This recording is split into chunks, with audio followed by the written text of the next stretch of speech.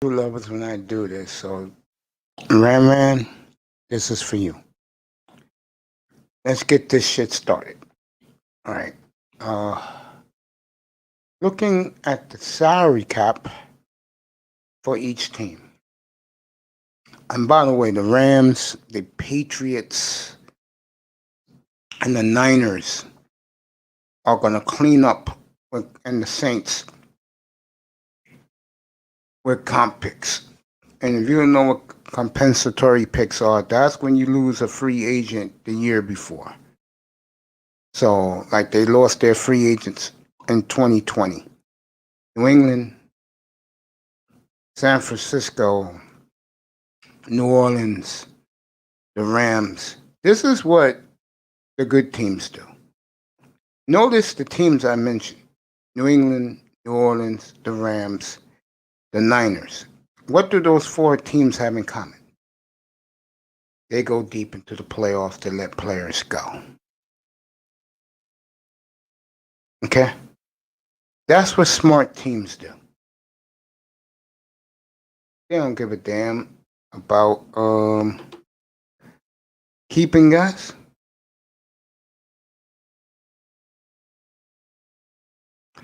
Give you the cap space in a second. Ravens just gave Gus Edwards, according to Adam Schefter, a second round tender. And if you care about that, Gus is a pretty decent back. I give him that. I give Gus that. Afternoon to everybody, all the sisters and brothers at the plantation right now, doing what they do. What's up, Pete? They all have white owners. Oh man, that's a good one. Let me give the salary cap numbers so people can know up-to-date salary cap. Let's see. Arizona got $14 million to spend. The Falcons are minus $14 million. The Ravens got $19 million to spend. Buffalo $3 million, $3.5 million. Carolina has $18.5 million to spend. Chicago way over the cap, $17.5 million over. Bengals, who cares? They got a nice, decent amount. Cleveland got nearly $25 million to spend. Dallas at $834,000, but Dallas will rearrange contracts. Denver has $32.25 million to spend. Detroit, who cares? Green Bay minus nearly $10 million. Houston Texans. This is a good for Laro. They got nearly $20 million under the cap. Good job by Desario and the Texans, because they were, you get $20 million cap space. You can do your shopping after June 1st, and you can help your team out. Maybe you can keep Deshaun. Indy has nearly $47 million. You know they're going to spend. Trent Williams, by the way, said he wants to stay with the Niners. Jacksonville, we all know they got $74 million to spend. Kansas City minus $21 million. The Raiders got $18 million to spend. Chargers got nearly $27 million to spend. Rams are under. The Rams are minus $33 million. The Dolphins. Now, this is right now, but the beautiful Josina Anderson just reported that the Dolphins officially cut Kyle Van Noy. That's going to give the Dolphins up to $38 million to spend with him off the books now. And I think Miami's going to make a strong pitch for Kenny Galladay and Aaron Jones. Guys, if I'm not acknowledging you, it's not because I'm ignoring you, it's because I am reading the cap space. I'll come back with Minnesota in a second. Pete's here, Manzano's here, the beautiful Nicer said, what up, though? What up, though? We got people watching in the sky, and I will get to everybody in a minute. let me finish reading these salary cap numbers. New England, 68.5 million to spend. Minnesota, 2.5 million over the cap. New Orleans, forget it, they're nearly 54 million over. The Giants are 8 million over. The Jets are 69 million under. Philly, 29 million over. Pittsburgh, 5 million under. And San Francisco, they've done a hell of a job. 24 million under for the Niners. And the crazy thing about the Niners is, folks, now I'm going to get to my audience. The Niners don't have stars in their team. And if they cut Jimmy G, which is rumored, and then the rumor is they'll cut Jimmy G, the league will look the other way and let him quietly go back to New England. What's up, Darth? What's up, that boy? Every time I see Vader, I think Darth.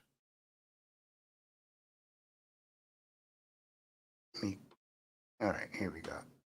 I'm in a good mood today. I got plenty of rest. I'm sorry I didn't come on last night. I was going to, but I said, let me get my rest. And I did, and I'm glad I did. And I appreciate you guys. And we're going to go as long as we can go tonight. So from here, we're going to go as long as we can go. You want to come up? Come on up. Let's go. Let's get this shit started. And Manzano, the questions, bro, make sure that they're candid. Yesterday, Jefferson ruined a great segment because he went off the board. I don't need that today. Today, I want a nice, smooth, easygoing ride. I could take this to the middle of the night because we got NBA later tonight. I'll read the NBA card, man. The link is in. Come on up. You want to come up?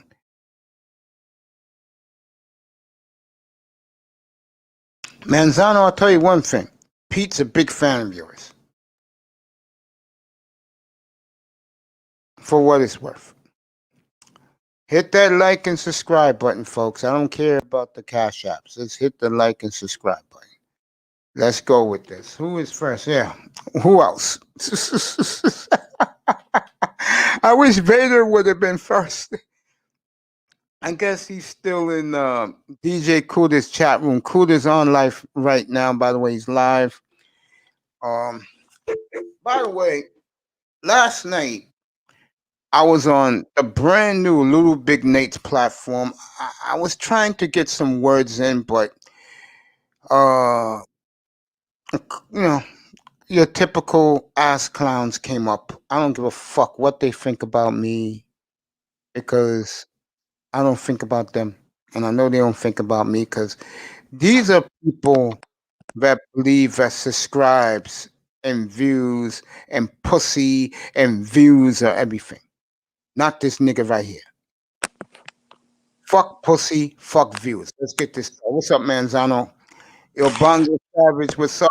Sean Jones, what's up? Yo, let's go. Go ahead, Manzano, what's up?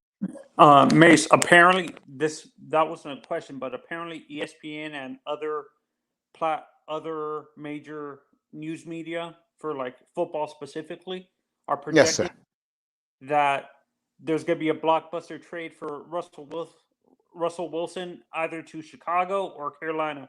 Do you like those two destinations for Russell, or do you think there's better destinations for Russell? There's better for Seattle. There's better destinations, and you know where they are. Miami and New York. Yes, because if you're Seattle Seahawks, right? Would you rather trade him to Chicago and you're not getting the quality of picks to help you build right now? Or would you rather ship them to two places where they would give you what you want right now? Like, I'll use the Jets, for example. You're Seattle. You trade them to the Jets, you're going to get Sam Darnold back. Okay? Then, with the second pick, you can get Sewell. And with the 23rd pick, you can trade up a little and get the offensive tackle from Virginia Tech, and your offensive line is solved for the next 10 years. Mm-hmm. Well, you're dealing with Pete Carroll here, so who knows? Yeah, honestly, Yeah. if they're trading up, if they're gonna trade, I think they might be drafting a quarterback. If Seattle, they would want to draft their own. Was Pete Carroll involved in the drafting of Russell Wilson, or was Yeah, he he was? was. Yeah, he was. Okay, I wasn't sure if Russell was No, Pete Carroll was picked by the involved with that. previous coach before. No, he was with Pete Carroll. Yeah, him and John Snyder, the GM. Yeah, that was their baby. Okay. Yeah, and honestly, I agree with you. Miami, Miami, and uh, Miami and New York can give them what they want, but don't you think they would be drafting a quarterback? A quarterback? No, I think they rather take a risk on either Donald, because you gotta understand something.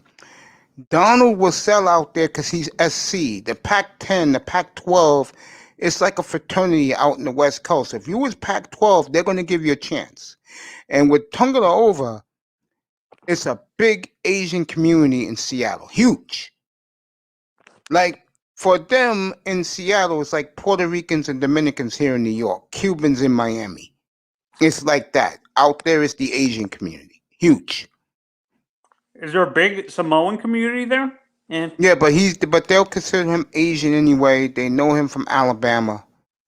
It's like I said, there's 3 quarterbacks in America: Watson, Tungala, and the kid who's going to go to Jacksonville.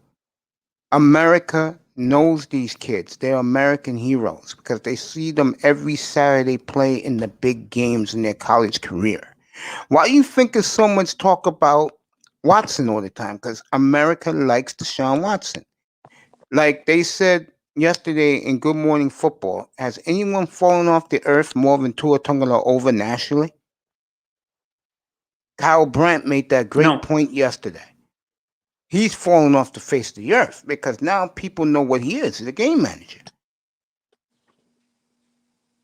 I said it before, I'll say it again. You can win with this kid. But he needs a really decent offensive line. Like you said. He needs weapons, not just the offensive line. I'm going to read your comments in a second. He needs weapons. That's what he needs. Yeah, and Seattle has the weapons, but they don't have the offensive line. They have Metcalf and Lockett. Right on point. And I think any quarterback that goes there, Donald, let's say Zach Wilson, Tua Tagovailoa, they will flourish with those weapons in Seattle. The kid from Florida State who's outstanding. They will flourish. Let me start reading this. Everybody saying hello to the beautiful Nicer. I will say hello to her in a second. Pete says Giants release Kevin Seitzer. I'm not too crazy about him. Dolphins will have over 38 mil in cap space. Don't worry about that $25 million number. It's going to go up cutting Van Noy. Going to have steak and iced tea for dinner. I wish I was there, baby girl. Chris G, what's up, my brother? Thank you for coming from DJ Kuda's chat room. Appreciate you, my bro. Yeah, hit the like and subscribe, folks. I don't care about the Cash App. You want to hit that, I appreciate, but like and subscribe. That's all I care about. So, yeah, Manzano, yeah. I see what you see, bro. I know that boy will be up here once he gets home. He's on his way from work. I guess Pete's taking care of business. Yo, Chris G, you want to come up, bro? I'll drop the link. You could come up. So Mace, what do you? Bongo Savage, what's up, my brother? Say again, Manzano. What is your opinion on the trade for the Tennessee Titans guy Isaiah Wilson? Yeah, finally we're talking some football, right, Manzana? Mm-hmm. I'm serious. Finally we're talking some football. I cannot wait to Monday because they moved it up to Monday because I guess they feel, if you're wondering what I'm talking about, I will be on Monday as soon as I get home. So expect the back signal to come up around 8:45. I'll be on at 9:30 Monday morning. That's when you can negotiate and sign with your new teams. It's Monday, not Sunday, Monday. It's so crazy look forward how young to our offensive line is going to be, Mace. Isn't it? And even I'm gonna answer what you're saying. Even if we pick Sewell in the draft, let's say we don't trade, we take Sewell or Manzano. I was thinking about you yesterday. You know who had a great workout yesterday? Who? They showed it on the NFL Network. Slater. They Oh showed it Jesus! live. That honestly, I Yeah, like Slater. Sewell, but my two favorite tackles in this draft are What's up, Darisaw. stud? What's going on, Mace? It must be a nice day in Chicago, but you're just wearing a sweatshirt, bro, and a jacket. It's not bad, man. It's almost 70, but overcast. God, you got 70? 68. Oh God, Chicago. Yeah. God, 68. God is shining on the Bears. It's not bad. If you can Oh see man. outside, Oh, it's I'm just a looking little at it. I'm looking at it's it, overcast. man. It's overcast, but it's not bad, man. So what I did was I played hooky from work and got me a massage and shit, and There you go. There you go. went Don't to let the lady went hear to that. yeah. I went to after that. I went to my business. I got a CBD business. Yeah, brother. And one of my friends was doing a live panel, so I just started Yeah. showing him the lab and showing him the products that we got. I sent out a discount code for everybody to get 10% off of all my products and stuff, you know. So, Good for you, I was, man. yeah, I'm on the way home, and I seen that you're on, and usually I don't come on your panels and stuff because you guys are talking real serious sports. You would have called me back if you guys would have called me back in '85 and '87. I would have been right there with you talking about Mike Singletary, Richard Den, and Walter Payton. I would have been there right with you, man. But everything right now, it's Family. I love the sports, man, but I'm not into it as much as some of the brothers Believe, are right believe it or not, neither am I. I just wing it because it's something I know to talk about well, and I could just instead of me being so invested, all I have to do is read the headline stories and what they're saying, on the now. radio and stuff, and I pick up on it. And guys call me up and they tell me what's going down, and I run with it. Right, right. And then the great Sean Jones gives me scoops. LT man, Yes, sir. you're a Chicago Bears fan. Were you upset that during the 83 draft, weren't you guys in the top 3 or top 4 that year, and you guys skipped over Marino as a I Bears got fan? Yeah, but they got Jimbo Covert though, Hall of Famer, bro. One of the main reasons why, Manzano, they won that Super Bowl because the Bears had the best offensive line, the best defense in football because of Jimbo Covert. I understand that, but there was a whole bunch of fan bases, including Bears fans, that I heard. Like, I talked to one of my friends who's from Chicago. His parents are originally from the Chicago area, and they were upset that Marino didn't get drafted by the Bears that year. Before you keep on, Church also broke the. Let me give Church some love because he broke the Carson Wentz trade 2 weeks ago. Give him a shout out. Uh, Pete says, ironically, it's the Windy City here in Miami. Mace laugh out loud, winds blowing, wondering if Tua's passing in this strong wind.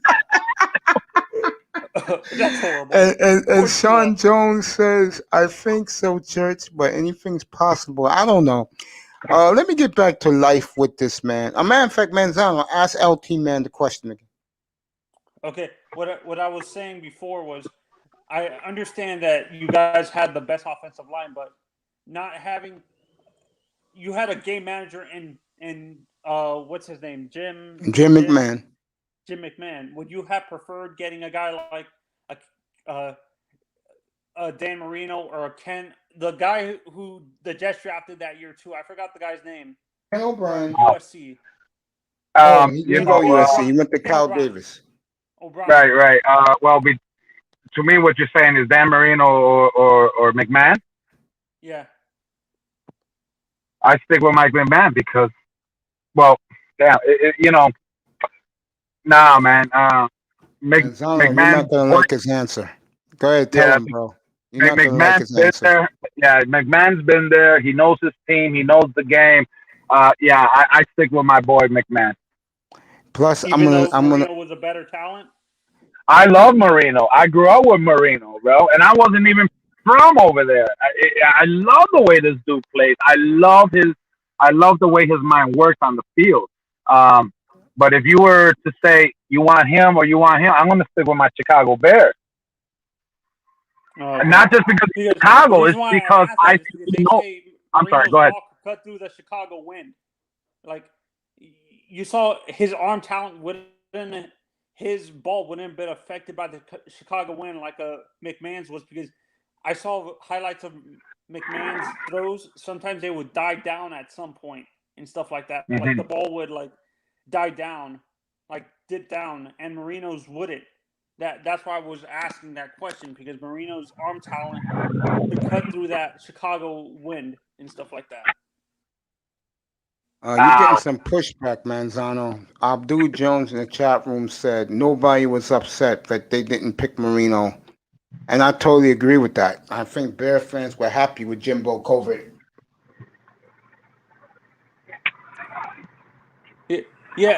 Yeah, no. This is from my friend's family, like specifically them, and like their group of people that they knew were upset, like that they didn't choose. In general, Chicago fans were happy with the Covert pick, but them specifically were upset about that. That's what I'm saying. That's why I was wondering if, in general, people were okay with the Covert pick over an offensive lineman over a Dan Marino, Right. future Pro Bowl. Bro, I mean, I can't answer for everybody, but it didn't bother me. No, you know why it doesn't bother guys like him, Manzano? Mm-hmm. It doesn't bother guys like LT Man Abdul Jones because they saw one of the greatest teams to ever play the sport. Right. And they got the ring out of it. Marino will always be emptiness. Let me tell you, Mace, as I was growing up watching them, when I was in high school, I tried to study hard, because, without grades, you can't be in sports. You know that? But my idol, my person I actually wanted to be, my dad, rest in peace, I love you, but I actually wanted Walter Payton to be my father. Oh, Jesus. I love that man so much. Man. I love that man so much that I wanted to be the first Puerto Rican. Walter Payton? Yeah, dude, I wanted to be the first Puerto Rican running back from the Chicago Bears. That's a jersey I have to buy. I have to buy that throwback, the white Payton. It's funny. Well, let me ask you this. How much did it bother you, LT Man, that Dicker didn't let him score a touchdown in the Super Bowl? I don't know what was the reasoning for something like that. Because Dicker's an asshole. That's why. Man, because, dude, I mean, just watching Walter Payton's training videos and his leaps and 4, 5, 6 tight ends trying to grab him and pull him down. They couldn't do it. This guy was freaking Superman. He was. This was the real life Superman, bro. I agree. And the other person I looked up to was Lou Ferrigno. There you go. I mean, that was. And we're about the same age range. I know why. Friday nights at your time, 7:00, me 8:00 here in New York. Was he? Yeah, was he the original Hulk? Was Lou Ferrigno the original Hulk? Yes. That's why I started lifting weights and trying to get in exercise because of Lou Ferrigno. I feel you. I thought you said your idol was going to be Schwarzenegger, Arnold. No, man. Listen, Arnold Arnold Schwarzenegger was dope, man. The way he took care of his physique and everything. But me overall, if I wanted to look like a bodybuilder, I wanted to be like the Incredible Hulk, Lou Ferrigno. Just the shape of his body, the way he worked out. I just wanted to be like that man, and it never was. My two football idols are Marino and the guy who used to play for the Raiders, the quarterback. Ken Stable or Jim Plunkett? No, The snake. Stabler. Pen Stabler. Hey, let me Stabler. ask you something. I'm going to put this up on the screen. I said basically hello to everybody that's in the chat room.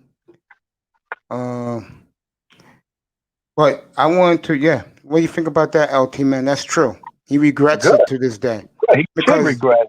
Because Peyton died young. That's why. He died in 99. Yo, what's up, genius? My boy Peanut Butter Heroes here. It's always good to have great people here. Il Bongo Savage is here. Everybody's here. I appreciate that. The looks in the sky are growing. His son, LT man, Ferrigno's son is gonna be the new Hulk that's coming back on TV. Here. Yeah, I think it's coming on. I think it's coming on the next 2 or 3 weeks. Yeah, on CBS. But his son is not that big, though, right? Yeah, I don't think so. But he's gonna play his father's role. Because I know Arnold Schwarzenegger's son is going right after his father. I mean, he's not as big. He obviously is a little bit younger. But Arnold Schwarzenegger's son is just starting to build out too. There was rumors that both him and Lou and Arnold took steroids during their bodybuilding careers. Is that true, but back in those days, you can do that, man. Zano, it's not like right. Back in the 70s. Yeah, the 70s. Pumping. Yeah, they didn't have all that regulation and stuff. I mean, yeah. I don't. So you know what? I wouldn't think it would. They actually took steroids. Well, it's not the same, man. Zano. The only sport. Let me tell you right now. The only sport steroids matters is baseball. Okay. Seriously, I'm being honest with you, Anthony. The only well, the Olympics too, but as far as the Olympics, I don't follow the Olympics. Everything right now is getting regulated. I mean, everything. If they see you improve within the year, they're gonna drop you. You know what I mean? Yeah, that's true. I mean, look at Cristiano Ronaldo, the soccer player from Madrid. I know you're talking about. Yeah. Actually, this quarantine, he improved his stamina. He improved his strength through this whole Messi. Quarantine. You made a mistake, LT. Messi's at Madrid. Ronaldo's at Juventus. Okay, but Ronaldo was in Madrid. Yeah, he was in Madrid. Yeah. Right. Okay. But what I'm trying to say is that he actually improved his stamina. He improved his performance. He improved his body fat, and he just improved his overall during this whole quarantine. Which other people like me gained 30 freaking pounds. You know what I mean? There you go. Yeah, there you go. By the way, guys in the chat room, do me a favor. Abdul Jones don't know this. I'll let him know this now. The word is the Bears are very close to getting Russell Wilson. I'll keep you abreast on that. So hey mate, let me show you a couple things before I bounce out of here. I know we're talking about sports and stuff. No, go ahead, bro. But if anybody's interested in any type of CBD products and stuff, ours is all natural. No chemicals or anything. And we just made these today, which are well, I don't know if you want me to advertise. You can advertise. I don't care. All right. Well, this right here is Delta 8 THC gummies, and these are banana and strawberry flavor. Okay. 250 milligrams indica, which is legal. You can get at it. And we have our natural melatonin gummies with hemp, 82.00 milligrams, total THC 0.00 milligrams, total hemp 82 milligrams. But this stuff right here, dude, I'm telling you, I have sleepless leg syndrome. I'm always shaking my feet when I'm trying to go to sleep. I pop one or two of these, and within 5 minutes, I'm dozing off. Okay. I wake up without a headache. I wake up Okay. without being drowsy. It's just a natural way to make yourself calm down and go to sleep. But Okay. if you guys want to, the business name is hempforfitness.com. And if you guys want, I'll give you guys a discount code right now. It's T dash tube TUBE and the number 10. So it's T dash, the dash has to be there, TUBE, the number 10, and I'll save you 10% off anything you guys order. Uh, everything that anything that's not on the website that you're interested in, just email and I'll get it for you. Okay. And yeah, and I'll put it in the back chat. We always throw a couple good little movie snacks in there just in case, you know, you don't Okay. order the melatonin gummies. We throw a little sample pack. Oh, and this is something new too. Hey, hold on for a second. Dante S, I put the wrong emoji on that. I apologize, bro. I must have hit it by mistake because I wasn't looking. I apologize, bro. But you my man anyway. Manzano. Yeah, I'm here. Manzano. Yeah, I'm here. Tell Abdul Jones where you heard that about the Bears. I heard it from CBS Sports, NBC Sports, and ESPN that Hello? the two teams that are the favorites for Taking the Russell bus? are Carolina and Ah. your Bears, T-Man. Let me give you the bus schedule so you know when to run out there. What are your thoughts? Would you want to get Russell, One or sec. would you want to One actually go second. through the draft and get a new quarterback? I'm sorry, I'm typing something. Forgive me. Get the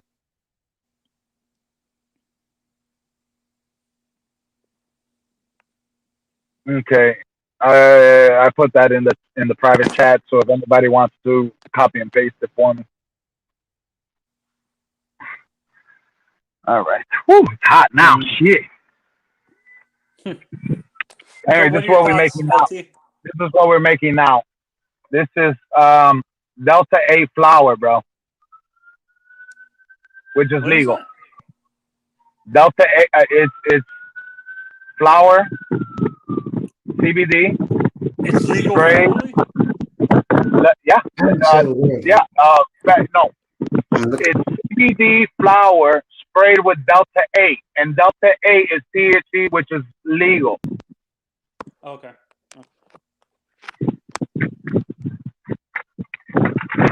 Anyway, I just started this off because it helped out my family. The CBD What are your product. thoughts on the Bears trying to get Russell? Would you want to build through the draft or trade for Russell? Like draft a quarterback?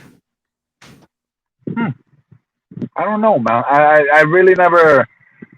I didn't really think about it until you mentioned it like this. That's what we're here for. You Hey, know, I don't know. Give me your opinion. Maybe I can rebuttal or agree or say I don't know. No, honestly, I'm not a Bears fan, so that's why I'm asking the question. Oh, damn you! Me and Mace are Dolphins fans. It's okay. Things can change. Things can change, man. Don't worry about it. Things can change. No, I try to become a Bears fan. I can't. I try to become a Bears fan, but I couldn't because you guys try to break the Dolphins' undefeated record. Well, things are going to start opening up over here. I got to catch the news tonight. They were talking about what's the plans for the baseball. You know, Sox look real good, bro. Basketball. Oh, you checked it out? Yeah, the Sox are looking real good. Are you a Southsider? Are you Cubs or White Sox? You know what? I like my Cubs because I guess I live near them. Okay. But to me, tell you the truth, man, I don't watch baseball on TV, bro. I go to the park to watch it, you know, and I think I miss both of them. Very experience at the stadium. Yeah, it's just so much funner. You know, I've been there a couple of times. I think one of the last times we were out there, me and a buddy of mine, we got to meet Alu. Nice. Who was it? Sammy Sosa. Nice. They were playing Mark against. Mulder? Any of the pitchers? No, no. He had his jersey. Man, you know how many fucking people were there, bro? Yeah, man. I can imagine.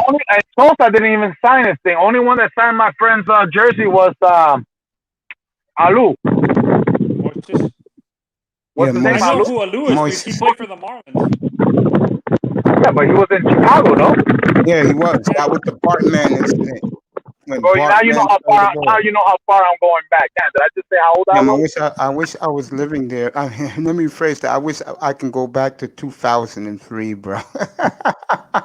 Abdul Jones says he preferred Russell Wilson. I don't blame you. Death threats. I understand they were upset, but don't you think they gave him a ring, bro? They gave Bartman a ring when they won. They make it up to him. Hey. Yeah, I understand. What's going on, Mason? You hear me? In a sense, I hear you crystal clear. Overreacting a little bit. I understand the fanatic. The word fan comes from fanatic, but don't you think that's an overreaction? No, because at that time, the Cubs were desperate because you know what the Cubs did wrong all those years? They had no structure. But once they got Theo Epstein and Theo got it right, they drafted well. They traded for Rizzo to bring them leadership and the face of the franchise. And then they got Joe Madden and the winning, the World Series. That's all Chicago cares about. And they won. They got it. While the Indians, for example, still have to wait. Yeah. And the Indians are going to rebuild again. Yeah, the Indians are going to rebuild. I think the Chicago. It's been 20 years since Chicago won. The White Sox won the World Series. They won it in 2004, I believe. 2005. 2005.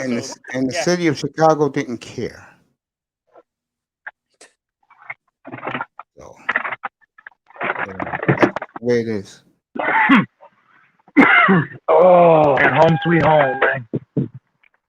Shit, it feels good. Bro. I've been rolling around all day. Yeah, all day rolling around. No, you know what? It's just I got these people. I had to go into the shop. We got some people working there, and we got these orders to go out. And my wife called me and said, "Listen, you need to show up in here because some of the guys are not listening to me." And I just went in there, basically said, "Listen, man, these orders got to go out within the next hour, or you fucking go home." They went out. There you go. It's just sometimes and the thing is, the woman is not that ballsy.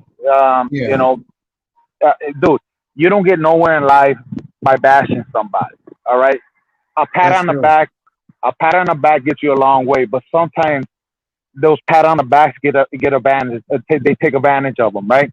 So sometimes you got to, put your foot down and say, "Listen, man, either this thing goes out, and if it doesn't go out, and I don't get paid, you won't get paid." And sure enough, the order went out. I'm glad for you, my friend.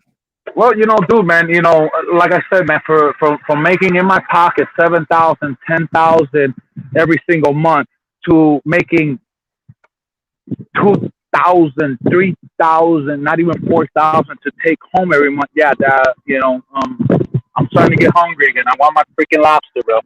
There you go.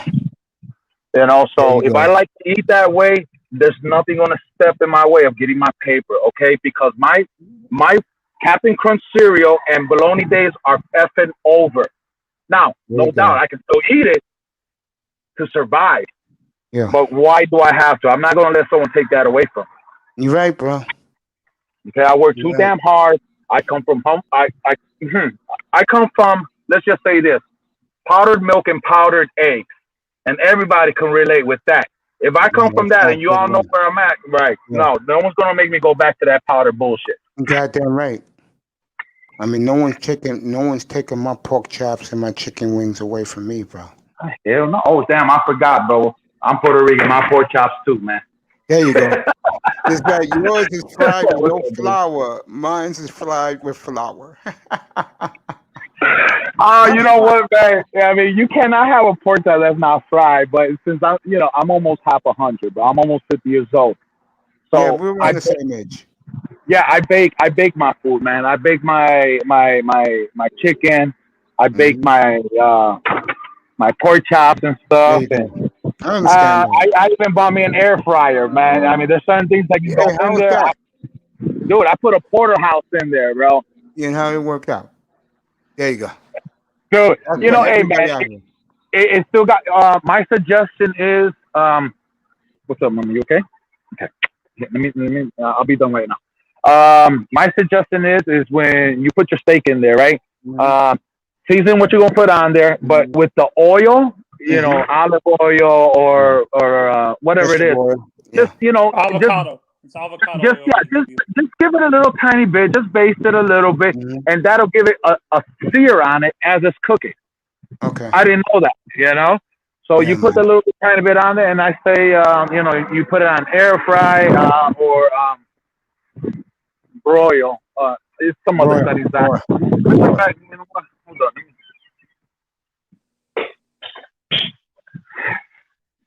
Hold on. I'm gonna show you right now, really quick, before I let you boys go. I feel you, man. That boy says Sox World Series was better. I think he means Red Sox. That boy will join us a little later. Manzano and Pete, stay on standby, but we're gonna do free agency after this. Trust me, Dolphin free agency after this. This is what we got, bro. Nice. The little thing in here, Yeah, bro. I see. And it's not bad, man. I mean, your chicken wings, your little. I mean, we even threw raw chicken wings in there.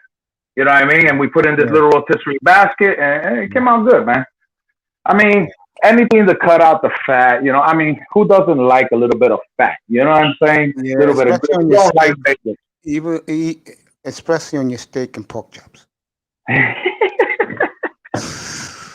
Hey, know how Mace, we do, if bro. things open, Hey, Mace, I'll tell you one thing, man. If you're ever in Chicago, man, I will take you to one of my favorite restaurants, man. All I mean, my treat, bro. Yeah, I hope to be there this summer to meet you, Abdul, the Roger. Man, dude, you know what, man? If you can, you got to go on one of your live streams, announce it, make sure I can take some days off, and I'm gonna take you to a Cubs game or something if it's open, bro. I appreciate that, man. Appreciate Absolutely, man. Shit, man. But you know what? I'll say this. Bro. I'll treat you to one of the baseball games or one of the football games, and you treat me to a Bratwurst and a Coca-Cola. You got it, bro. Appreciate you. You have a good evening. Man. You have a good evening and enjoy your family, bro. Thanks, guys. You guys be safe, man. Much love from Chicago, man. Much Anthony, love, nice talking to you, Anthony. Man. Be safe, brother. Everyone in the chat, man, be safe out there, man. Take care. Let me give you a standing ovation. The great LT, man, everybody. Pete, get back up here. Let's go. We're going to get this shit kick-started right now. Pete, get back up here. We're talking about food, but when you get a chance, when things open up, I recommend you have a Cuban steak sandwich, or like go to New Jersey on the subway and have a Cuban steak sandwich or a roast pork sandwich. Yeah, that's in Linden. That's Cuban. That's like Cubano Town is Linden, right across the bridge. Yeah. Let's get this shit kick-started, fellas. Aaron Jones, Kenny Galladay. With the releasing of Kyle Van Noy today, they'll give the Dolphins $38 million.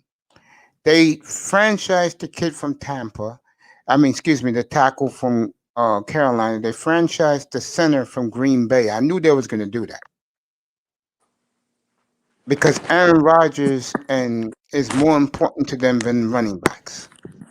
So Manzano, you're going to have $38 million to spend. Would you sign both of those guys right away, or would you rather wait? Yeah, honestly, I'm not spending $17 million on a receiver who, honestly, It's hurt too much. Injury concerns worry me a little bit. Of course. Kind of like Devontae and Preston in that sense, where the injury concerns worry me. Paying him $17 million is not worth it if he's going to get injured during the season and stuff like that. Maybe 12 or 10 million a year. For him. At best. I wouldn't even pay him that. Oh, I'm serious. I wouldn't even pay him that. You wouldn't even pay him $10 million a year? No. He gets hurt too much. Yeah, that's what I'm saying. In a sense, he's like Devontae and Preston. He doesn't stay healthy throughout the year and stuff like that. But what he brings to our team is what we're looking for. He's a downfield threat, basically.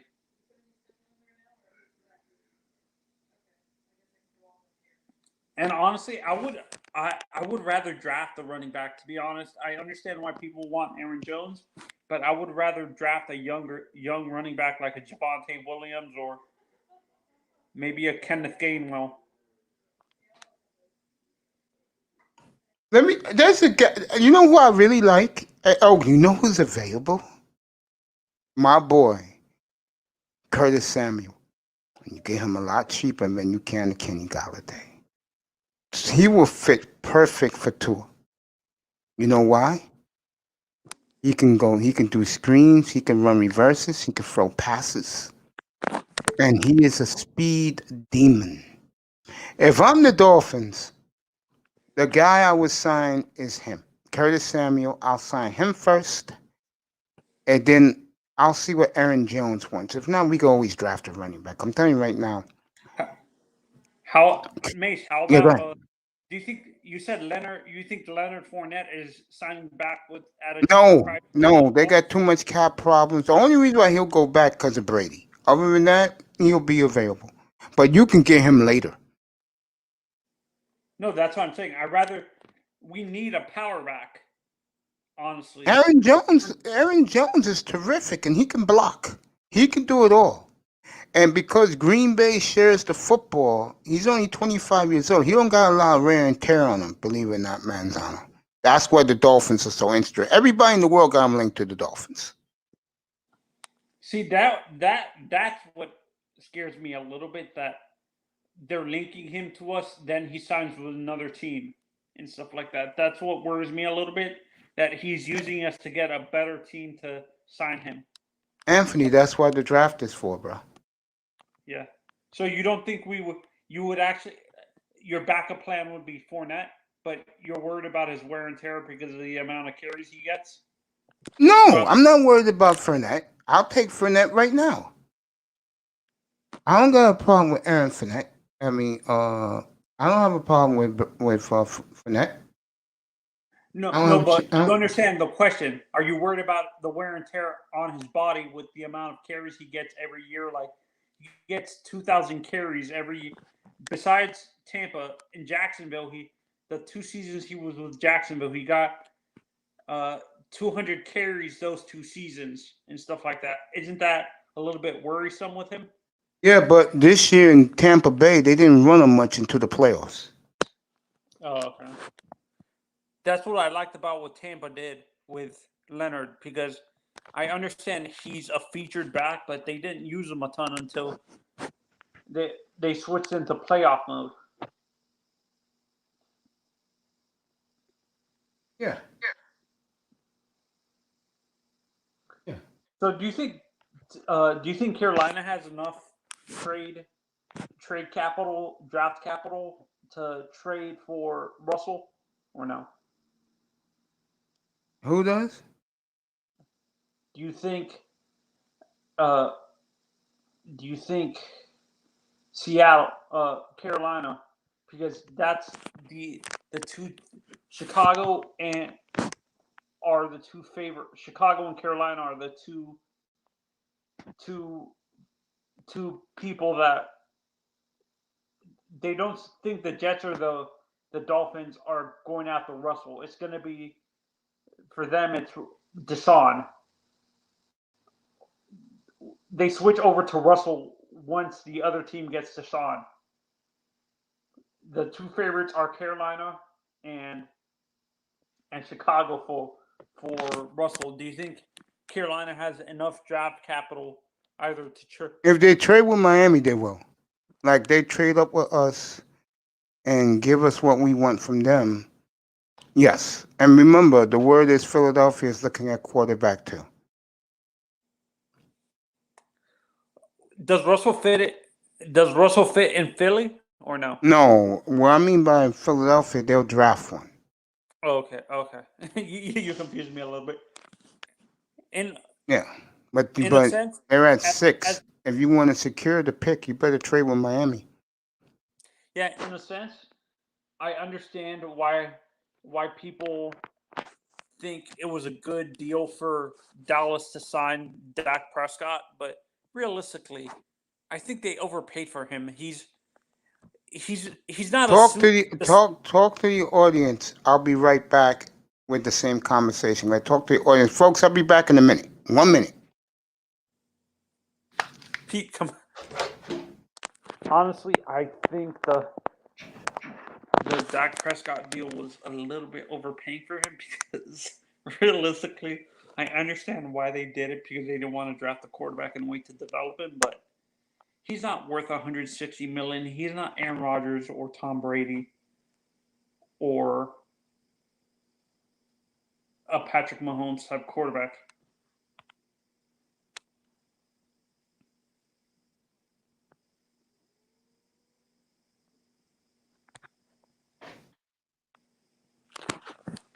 So that's in my honest opinion why I think they overpaid for him.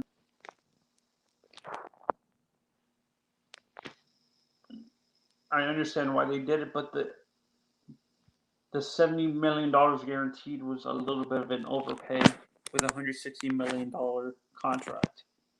He is not worth that much money. He's not a superstar quarterback, to be honest.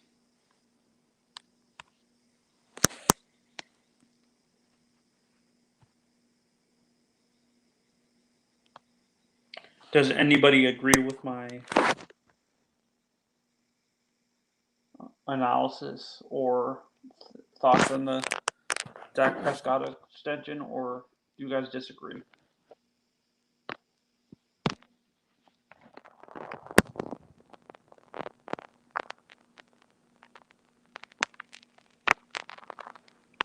He's too injury prone, Sean, to be honest. If we get Kenny Galladay, he's another Preston Williams or Devontae Parker. We don't need another receiver that's going to be injured most of the season.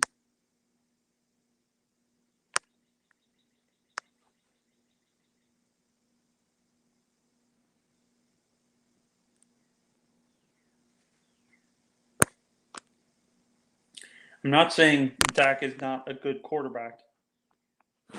I'm saying he's not worth superstar money, in my honest opinion, like the contracts that guys like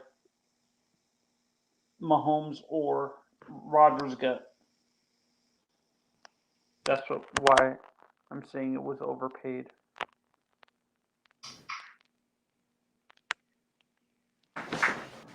No sweetheart.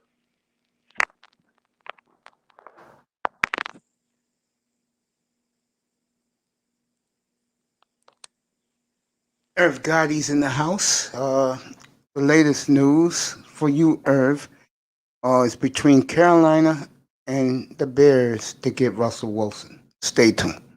It's getting close. You know what? Let me tell the audience what Seattle did yesterday. If they did not hear this story, you know, usually when you're going to sell season tickets, when you're going to deal with your fan base who are season ticket holders, you put the stars on your team on the tickets. You let the most expensive Microsoft people, because they're the only ones the Seattle, believe it or not, is a blue collar fan base. The lumberjack workers, civil workers, they're not corporate people, except for the ones who probably sit in the luxury suite, which is outside at Quest Field. So I always call it Quest Field because I used to be out there. Instead, they put Tyler Lockett. They put who's my brother? They put Metcalf. They put Bobby Wagner, and they put one more guy. They left Russell Wilson off the brochure, and the reason why they did that is if they trade him. I like Galladay. I think he'll play better on grass, Sean. If they trade him, fans won't sue them. for false advertisement. I think that was a smart move by the PR department. I have heard, and this is the whispers I've heard from out there. If you guys don't know, I love Paul Allen. God bless his soul, 'cause I'm a big Blazers fan.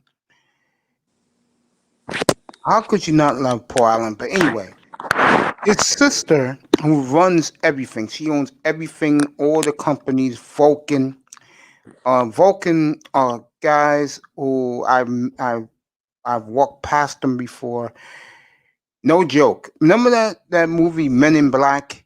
I never watched the movie, but it was a movie back in the 90s called Men in Black with Will Smith and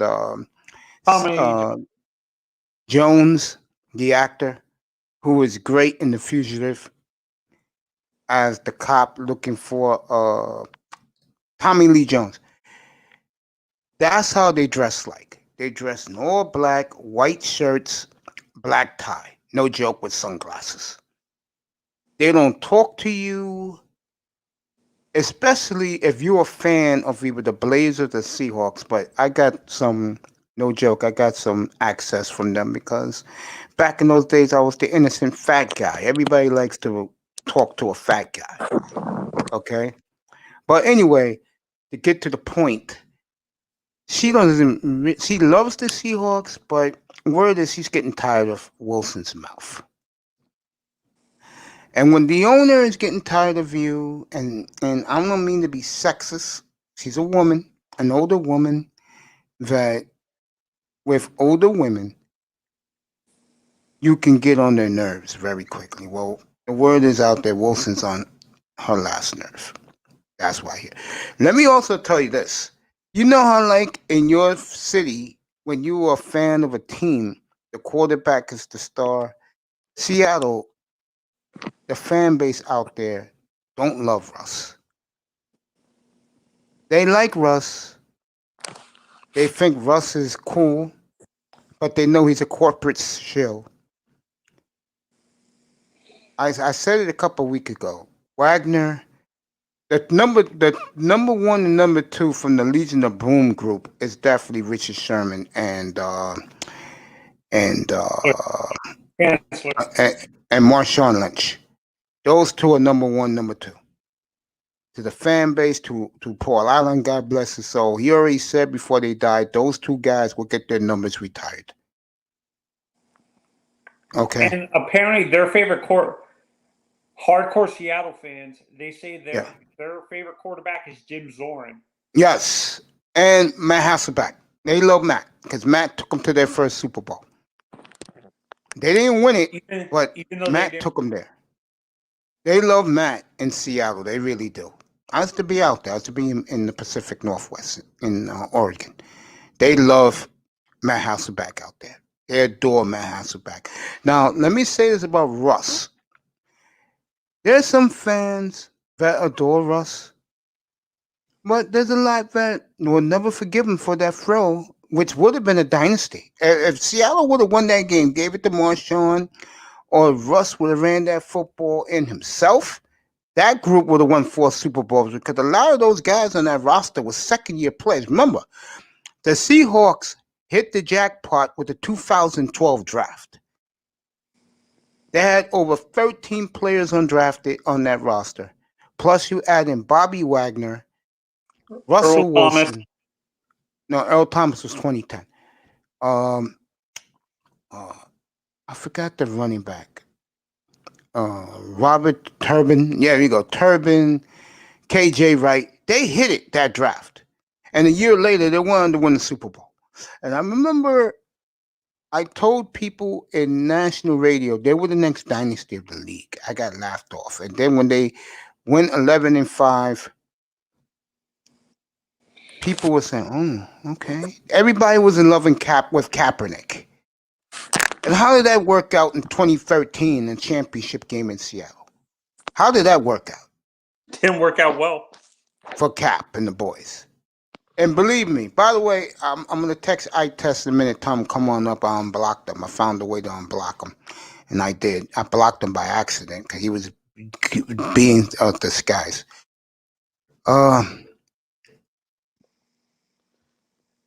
So, Mace, what are your opinions on on my thoughts on the Dak Prescott.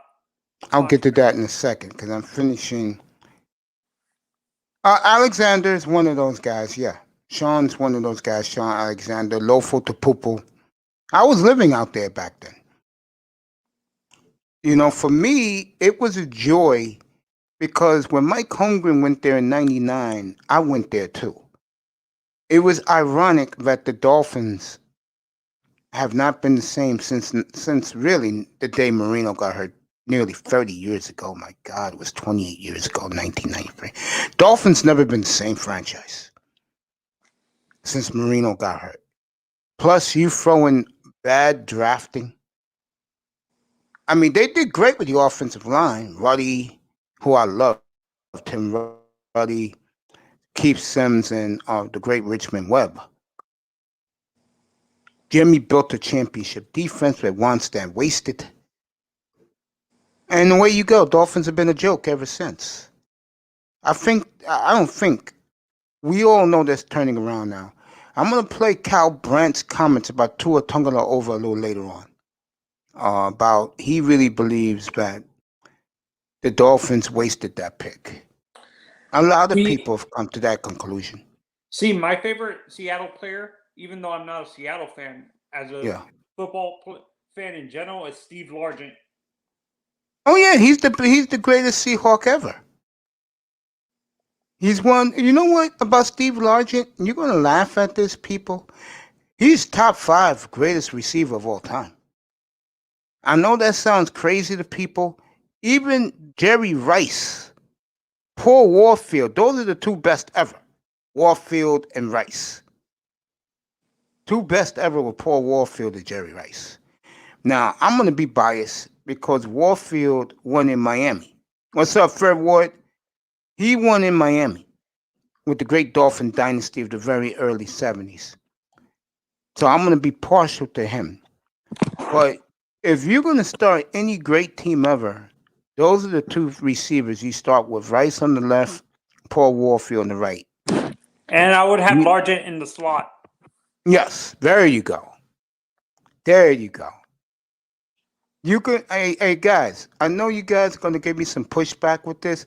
You can do Moss and T.O., and I'll give you another 3. Moss, T.O., and Marvin Harrison. Moss, T.O., Steve Smith. Moss, T.O., Chad Ochocinco.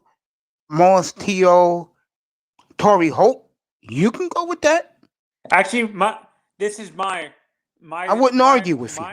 Megatron, Jerry Rice, and Steve Largent, and my tight end would have been Kellen Winslow Sr. Fred Ward, let me put this up. What Fred Ward said. Fred Ward hit it. This is the 3 he took. I can't argue that. And people forget Jerry Rice was the one who taught T.O. how to train, how to keep his body good. That's why T.O. right now can be in a Mr. Universe competition. His body's still ridiculous, chiseled. Chris G says Marvin Harrison's his guy. Okay, I can't argue that. Who was? Mace. Who was? Do you know who Paul Warfield? Paul Warfield's partner on the other side with him with the Dolphins? Howard Twilley. Huh? Howard Twilley. And Jim Mandich, you know him as the radio personality, Mad Dog Mandich. He was the tight end. Yeah, I know Mandich because he Greasy was the quarterback. A little bit of commentary for Marino's football. Yeah. Oh, Miami, something else. But Miami, folks, I know you guys weren't even in existence. I was. Miami had it going 50 years ago. They really did. Miami had it going. Johnson, and Ward. So you take Hines Ward, Keyshawn, and Hines Ward. And I'm trying to think. Chad Johnson. Okay. That's El Bongo Savage's top 3. I tell you, Hines Ward in the slot. You can argue along with that. My boy used to be a Dolphin. Wes Welker, two of the best slot receivers ever. You could argue two of the best ever. T.O. wasn't even a top recruit. Yeah, he went in the 3rd round. Oh yeah. Well, Yeah. what was weird about T.O. Didn't teams pass on him because he wasn't a good route runner or something? Or Yeah, was and Jerry Rice taught him how to be a great route runner. Jerry Rice, he played with him in the Niners. Say, bro, what's your email? I'm going to give it to Topaz. I'll put it in the back. Yeah, I appreciate that. I got to ask Topaz a lot of questions, bro. I'll put it in the back chat. Tell her to email me. No doubt. Calvin Johnson. Okay. Mace, can you imagine how many Super Bowls Dan Marino would have won if he had T.O. and T.O. What year did T.O. get drafted? Was he in 99 or what year was that?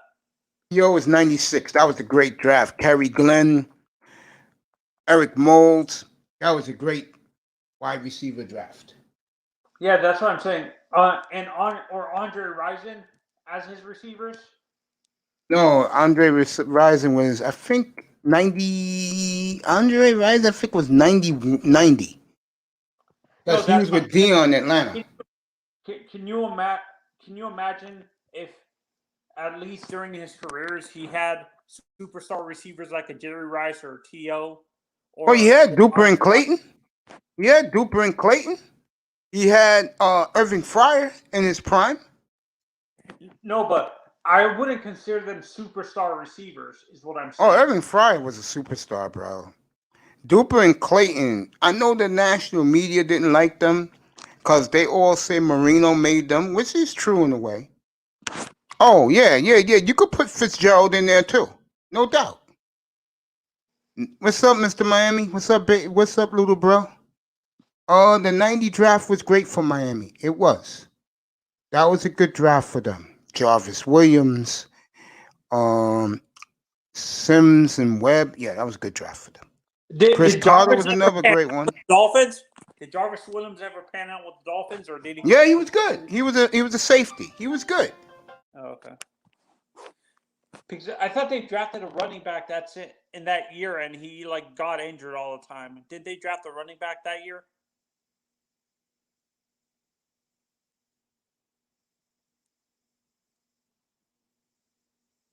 Did they draft a running back then? I think Sammy Smith was 89 because the Dolphins had 2 first-rounders back-to-back years, 89 and 90, believe it or not.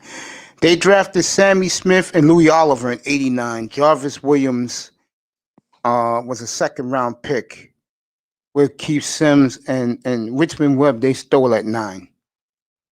The Dolphins Why is it that the national media hates Louis Oliver? Because he was an a-hole. Well, I loved him. Third Ward, I put in the back chat, in the private chat. I put my email.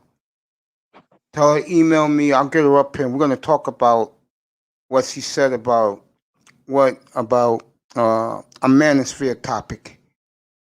I just wish that Kuhn didn't interrupt her when she was trying to express herself. She'll express herself up here with me.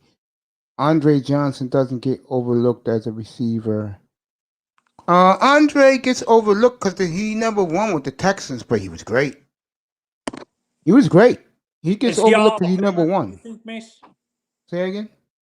Do you think he's a first as a receiver? No, not a first ballot. No, because he didn't win.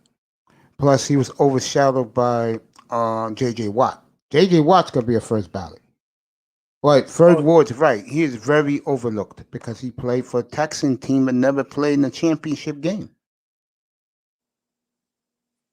Did he die? Jarvis Williams died? What year, Mr. Miami? I did not know this. What year Jarvis Williams passed?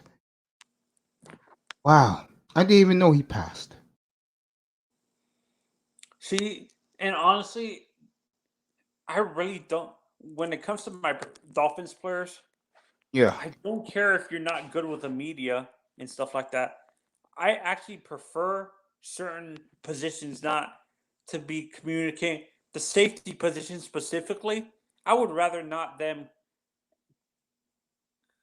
communicate with the media and stuff like that. The corners and and safety position in general, I would have him stay as far away from the press table as much as possible. Do you agree? Are there certain Yeah, of positions? course. No, I don't even want my quarterback talking. To be honest with you, I don't want him talking. So you didn't like even when Marino would? Well, Marino can talk because it's Marino. He can do what the hell he wanted to. I mean, we're talking Dan, bro. He can do what the hell he wants. Shit. I think Andre Johnson is the first ballot Hall of Famer receiver. He holds all the records as a Texan. And that's with a mediocre quarterback. That's true. He did do it with Matt Schaub. Wait, is true. When you hear that, doesn't that surprise you, Mace? That he produced No, because he was that great. He's from the U, remember? You play for the U, you better perform, and his ass performed. I loved Andre Johnson. And he used to kill the Dolphins.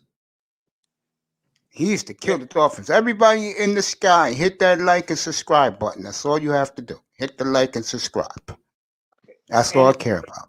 I feel bad. I don't think Sean Taylor's career ended too soon, but I think he's the best Hurricane ever. That's the greatest safety of all time. Do you agree with that? Wear Hurricanes uniform. Yes. Be right back with you.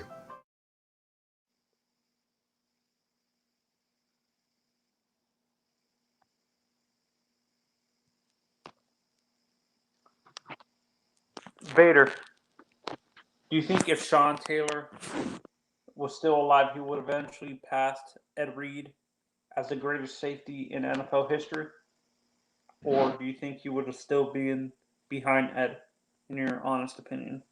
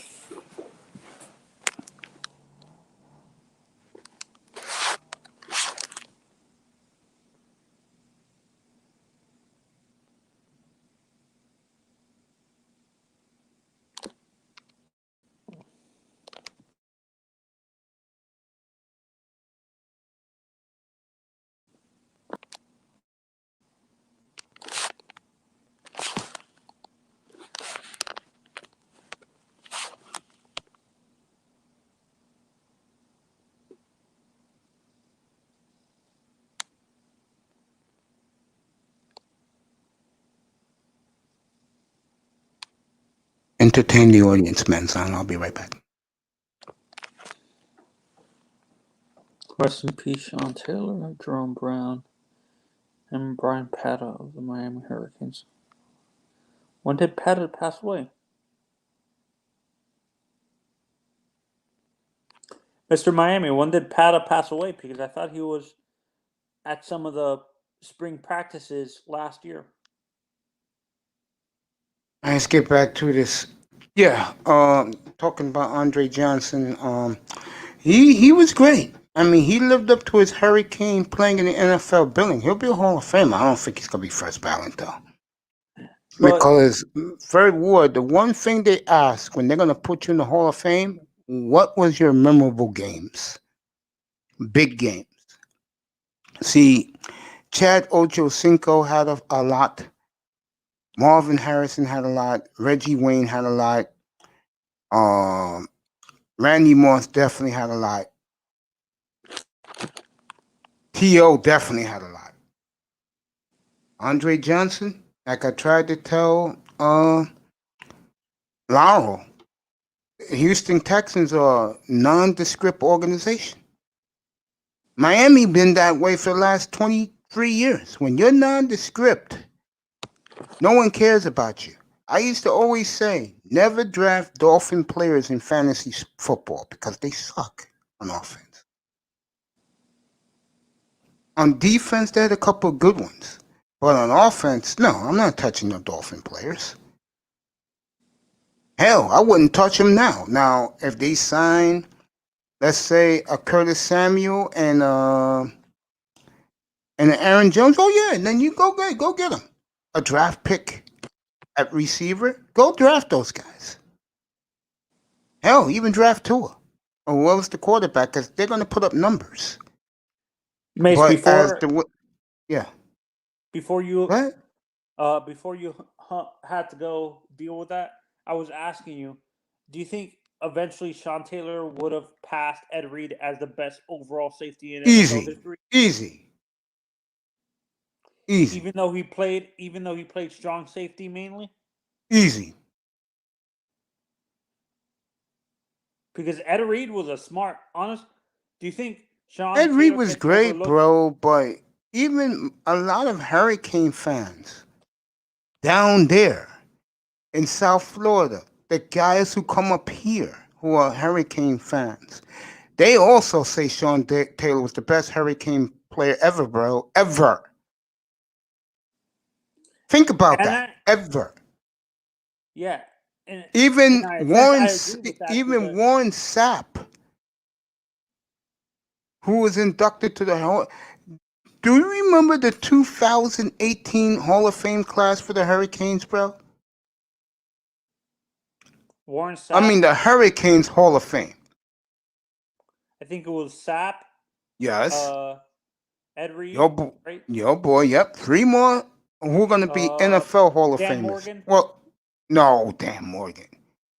It was Sapp, Reed, Michael Irvin, Ray Lewis, and Sean Taylor. Think about that. Jesus. I remember I was on. Are...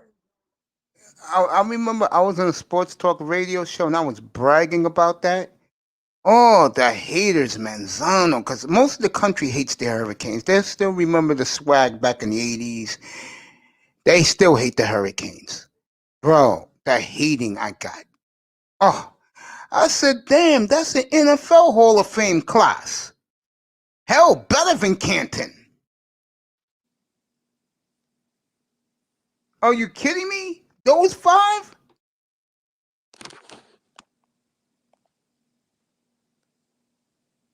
I mean, Manzano, when you going to get that? No, I'm being honest. When you going to get a Hall of Fame class like that? Never. There you go. That boy, Manzano. That boy. Never. Never. So Mace, you're saying that a guy like Andre Johnson is hurt because his team's never won a Super Bowl? Never even got to a championship game, bro. Ever got to a championship, but don't you think his consistency of constantly being in the top No. He'll get in, but he's not getting Manzano. He's gonna make Canton this right now in the first ballot. He's gonna have to wait. Okay, so you think he might be in the second or third ballot, but not first. maybe fourth ballot because his team, his franchise is nondescript. I'm gonna tell you something else. They trade Watson. If you think they're nondescript now, wait till they trade Watson. Shit, bro. Seriously, hit that like and subscribe button, people. I tried telling Laurel this. Honestly, yeah. For me, I understand why people say Sean Taylor is the greatest player in Hurricanes history, but I think it's Ed Reed, to be honest, because people like quarterbacks who faced Ed Reed in the NFL actually said they hated playing against Ed Reed because he would outthink them, make them. Because Sean Taylor didn't play long enough, but I hate to tell you this, Manzano. No one cares what the NFL thinks. This is Hurricane fandom. No, but I say he was like that Ed Reed was like that in college too. So that's what I'm saying. Mr. Miami, do me a favor. Who was the better player, in your opinion? 1, Sean Taylor. 2, Ed Reed. Put it in the chat room. 1, Sean Taylor. 2, Ed Reed.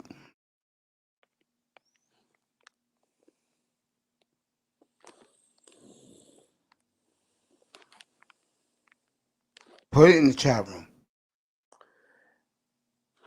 There you go. Manzano. Pete and Mr. Miami said it, bro. Ed Reed was fine. Ed Reed, the NFL media liked him. Ed Reed, he played on a phenomenal defense in his career in the pros. But let me tell you, watch NFL. I forgot what they call their shows that come on Friday nights. Football Life. Watch Sean Taylor's. Go ahead. Later on or tomorrow morning, bro. I'm not gonna be here tomorrow morning. No, I watched it. I actually watched it. Yeah, that's what I'm talking Joe about. Gibbs' son said he wanted to copy Sean Taylor. I know what you're talking about. Yeah. Ed Reed, bro. Ed Reed was great. Don't get me wrong. But Ed Reed don't come at you off the television screen.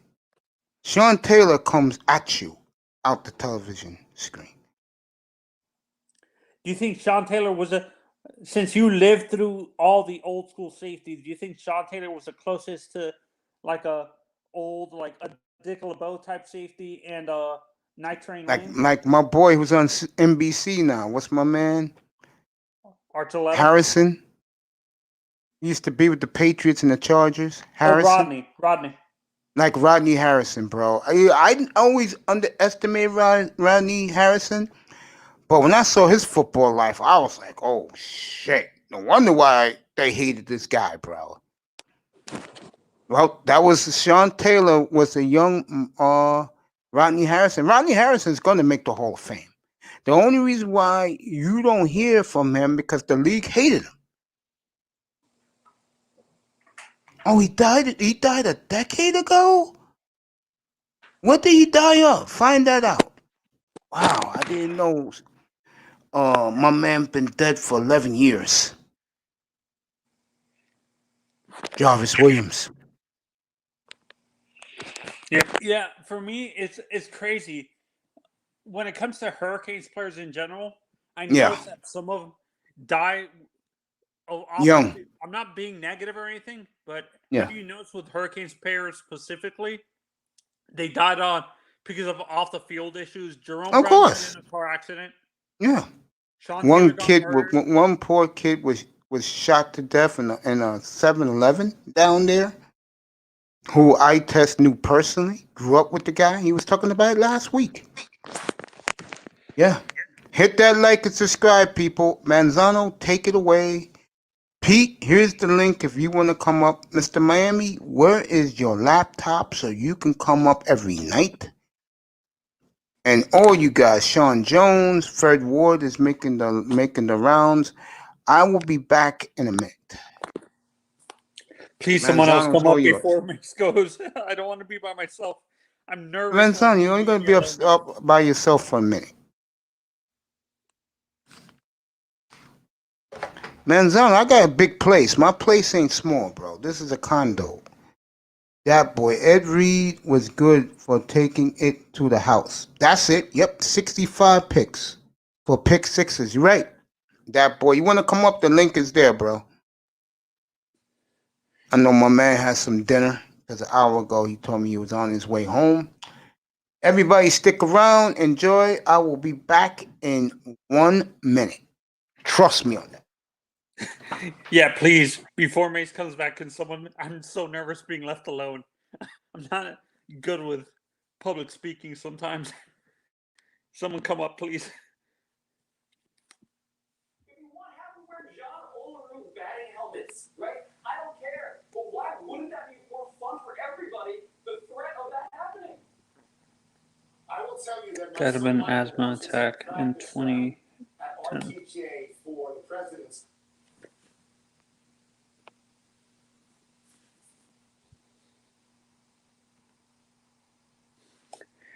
Someone come up, please. I'm begging you. I don't want to be by myself. I don't know what else to talk about.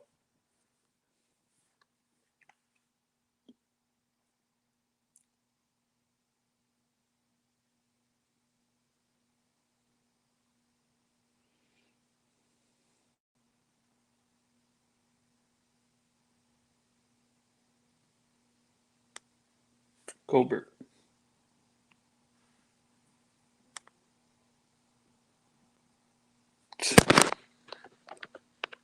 Yeah, I saw that and I was happy. He was never a good heel as a champion, Mr. Miami. He was better at the chase when it came to being a heel when it came to the major titles. Once he got it, he became super bland and annoying.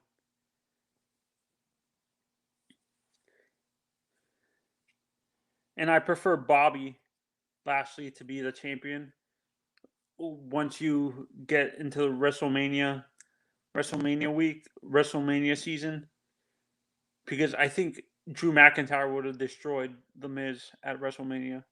It would have been a squash match, basically. Since you have Lashley as a champion, it would be more of a fair match, to be honest.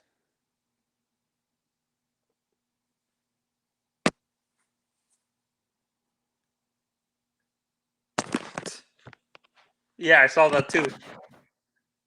Which is not surprising to me.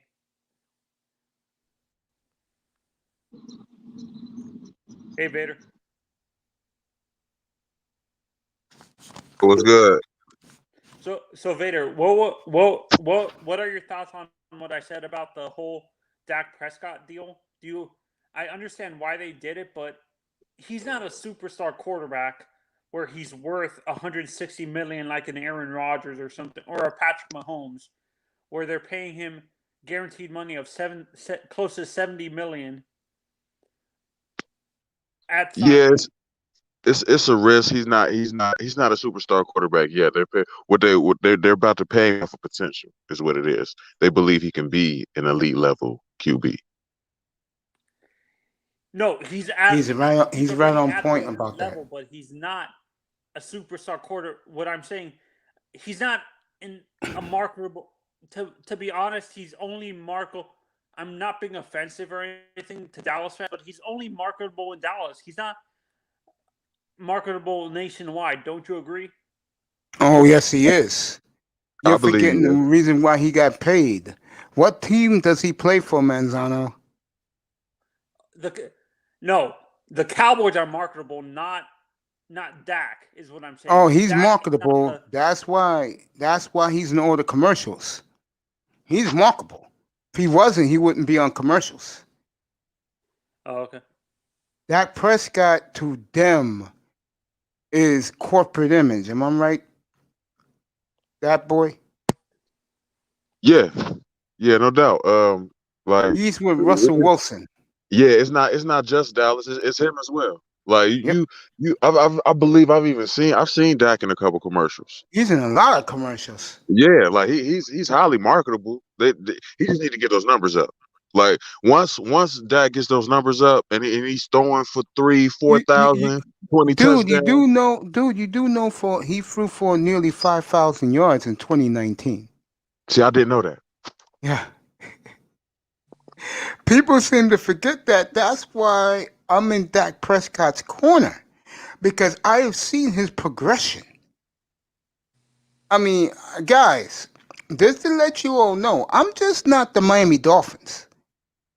They're my squad, but I look everywhere around the NFL. Let me ask Manzano a question. Would you be interested in Hassan Reddick as an edge rusher?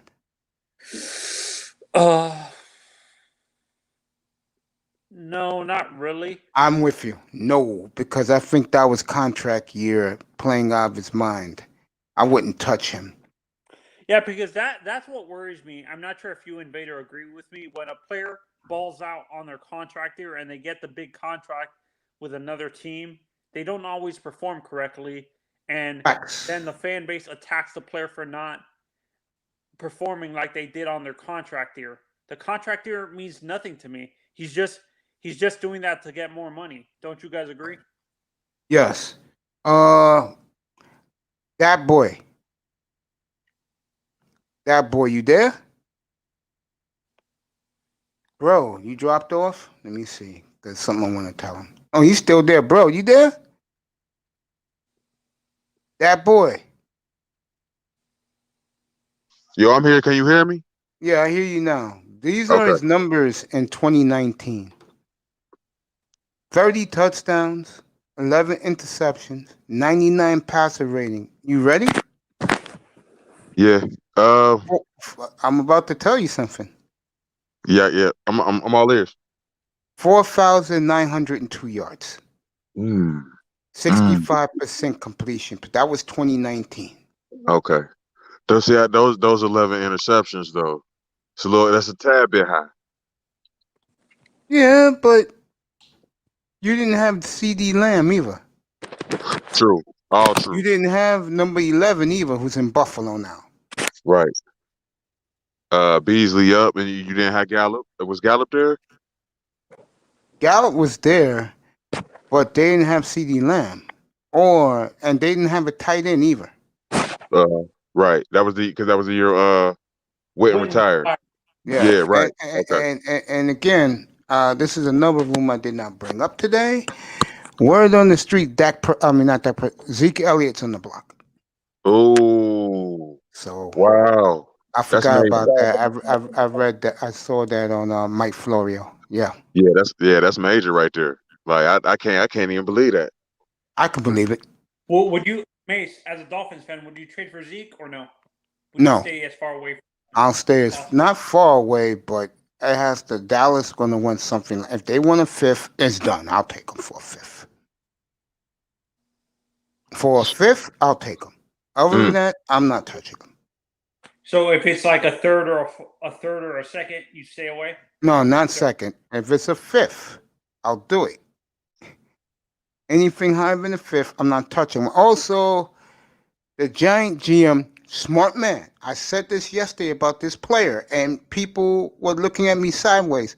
He will not give. Who's the running back for the Giants? Saquon. He will not give him an extension. Smart move by Dave Gettleman. That was announced today. Get hurt too much. Can't trust that. This is only his third year in the league? Yeah. First year he missed 4 games. Second year he missed 8 games. This past year he missed 15 games. So. Oh, okay. Smart move by Dave Gettleman. What's up, General? In general. Maze, what's up? What's up? Maze. What's For up? all you damn Cowboy fans, your boy finally got paid, man. Well, that boy said he's shocked. He's a big Cowboy fan. Manzano think he's overpaid. I think. But I don't think. Honestly, I don't think he's worth 160 million. At best, maybe 120, but not Come even on, man. 120. You gotta stop, man. You gotta stop. Zach is a far better quarterback than some of these white boys that's been getting paid out here. You know it. Wait. You So know you're it. saying he's better than Aaron Rodgers? Well, Aaron Rodgers been in the league way longer than he has. That would be a pale in comparison to try to compare the two. Like, come on, man. You're going up there to the pinnacle. Aaron Rodgers, I believe, is a Super Bowl champion. Am I not correct? You are absolutely correct. Okay, so I mean, goddamn, then you got to look at the team. You know what I'm saying? You got to look at how things have been ran. When is the last time the Cowboys made any significant run at a playoff? 25 years ago. Okay. So you talking about a guy. Where was that 25 years ago? The boy is just 27, 28 years old. No, 26. He was 5 years old in grade school. Thank you. So the boy is just 25 years old. You're going to compare him to a man that's damn near 40? Matter of fact, General, he was born. He was a baby in his mama's crib. The last time the Cowboys did anything significant. Yeah, seriously, yes. See, I got a question for Manzano. Yeah. Okay. Like, if would he be worth the money if he has an MVP season? Then he'll be worth it. Yeah. No, this is what I'm saying. It's worth for Dak. I think they should have waited till the reason why I'm saying he's not worth it is because that serious knee injury. They overpaid an injured player. That's what I'm. Ankle injury. Whoa! Stop. We're gonna go off injuries. What was the guy's name that tore his damn leg up and they rebuilt it? What quarterback was that? They had a special on him. I know who you're talking about. Trying to remember his name. What's that boy's name, man? White boy. Alex Smith. Alex Smith. Didn't Alex Smith get paid? Yeah, he got That was paid. before the injury. That was Yeah, he got paid before the And injury, he got but paid, and he got paid after the injury too. Then he made a Yeah. miraculous comeback. Then he ended up being a starting quarterback somewhere. I don't yeah, know for what the he had done. Redskins, and they caught him last week. But I know what Jen was trying to say. That if Alex Smith got paid $38 million, you could pay A guy, that. yeah, a guy that tore his leg up in that manner, and you pay him $40-some million and sign him, and you're gonna sit there and say Dak, who had he had an ankle injury, but the boy is able to has made his way back. I look at it this way, and I think I know Manzano's going to give me pushback for this. All they did was give him the same contract that Houston gave Deshaun Watson. That's all. Wait, That's Deshaun got all. 160 million? Yeah, that last year in September. Yeah, September 2020. The idiot Bill O'Brien gave him that. Yeah, starts in 2020. Bill. That Same news contract Dak Prescott got. The only difference is Prescott got 126 guaranteed. right. That news is making me nervous though. Dak's gonna need Zeke behind him, without a You doubt. think so? You Yes. think so? Then you know what you got to do. You better go draft some offensive linemen instead of a corner. Oh, Because yeah. what you saw last year was telling. But then again, the last 3 games, Zeke was running like old Zeke behind that line, but the backup running back was a monster for the Cowboys. I think he wore number 20. That Yeah, kid was a monster. I forget his name. Yeah. That kid was a monster for the Cowboys. Now I'm changing my mind on the whole Dak Prescott thing, to be honest. With him being overpaid, I see what you guys are saying, that Alex Smith is still getting, even though he's got released by the Redskins. Is he still getting paid by them, even though he got released? No. Okay, so his contract is voided because they released him completely. Yeah. No, they still got to pay him out. They still got to pay him Oh, they out. still got to pay him? Okay. Then the next team they that get still him is gotta going to pay get him him on a very, very cheap. Like if Jacksonville go get some next week, Miami go get some to back up Tua next week, which I hope they don't do, then he'll pay him cheap. But I heard the guy, and I wish my man was up here. The guy who's going to get shortchanged again is Winston.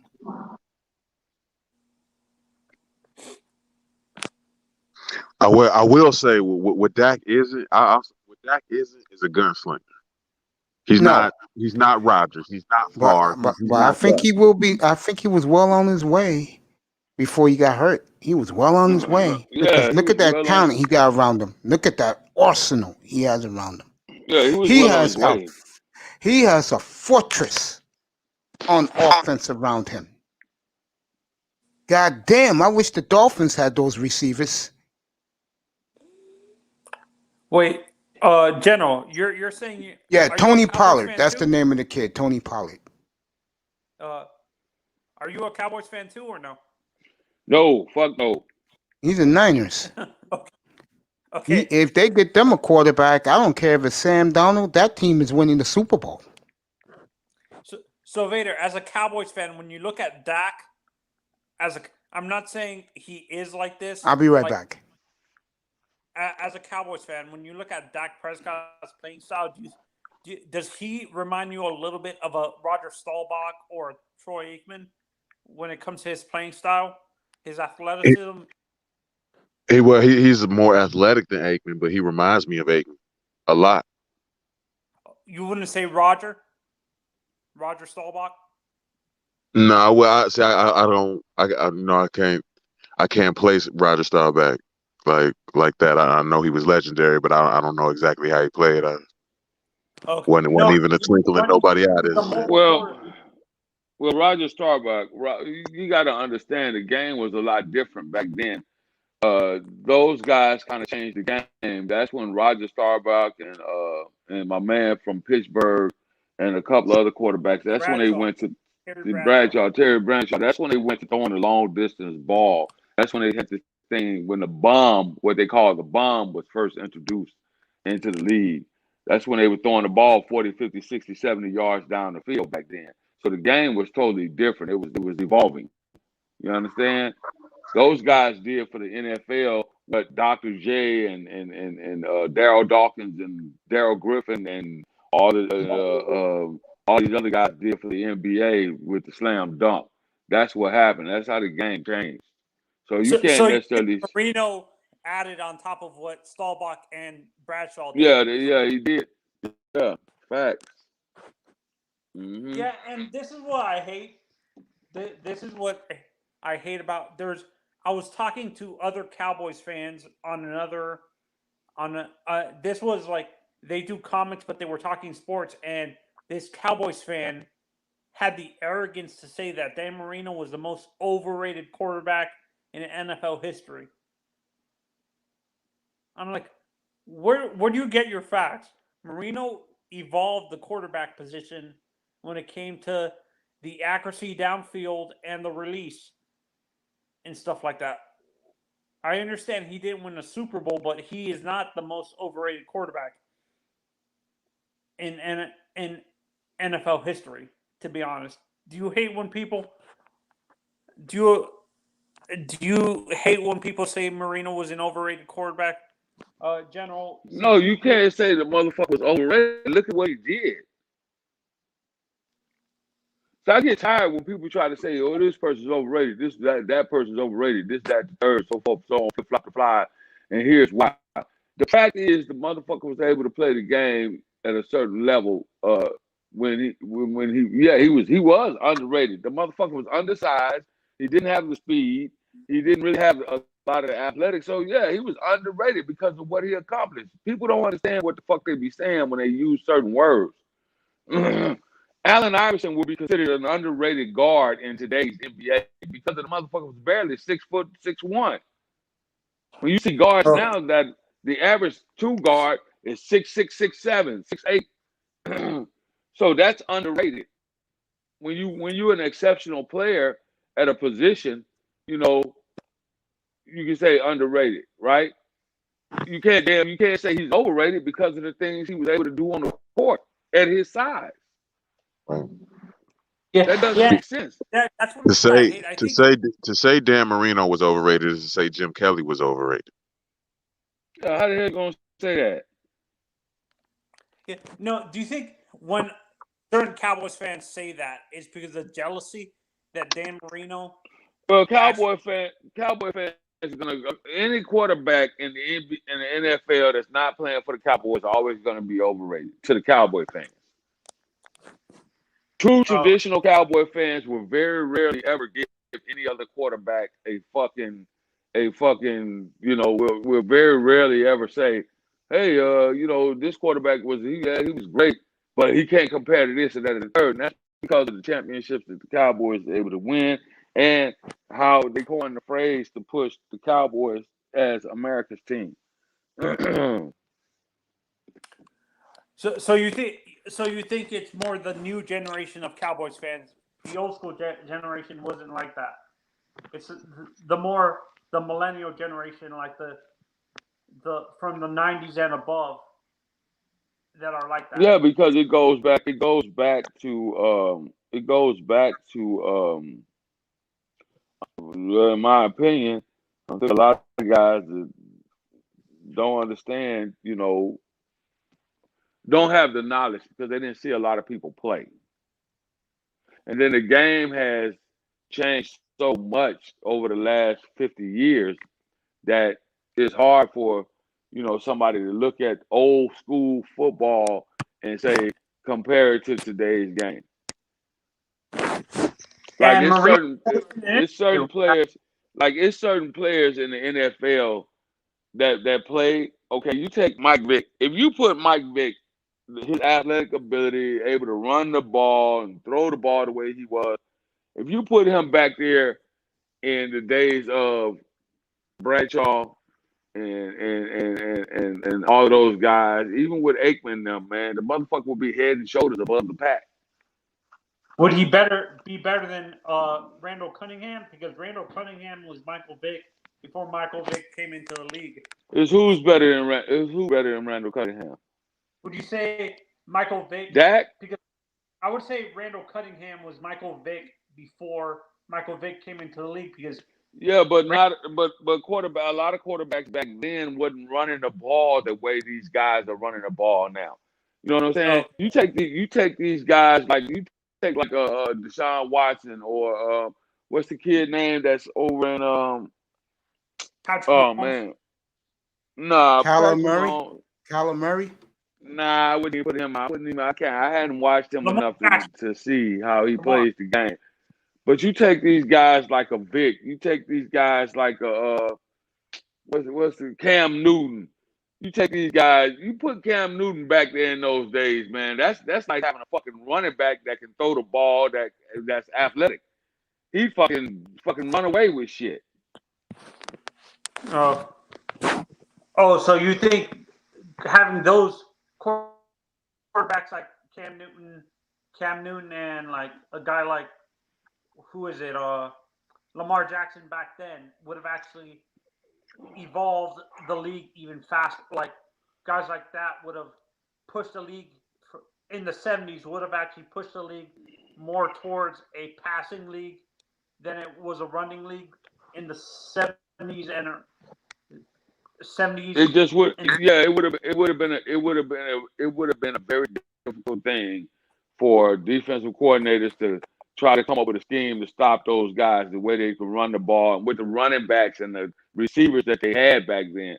You got to understand, a lot of receivers back then, man, you had to be a bad guy to be a fucking wide receiver or a tight end back then and go across the middle with the way the defensive and the rules were at that particular point in time. You had to be a bad man. You had to be real brave. Yep. You had to be real brave, man. Mace, I got got one. Mace, I got one more errand to run. I'm about to drop down, but I'll be right back. Yeah, take your time, bro. I'm here for the duration. Take your time. Yes, sir. Paul, Appreciate y'all, panel. Chat. Appreciate you, bro. I Appreciate would you. say he was the best down the middle receiver in the 70s. Don't you agree?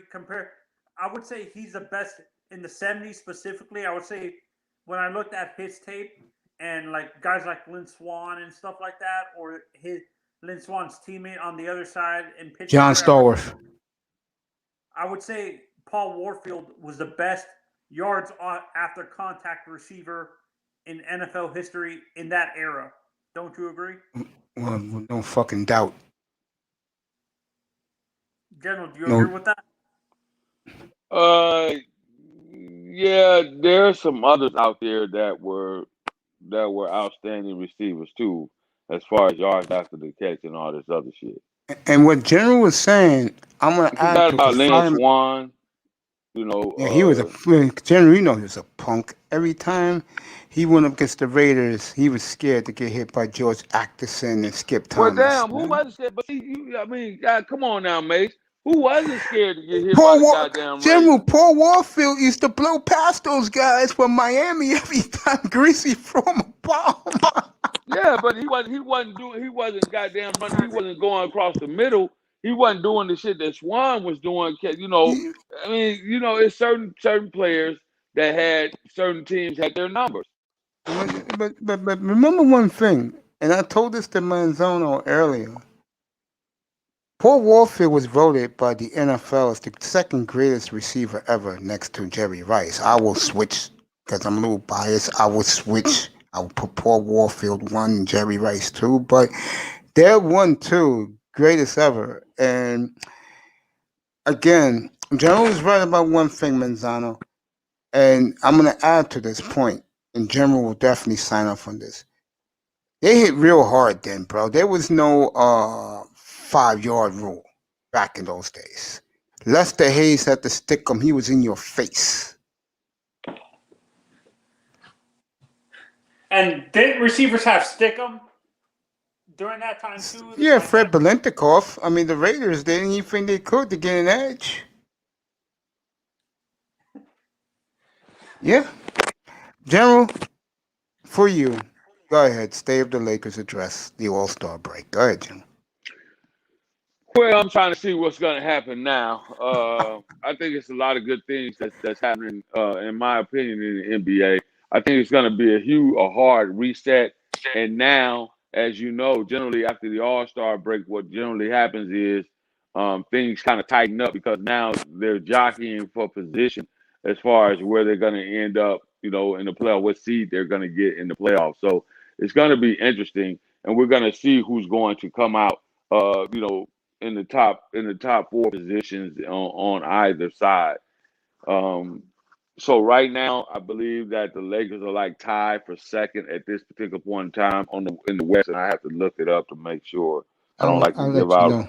I don't I'll like to let you give out know. wrong information. I'll let you know. I got it right in front of me. Wow, General, if I tell you who's second place, you won't believe it. Oh, Phoenix. It's I think Utah. Phoenix is gonna go down first, to be honest. right. So right now, again, this is what's happening, right? So if you look at the records, everybody is the top. The top is kind of the top four. The top four seeds are jumbled up. Yes, you could say the If you look top at the five records, teams. You so could say the top five. It's Jazz, Suns, Lakers, Clippers, Portland, so the and your problem Nuggets. so the And then it's a problem is big going to drop off. be, yeah, like I said, and I told you it's coming out. Not necessarily in the order I told you, but I told you the teams that were going to be in the top 8 teams that are going to be there. I told you. Memphis is coming on strong. Golden State has fallen out, and as we speak, and you got, like I said, you got Jazz, Suns, Lakers, Clippers, Blazers. Look for the Blazers and the Nuggets to move up. You agree with that, General? I don't know. I had to look at the schedule, and then a lot of stuff depends on who's hurt. The only reason why, in my opinion, the Lakers are where they are is because they had some injuries down there leading into the All-Star break. I think my man AD Anthony Davis was injured going into the All-Star break. The Gonna Lakers be out lost for a while. their point guard. So for a little while, what's the kid's name with the little streak in his head or whatever? So he was gone I for a know you're minute. talking about. I know Yeah, you're so he talking was about. gone for a minute. So the Lakers dropped 5 games straight away. You know what I'm saying? Right when Anthony Davis went down. And now they went out there and they got this young kid. I told y'all they brought this young kid up from the DL, from the NBA DL and D League rather. I'm sorry to say DL, but they brought him up and he was a big help. The guy was goddamn sewing up and doing his job in the front line. So the way I see it is, because of the records, right? You're talking about Yeah, the Suns and the Lakers are both 3 games back. yeah. 2 games basically spread the top 3 spots. The Clippers, they're They're 24 and 4 games back. 14. They're 4 back, and the Blazers are 5.5. Denver is 6 back. Right. So you got to look at the wins and loss, right? So Yeah. what's going to happen is, the way I see it, based on the scheduling and who's going to get who back, I believe that the Lakers will eventually work their way back to the top seed in the West. If the Suns can maintain their position, they may, and I doubt it, but I think the Lakers will finally overtake the Jazz. We just got to see how it's gonna work out. So And Lakers, I think it'll end up being the Lakers, the Jazz. I think the Lakers, Jazz, Clippers, uh, Suns, Blazers, or Blazers may move Maverick. up. The Blazers may move up. I believe the Blazers and the Nuggets will move up. So I it end totally up agree. being it'll end up being the Lakers, Jazz, Clippers, Blazers, Nuggets. Nuggets, yeah, I I can see think that. I think the Suns will fall down to about fifth because they got a hard road to go. So The you Lakers, think, Spurs The Spurs General? Do you right think? now are holding on. The Spurs right now are holding on. I believe the Warriors will move up. The Mavericks will move up. Spurs will drop, and they'll be fighting with the Grizzlies and the Pelicans for the last slot in the NBA on the West. Grizzlies are coming on strong now. John Morant's 100% again. Right. The Lakers next 5 games: Pacers, Warriors, Timberwolves, Charlotte, and Atlanta. You can And ring then them they up. go. You Then can they ring them can up. go. Yeah, and then they go to Phoenix on a late night Sunday night game 2 weeks from next. Not this Sunday. Next Sunday in Phoenix. And I believe AD should be back in the house by then. Lakers, and then the Lakers get an easy schedule. Yep. Pelicans, Sixers will be tough at the Forum. I mean, at the Staples Center. Cavaliers, Lakers. As crazy as it may sound, their schedule is very favorable second half of the year. Looking at it right here, Lakers got the team that has a brutal schedule is San Antonio. Yeah, they got a brutal schedule. That's why they're gonna fall out of the top 8. Now, And in 40 days, San Antonio got to play 32 games. Yeah. See, I think the Lakers kind of did their hard schedule early on. Yeah, they Get it did. out the way. So when you go to the East, right now, it's only one game separating the Nets and the 76ers. Now, the 76ers, well, hell, it's only one game separating the Nets and 76ers and the goddamn, the Bucks are 2 games back behind the damn Nets. Then you got the Celtics. Surprisingly, the fucking Knicks are above 500 for the first time ever. 4th seed, and New York is holding its breath. They got to play Brooklyn 3 times. And another surprise over there is the Hornets, man. Well, January, I've been here in a hot minute. I've been praising LaMelo Ball in here. What a tremendous job that young man has done. His dad should be proud. He was the one of the 3 of them that defied his father. And it looks like it's paying off for him because he's averaging nearly 21 a game, 6.5 assists, and 6.5 rebounds. He has played very, very well. The Lakers in April, General, got a pretty tough schedule in April. This is their road trips. They got 2 road trips in April. At Sacramento, at the Clippers, at Toronto. Toronto, they'll win. That game is in Tampa Bay, by the way. At Miami, at Brooklyn, at the Knicks. Not worried. Not worried. AD will be back in the house by then. We got the young boy come in and back up the backup AD who played some exceptional basketball over during the time frame that he was out. I think we got to get what's the kid name that we got from over there at the Clippers? Damn, I can't think of the boy name right now. The big boy, the big center. Yeah. No, he came from the Clippers. The center. Marquise Harrell. No. Yeah, Harold. Yeah, Harold. Yeah. Harold's gonna get. I think Harold is finding his legs again and getting his mind together, because he kind of lost his damn mind. I don't know what the fuck he was thinking. I think he was trying to do a little too much outside of the scope of what the fuck he's supposed to do. Paul Gasol was a bad pickup for the Lakers. I didn't like it when they did it. But I can understand they got some guys that, you got to remember the NBA is a business. So they're also trying to help certain guys, solidify their careers. And this is the reason why you got, they allowed Melo to come back. And Melo's playing pretty good ball right now. Well, he is. He is so giddy in Portland that he regrets he didn't go there 5 years ago. And I told that idiot personally, you should go there because they got 2 young ballers in Lillard and McCollum. Nah, I don't want to go there. Now, he is so happy there. He comes off the bench. He's averaging 20 off the bench. That tells you how great of a player Carmelo Anthony is. Yeah, they just not. Carmelo's going to fuck around and end his career without a ring. And if he gets one, he's going to fuck around and end his career without a ring. General, I'm telling you right now. How much time does he have? Coming off the bench and all he does is shoot, I give him 2 or 3 more years. All he does is shoot.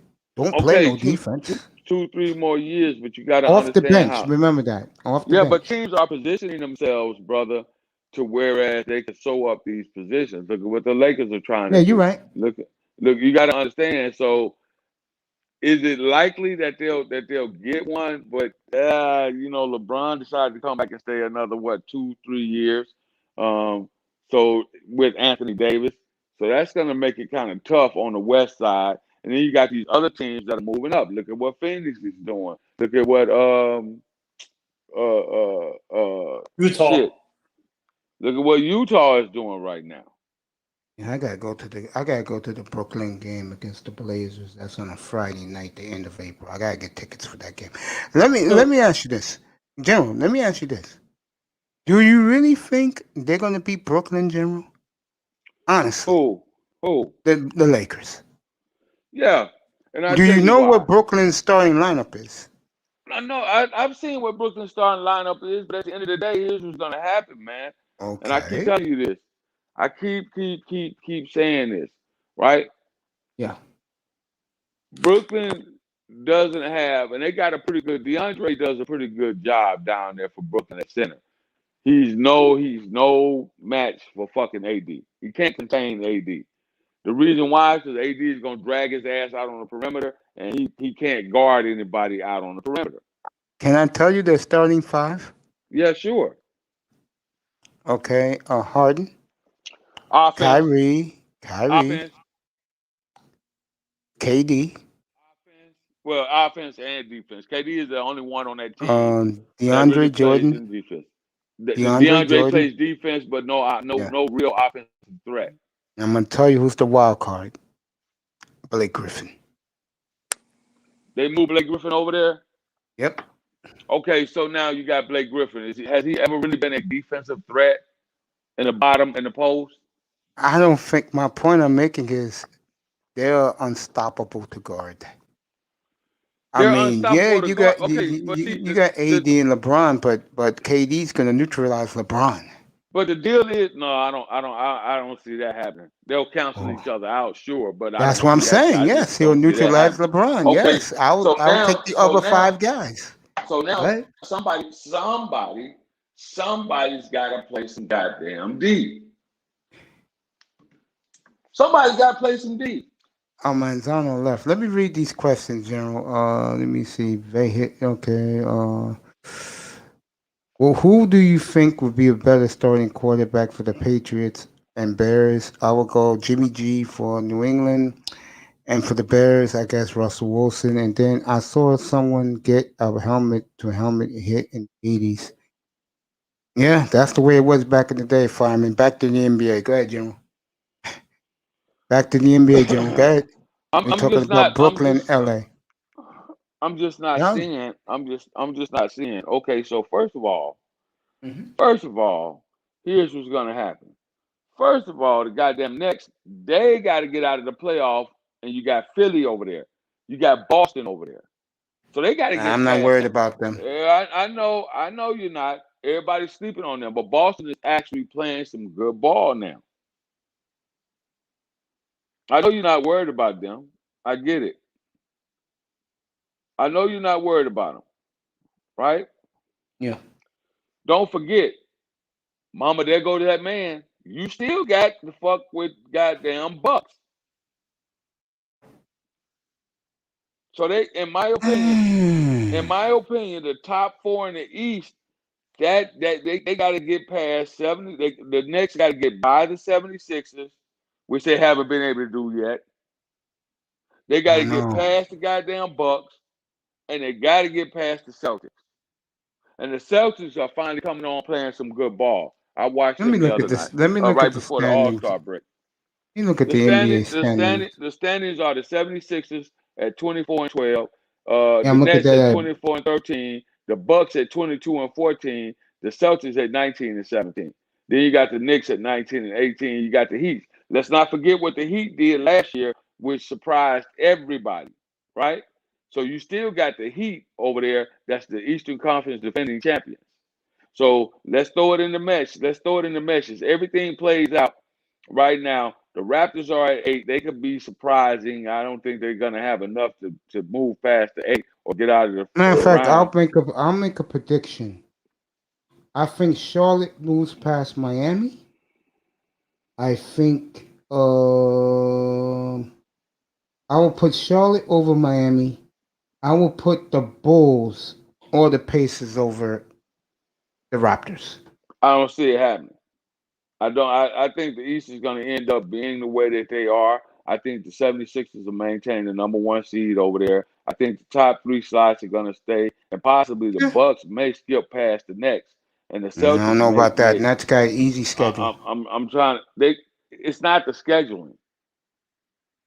Yeah. It's not the scheduling.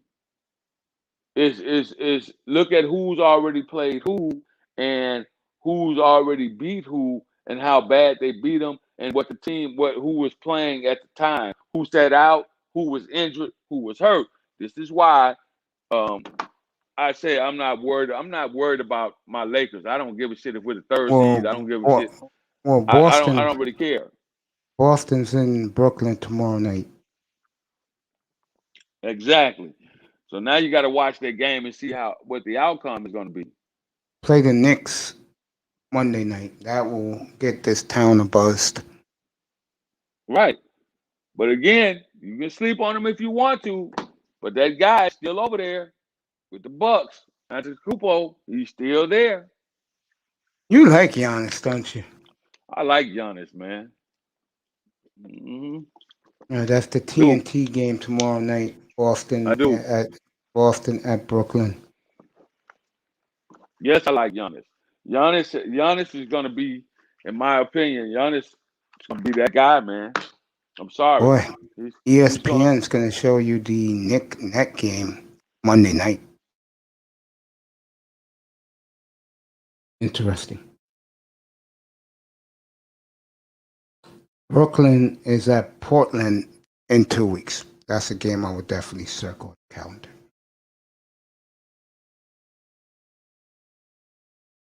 Let's make a little West Coast trip. Portland, Utah, and there's 2 games, Portland and Utah.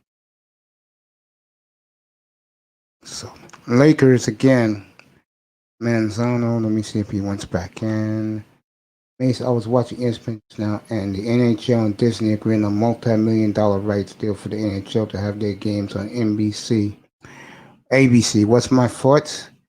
That's a great move for the NHL. And for the brothers who hate me talking hockey, there you go. ESPN got hockey again. The only problem with it, though, is the powers of the league has changed.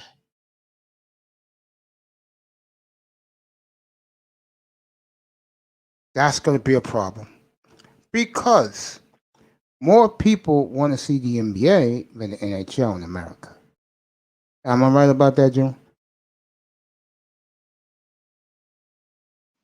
You're absolutely right. You're absolutely right. I was on mute there, mate. You're absolutely right. Yeah, people rather see the NBA on ABC and ESPN, not the NHL. Yep. I mean, it's like, to me, they wasted their money. That's what I'm trying to say. They should have put that money more into. They already got the NBA. They should have put that money more into more football. That's a waste of money, in my opinion. NHL was perfect on NBC Sportsnet, but that's just me. Well, congrats to ESPN. Well, they can't. They're not going to get a share of the market from the 3 major sport networks. Totally agree. They're not going to get. ESPN is not going to get the money out of the NFL. The NFL has always been the traditional big 3 networks: NBC, ABC, and CBS. They're just not going to get that money out of them because there's a fan base there. There's a fan base there for those particular channels, for those particular networks for the NFL. I'm sorry, it's just not going to happen. I agree. You know, Fox Sports Network tried.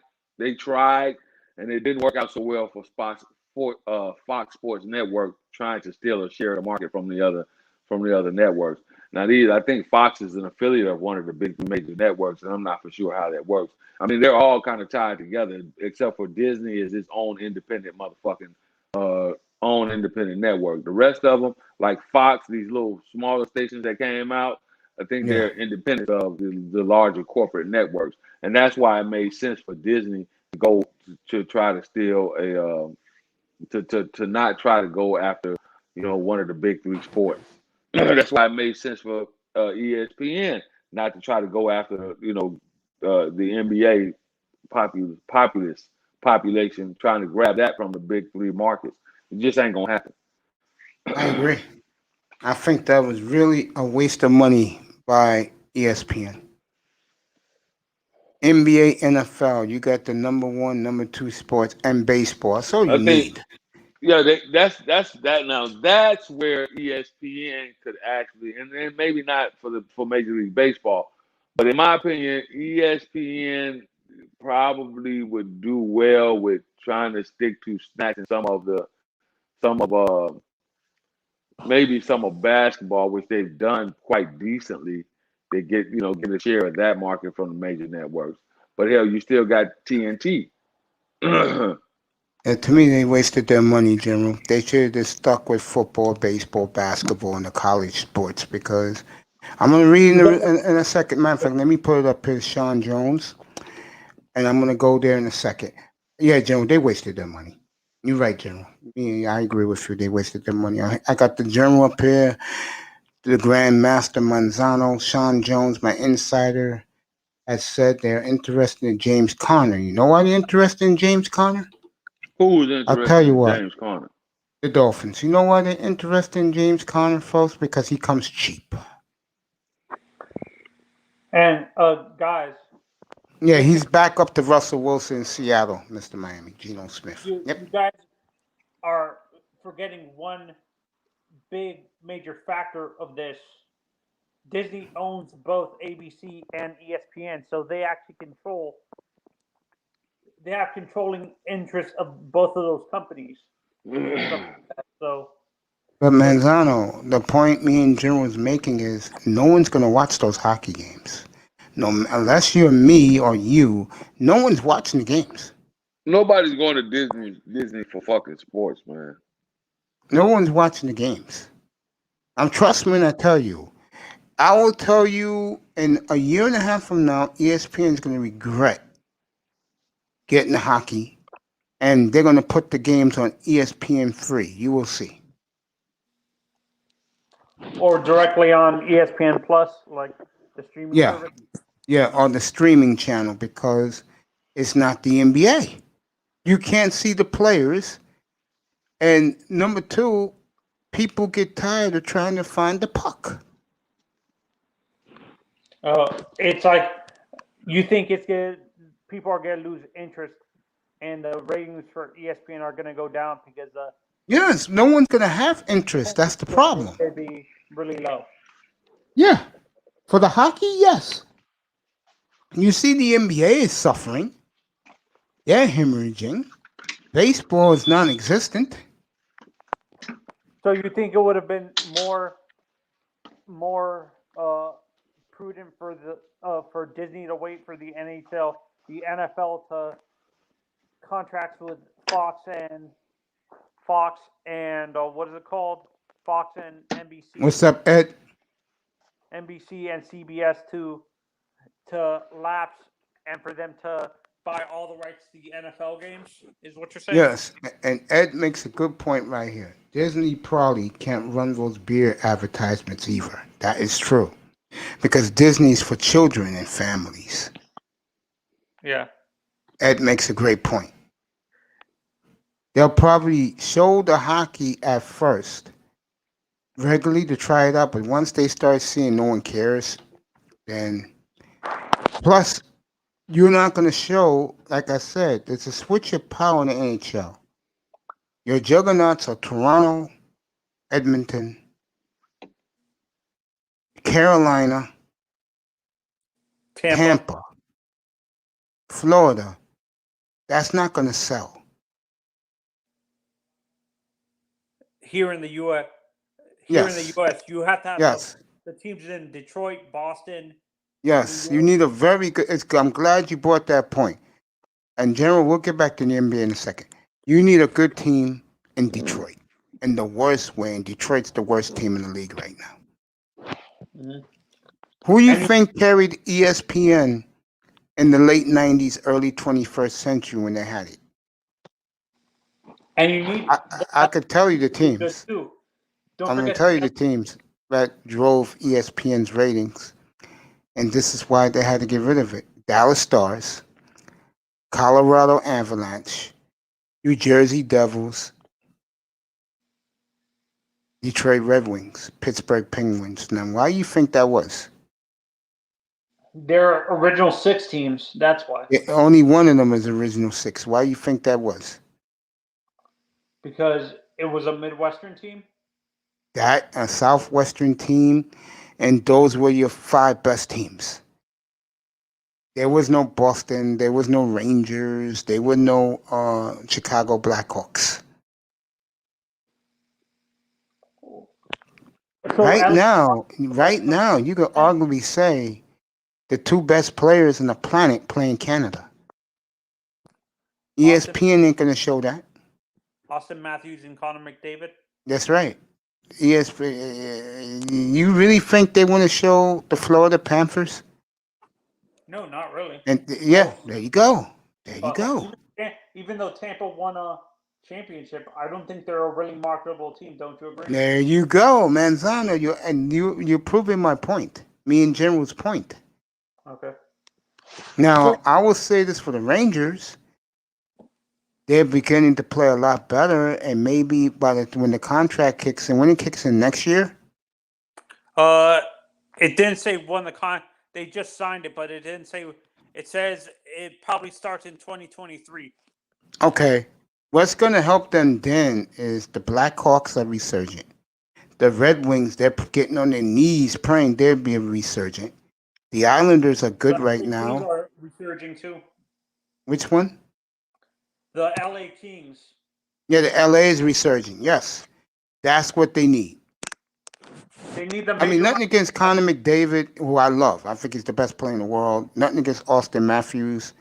But American people are not going to watch Maple Leafs Blues on a Tuesday night. They're not going to watch. Yeah. They're going to go, who's playing on TNT tonight in the NBA? Yeah, and honestly, I agree with you in general. I think Disney can still buy the rights to the NFL once their contracts run out with Fox. Yeah, they can. But the rumor is, and I've been saying this for the last couple of years, who got Thursday Night Football? Oh, you know what? They already made the TV deal. What you call it got Thursday Night Football now? Amazon Prime. Oh, Amazon Prime got Thursday Night Football? You do know who the announcers are for Amazon Prime, right? No. What's my lady name again? MJ Acosta? No. She'll do the pregame on NFL Network. What's her face? Andrea Kramer, and she's on ESPN, the older white woman. Oh, Andrea Kramer and I know who you're talking about. She was on. Does she work for Fox now? She used to work for ESPN, but she's a sideline reporter. No, she's on ESPN. I know A white woman with short hair. Older white woman with short hair. I know who you're talking about, but I can't remember her name now. Those are the announcers for Amazon Prime. You do know that. Diana, is it Diana? No, Diana. Her name starts with an H. Heidi? No, Heidi. I forgot her name. Oh, Hannah Storm. Hannah Storm. Okay. It's Hannah Storm and Andrea Kramer. Now, I do not discriminate against women, but don't you think most men will say, you got to be kidding me? But that's Amazon's broadcast team. It's all women. Oh, okay. And NFL don't dare fuck with that, because if they do, you know that Me Too is coming out screaming. So you think they get the rights to Amazon got it already. They got it last week. No, do you think they get Monday night and Sunday night football too? No, Amazon got Thursday night. Okay. Amazon NFL Network, they got that, so they're gonna They're going to have Hannah Storm and Andrea Kramer do it on both NFL Network and Amazon. ESPN got Monday night. NBC still has Sunday night. And, Fox and CBS. No, that's what I'm saying. Once those contracts lapse, do you think Disney bids for Sunday Night Football so they can have Sunday Night Football and Sunday Night Football on? They can, but NBC loves it. They have the highest rated TV show every Sunday night. It's the highest rated show on television every Sunday night. So you They're don't not gonna give that up. Oh, so you think they would outbid Disney even? Yeah. Oh, Yeah. okay. Now the difference is beginning this year for ESPN. If the game sucks, they can also I forgot what they call it when they switch games. Blackout. No, not blackout. When they switch games, I forgot the name of it. What they call it when you can switch games. Oh, I know. NBC does it when the game is not good on the schedule. They can switch out of it. ESPN can do that now. Oh, okay. I know the word you're talking about, but I can't think of it. Where they're allowed to change the game if the game. Yes. Also, they're trying to get a Saturday night package too. ESPN. They're seriously thinking about it. ESPN. No, the NFL. So no, that's what I'm saying. Do you think for No, that? ESPN got college football. They can't do it. How about AB? Oh, so they have ABC too. Shoot, I was gonna say Fox. NBC, CBS can do it because there's nothing on CBS on Saturday nights. Okay. You put it on right after your local news after the SEC. You can put on the NFL right there. Oh, so you don't think they can do it on ABC? No, they got college football. They got college football. Fox too? Yes. Fox got the Pac-10. Yes. Pac-12. Okay. CBS can do it, and NBC got Notre Dame. Yeah. I feel bad for I think the sport that's I'll get back to the NBA in a second. What? I think the sport that's going to be affected by these huge media deals at the NHL and NASCAR. No, not NASCAR. Major League Baseball is probably unless they partner up with a bigger. Well, they got Fox. They re-signed with ESPN and TBS. They got their own network. But here's the problem with baseball. Anyone under 50 is not watching baseball. That's your problem. Oh, so it's only my generation and your gen. My generation, I love baseball. We watch baseball. Well, we're getting old, man, Zano. We're not getting any younger.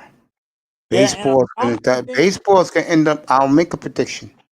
In 10 years, baseball will be MLS in this country. No one's going to care. So you don't think MLS eventually is going to take over baseball spot as one of the major sports? No. You know why? No, you don't have the major stars from Europe in their prime playing here. They come when they're older. Go ahead, Jim. That's something that's just not gonna happen. And No. MLS will never take over any one of the major three sports.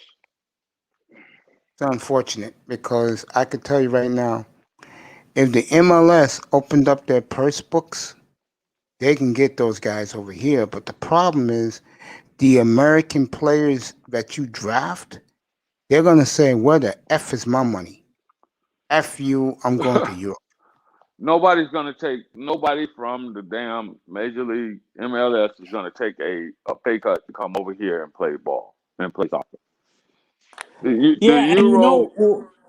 Euro rate, they're getting paid in Euro. So, and right now the Euro is doing better than so. For every American dollar, you're getting 11 cents over. So for every American dollar, you're getting $1.11 Euro. So if you're think about this now, it might not seem like a much, like much, but think about how that adds up. If you're making 160 million here in the U.S. as a baseball player or a basketball player, you're making more as a soccer player in Europe, maybe like 250 million or something. Is that what you're saying? Yep, because you get that 10, 11 cents over the Yeah, dollar. And then yeah, the tax system is set up a lot different over there too. yeah. So that's one of the And you reasons know what why it is too. I agree Major with League, you, that's one of the but you reasons guys why need to the realize MLS will never outdo in America at basketball or least football. basketball, football. No, Hey, but Fireman, what's not on ESPN? Tell me what's not on ESPN, buddy. no, but what I'm saying, General, is what people are starting to forget. What people are forgetting, the demographics are changing in the U.S. within the next 10 to 20 years, where the dominant people are going to be either African American or Hispanic people, and Ain't gonna Hispanic be people are African playing with American. You trust me on that. Ain't gonna be us. I'm talking about us. I'm talking me in general. I can tell you that right now. Ain't gonna be that. No, I know that, but the second most dominant person are going to be the The Hispanic Latinos, without a doubt. Latinos are obsessed with soccer. So, and we They get a are. lot of South Americans transferring from South America too. So don't forget that.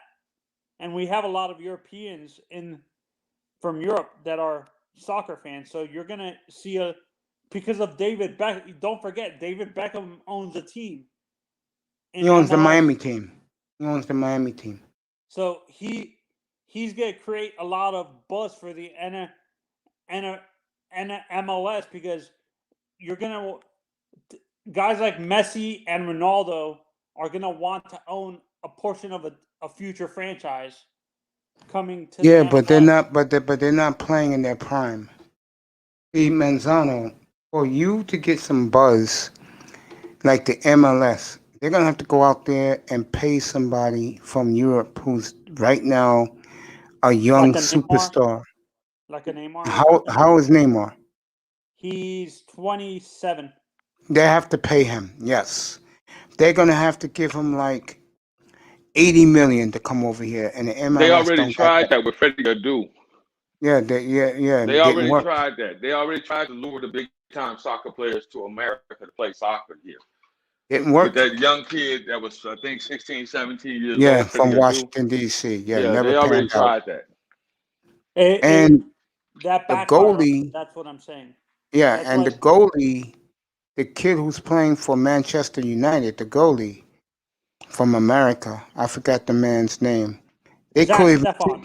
Zach no, Steffen. it's not Stefan. Somebody else. He's an older guy now. He's old now. He should be in his 40s. When he played in Europe, they couldn't even keep him here. Oh, Tim Howard. Tim Howard. Yep, they couldn't even keep him here. Exactly, they couldn't even keep him here. Yeah. So, yeah, but What the MLS got to do, I'll tell you what they got to do. You made a great point, Manzano. I'll add to it. When they see an up and coming star from the Latin countries, sign him. Start signing those guys, and then the MLS will blow up. Yeah, because you can build the league around those young Yes, Hispanic exactly. and stuff like that. Exactly. Yeah, and the reason why I'm saying I understand why you're saying you want a young prime player, but look how much Neymar's making, and if you offer him a part ownership too, he can. Yeah, He go can ahead. actually, if you offer guys like, that's why David Beckham came. He originally didn't want to come to the MLS when he first signed. The only reason why he came is because they offered him in his contract ownership of a future MLS franchise. That's what I'm saying with Messi, Ronaldo, and a guy like Neymar. They can offer them a future MLS franchise, and that could create a lot of buzz. What For the city? What city? for a team, another team like in San Diego or Anna, like another another team in California. Another Well, team. you got the Galaxy and the Earthquakes, and I forgot the other team out there. How many more teams do you want? Another team in Texas, maybe.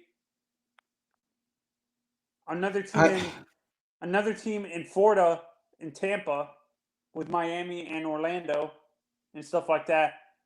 Maybe another team in Georgia. No, not in Georgia. I would say another team. You say the New York teams don't really succeed outside of the suburbs, right? Yeah. Maybe a team in Pittsburgh. Nah, Pittsburgh ain't going for no soccer. Okay. You're trying to take teams. You're trying to see. You're trying to take football dominated cities, basketball dominated cities, and have a Major League Hockey come in. How do you think? I mean, Major League Soccer come in and compete with like LA, for example? How you gonna have a damn Major League Soccer team coming in and compete with the Lakers or compete with the Rams or compete with the Dodgers? How? Does it make sense to you? How you gonna have a Major League Soccer MLS come in and compete in Texas with the Cowboys or the fucking Rockets or the Spurs or the how? It doesn't make sense. Or no, I'm saying San Diego. That's you still got the chart. You talking about cities that have major sports already there in existence that people are ingrained in that. And the American society, let me get this out, Mace. The American society is just not a soccer-based society, man. Hotbed, yes, he's right. And let me go a step further. It's just not. General. Yeah. I will tell you right now, the Galaxy is more popular than the football teams in LA. I'm not joking with that. They love the game. I will rank them like this: Lakers, Dodgers, USC football, UCLA basketball, Galaxy. And don't forget LAFC. They love the Galaxy now. I understand where they rank. But if people had a choice, and it was like, hey man, the fucking Galaxy are giving away free tickets, and goddamn, let's see, the Raiders are not in LA no more. The goddamn Rams, but the Rams got half price off. People would rather go see the Rams because it's an older market, and the populace here in America is just not soccer friendly. Yeah, now, but General, in LA, I don't mean to interrupt you. In LA, Galaxy's won what, 5 or 6 MLS titles? Yeah, they will take the Galaxy. Those Mexicans will run to the Galaxy. Right, but they're okay. So hold on, man. And you know what it is? I think it's a generation. I'm not sure if you guys agree with this. When it comes, it's about winners. LA love winners, right, General? No. Yes, they do. I think it's a generational thing when it comes to favorite sports, because my generation is obsessed with soccer. Yeah, and the Galaxy is, you can honestly say, outside the Lakers, the Galaxy is the most successful team in Los Angeles, bro. You could say that. I would say that too. Like, what's up, Ricardo? What's up, little nephew? Yeah, go ahead, Manzano. I agree with you. The Galaxy are the most successful team besides the Lakers. The Lakers. The Dodgers only won their second championship in 30 years. In 30 years. You could arguably say that. But the Galaxy, I'll be fair. Lakers won.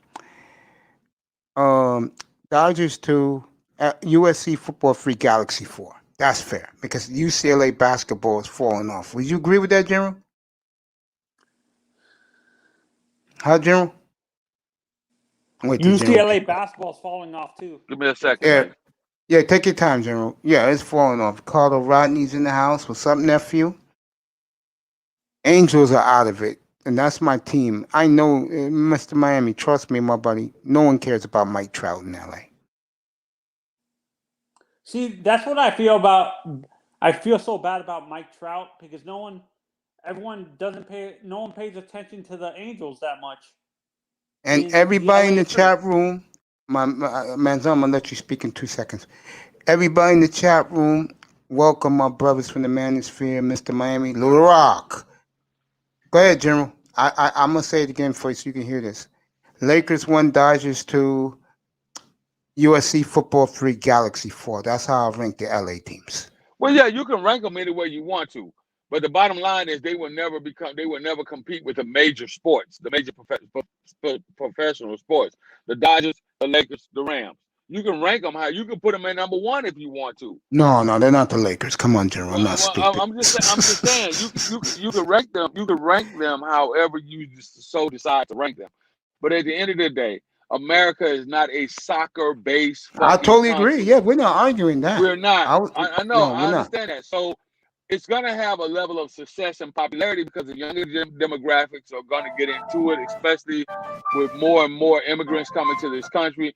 But I don't believe that there will be a day over the course of at least the next 20 years where you're going to see soccer headlining Sunday fucking sports in this country. It's not going to happen. You're saying not within the next 20 years, maybe. How about the next 40 years? Not even that? I'll give it that, yeah, because there'll be a Latino country. Because it's a possibility 40 years, definitely. It's a possibility because of the shape of society and where society is shaping up. So anything is possible, but at the end of the day, right now, America's population, the demographics here is still primarily the big 3. It's still football, baseball, basketball, and baseball.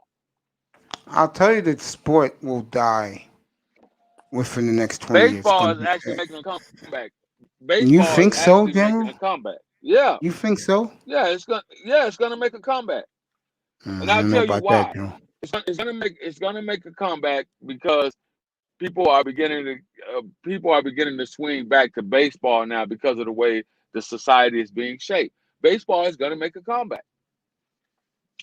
I'll say this: if the stars are Latin and most of them don't speak English, I'm not being racist. I'm being real. White man ain't gonna support that. What, baseball? I understand what you're saying, Mace, but don't forget. It don't matter. It don't matter who's playing baseball. That's goddamn baseball is apple pie here in America, man. Let's not forget that. Now, you think? Let me ask you a question. You think black folks are gonna be into baseball? With no black players they can identify with? You keep saying no black players they can identify with, but more young blacks are beginning to migrate back to that sport. Why? Because basketball and football is becoming so jumbled. If you pay attention to college baseball right now, you see a lot more black athletes going into baseball because football and basketball is becoming so crowded. Like anything else, people are gonna move to the next thing to get paid in this country. Baseball gives guaranteed contracts, and a lot of people forgot about that. If you're not this I know for a fact. If you're not a top 7 pick in baseball, you ain't making no money until 7 years. Look at all the young college football players, quarterbacks in particularly. That's college football. You said baseball. Right. But listen what I'm saying before you cut me off. I'm not gonna cut you off.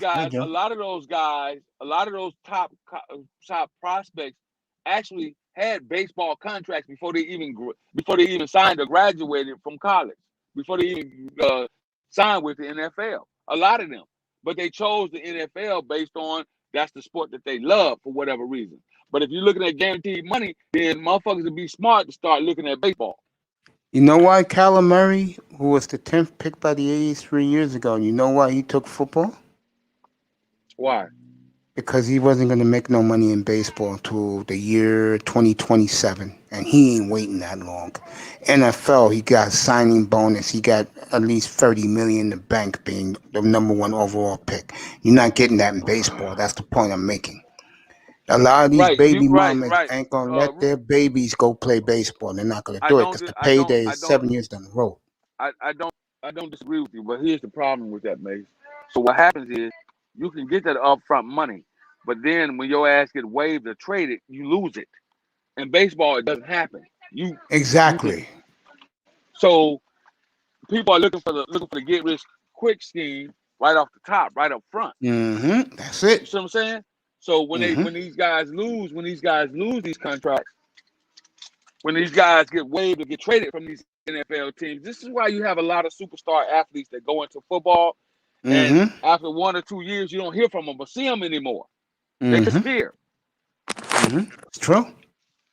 Yep. It's true. Those are facts. So Then you hit me tonight. you want the quick money up front instead of the longevity of the money in the end.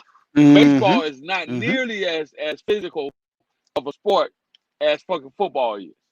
All it takes is But an you have to injury. earn it. Let's look at some of these superstar players that got injured in football, never to be heard from again. Just think about that for a moment. Yeah, Tim Couch comes to mind first. Your stock goes down. Your stock goes down, and all kind of other shit, right? Yep, you're right. Hell, I believe Dak Prescott had an opportunity to sign with a Major League Baseball team. He did. He took man. All He right, was so a look at- fourth so round look- NFL player too. He was a fourth Right. rounder. So look at Well, wasn't Arkansas. wasn't John Elway drafted in the first round of the MLB draft? #1 overall pick in the Marino draft. Huh? No, in the MLB draft, wasn't he in the first round or something? No, the Yankees took him like in the 30th round. But he could have played if he wanted to. Marino went in the 60 something round with the Kansas City Royals. Right, but we got to stay focused here for just a moment. So Dak Prescott wouldn't have to wait. Would not have had to wait on his money from baseball. He wouldn't have had to wait, like he's been through all this pressure with thank you, with Cowboys. fucking the Cowboys trying to get paid. Dak Prescott was playing baseball. He wouldn't even have been in this position. Now we don't know because we're talking hypothetically. Yeah. Dak Prescott, if he was worth what they said he was worth in baseball, like they said he was gonna do in football, hell, motherfucker would probably been making $150-160 million by now. Even more. Look at Russell. Money. Look at Russell Wilson. Money. Another one of your examples, but he was picked what in the 10th round? He said, "F that! I'm gonna go play football." He got picked in the 3rd round. Look at how much money he's made in 9 years. He got nearly $300 million in the bank. Yeah, but just imagine if he had went to baseball and with his ability, what he had going on, the way he could play the game, the motherfucker would have had that money by in half the time by his 4th year in Major League Baseball. You see, that's the kick. That's the catch. No, he was a 10th rounder. He wasn't getting paid nothing. I know he was a 10th rounder, but what I'm telling you is baseball money is different than football and basketball money. Baseball money is guaranteed. Yeah, it is, but you gotta wait 7 years. It's a difference between guaranteed money than it is negotiated contract. I was telling him and the way a lot of these makes you know this, a way a lot of these dudes make these astronomical amounts of money in football. What happens? They get these bonuses. You got to make X amount of sacks, and you got to get this many tackles, and you got to gain this many yards, and all this other shit. They have certain stipulations written in those contracts.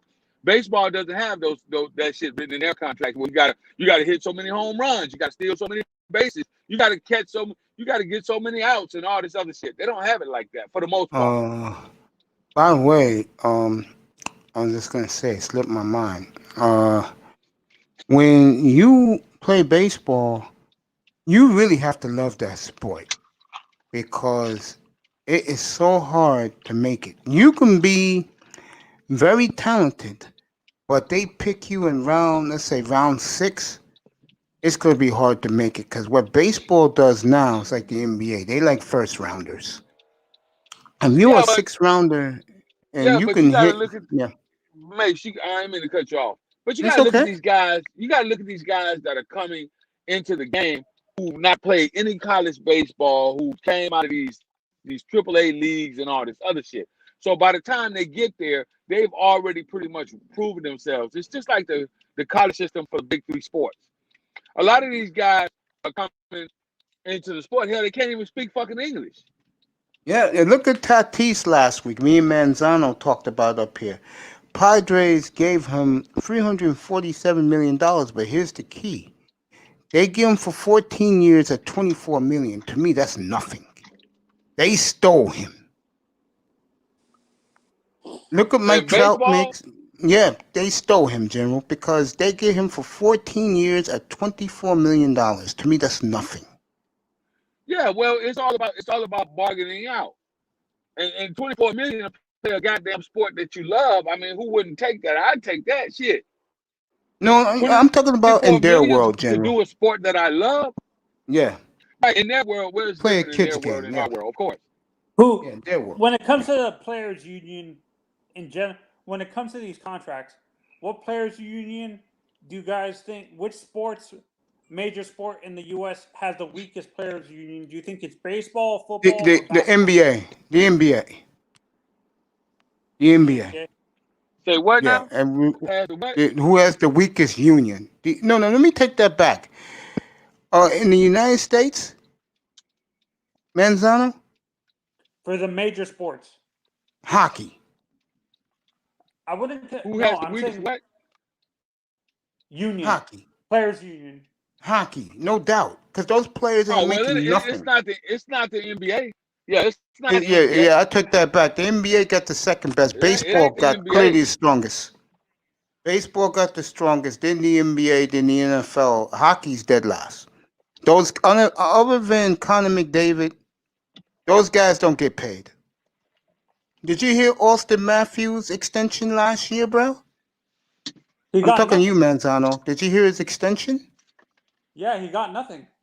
Yeah. You know why? He wants to go home to the Coyotes. So what he's doing is he'll play the 4 years out. This is the first year of his new deal. He got a 4-year, I think 5-year deal, but he's only making like 50 something million. You know what he's waiting for? He knows that if they trade him, the only team he wants to go to is the Coyotes because that's where he's from. He's from Phoenix.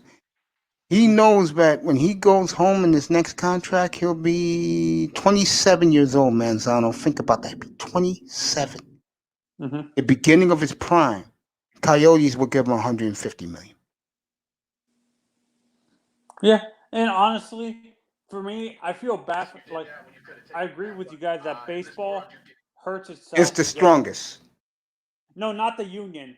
I'm saying it hurts itself because of the whole not being promoted that well in the inner cities and stuff like that. In the inner cities, African Americans can't afford to do these travel leagues and stuff like that because it's so expensive. Exactly. Right on point. You're right on point. You're right. The Latinos play The in only their people that can countries. afford this are White people, white suburban kids. yeah, That's it. white suburban kids are the only ones that can afford those They're travel leagues. Yeah. those travel leagues and stuff like that. Yeah. You're right. And what I like about baseball actually now is that they cut the middleman out. They don't rely on college baseball. Rarely, Only they for draft pitchers. a pitch straight out of high school. No, they get the position players from high school. They get the pitchers from college. No, it's actually starting to be. They're getting more pitchers out of high school now. The past 2 years, the top 4 picks were pitchers out of high school. It was a mix of position players and pitchers in the top 10 the past 2 years. So Dak Prescott had his press conference earlier. I did not watch it. I came up here to do this platform. I will play you some of the audio later on tonight of Dak Prescott's press conference. And I'll show it to you too on the screen. Dak Prescott, very happy to be a Dallas Cowboy for the next 5 years. And it's a good deal for Dallas because Dallas paid him the same money that Deshaun Watson got. I think Do you that's think fair. there's ever going to be a former player to become a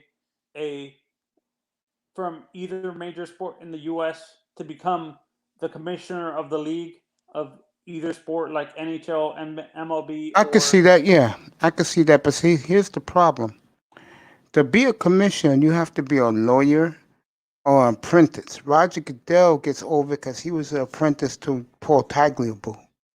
He was his right hand man. You gotta be somebody like that, or you gotta be a lawyer, a high class. You do know that the referees, right? The NFL referees, Yeah, most of them are lawyers. I didn't know that. Yeah, most of them are lawyers. I wouldn't be surprised, honestly. The guy I Boy, I wouldn't be thought that surprised MJ becomes the- Acosta looks good tonight, boy. Blam, what will I do with that? honestly, the Wow. the guy I wouldn't be surprised that becomes the next commissioner of the league would be Damari Smith. Would you No, be- I'll trump you. I could see Peyton Manning as the next commissioner. but he doesn't have a law degree. I think Damari Smith has one. Yeah, he does, but Peyton is a guy that knows the sport inside out. And the players respect him, is what you're Yep, saying. and his brother is a lawyer, Cooper. Oh, Cooper Manning? Yes. Peyton So you Manning would would be bring the Cooper- perfect former player as a commissioner. Wayne Gretzky would be the other one if he wanted it. How about for basketball? Uh, Would you say LeBron or no? LeBron could, yeah. LeBron could, yeah.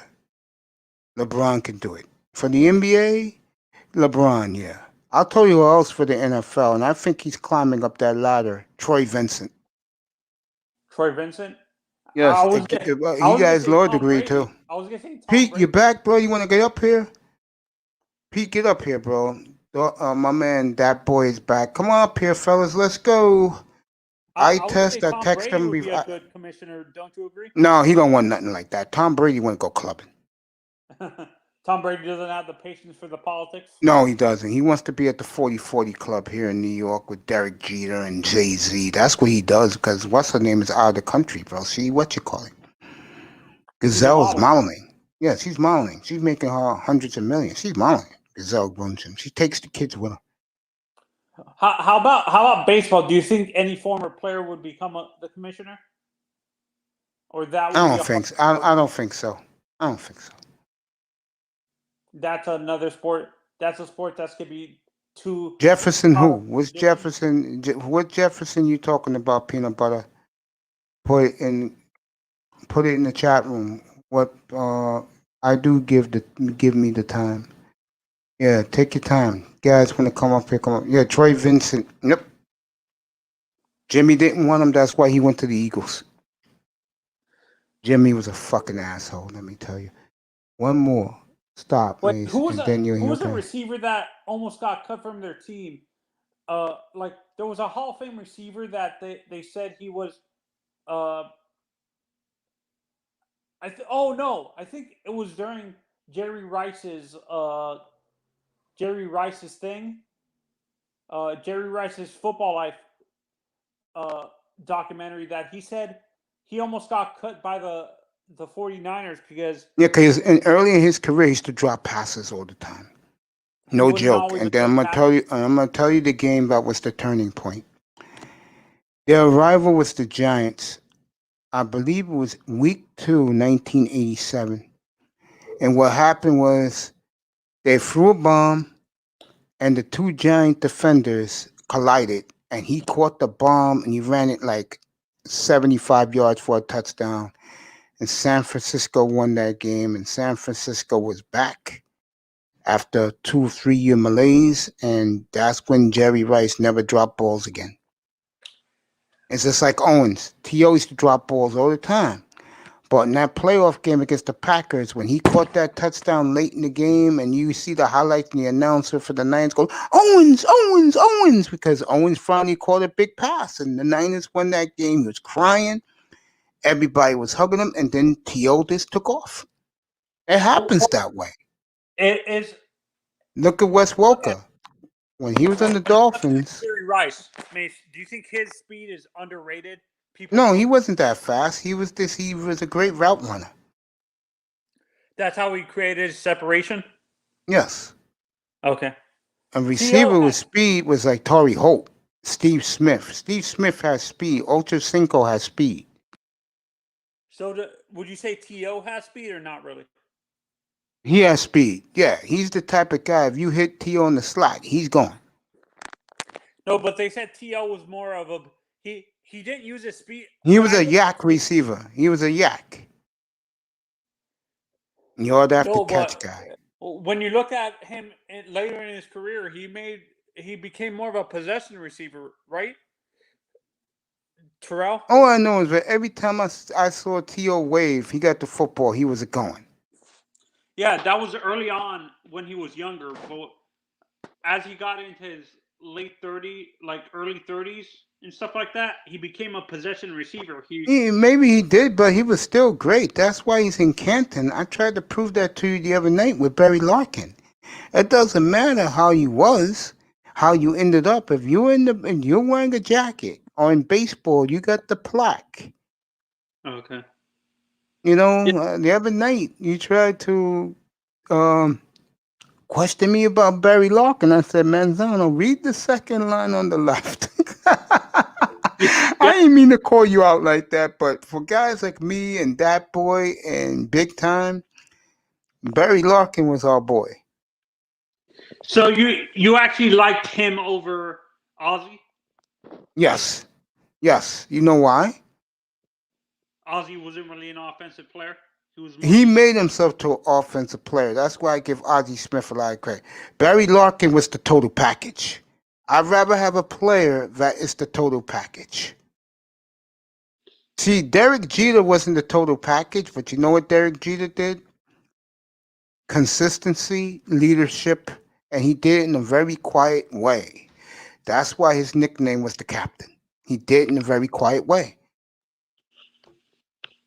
Honestly, and I think for me, the shortstop that's the closest, not to A-Rod was great too, but unfortunately A-Rod switched position. He was great too, Alex Rodriguez.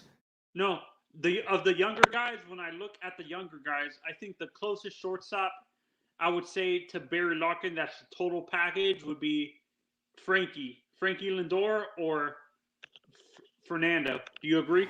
Look at Frankie Lindor's batting average the last couple of years. When he switched from contact to power, look at his batting average. Don't think the Mets don't know that. It lowered. I'll bring it up to you right now. I'm a big Frankie Lindor fan. I remember I got laughed at when I told people about Frankie Lindor. I got laughed at, Manzano. No joke. Do you think Frankie's the best? He's better than Correa? No, I like Correa. When healthy, I'll take Correa. Because of his, I'll take Carlos Correa when healthy. Shortstop, he reminds me of A-Rod the most. Yes, he does. Yes, he does. Know who else is a good one? No one talks about Dansby Swanson. He's beginning to grow into his power now. Yeah, because people need to realize not every player develops their power early. Some players are late bloomers. I think who was it? Derek Jeter. He didn't have power early on in his career. He started hitting a lot of more. He hit more home runs as he got older. Don't you agree? Yeah, but you know what was good for Jeter? He always hit for average. That's what I like in my players. Can you stick to hitting the average? Jeter did. Jeter was a over 300 hitter lifetime. Was there a player that had the combination of hitting for average and power? Barry Larkin, A-Rod. No, overall, would you say Ken Griffey did that during his career? Oh no, I'm talking shortstops.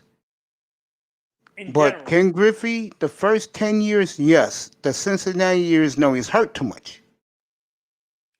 Would you say? Oh, I wasn't sure if you were old. Were DiMaggio and I wasn't alive, Manzano, but they did it. Mantle, Mantle and this guy did it. Komene did it in right field. Aaron died. What I mean by died? Aaron went down late in his career. Clemente was consistent at right field. I'm talking How about batting average. Joe? He was How about consistent. Joe? Which guy? Joe DiMaggio. Yes, he was consistent. Those are the type He of would hit players. for power and average throughout his Yes, career. and those are the guys I respect because they were consistent their entire career. Ted Williams was consistent. Those are the players you look at and you go, okay. Barry Larkin was consistent.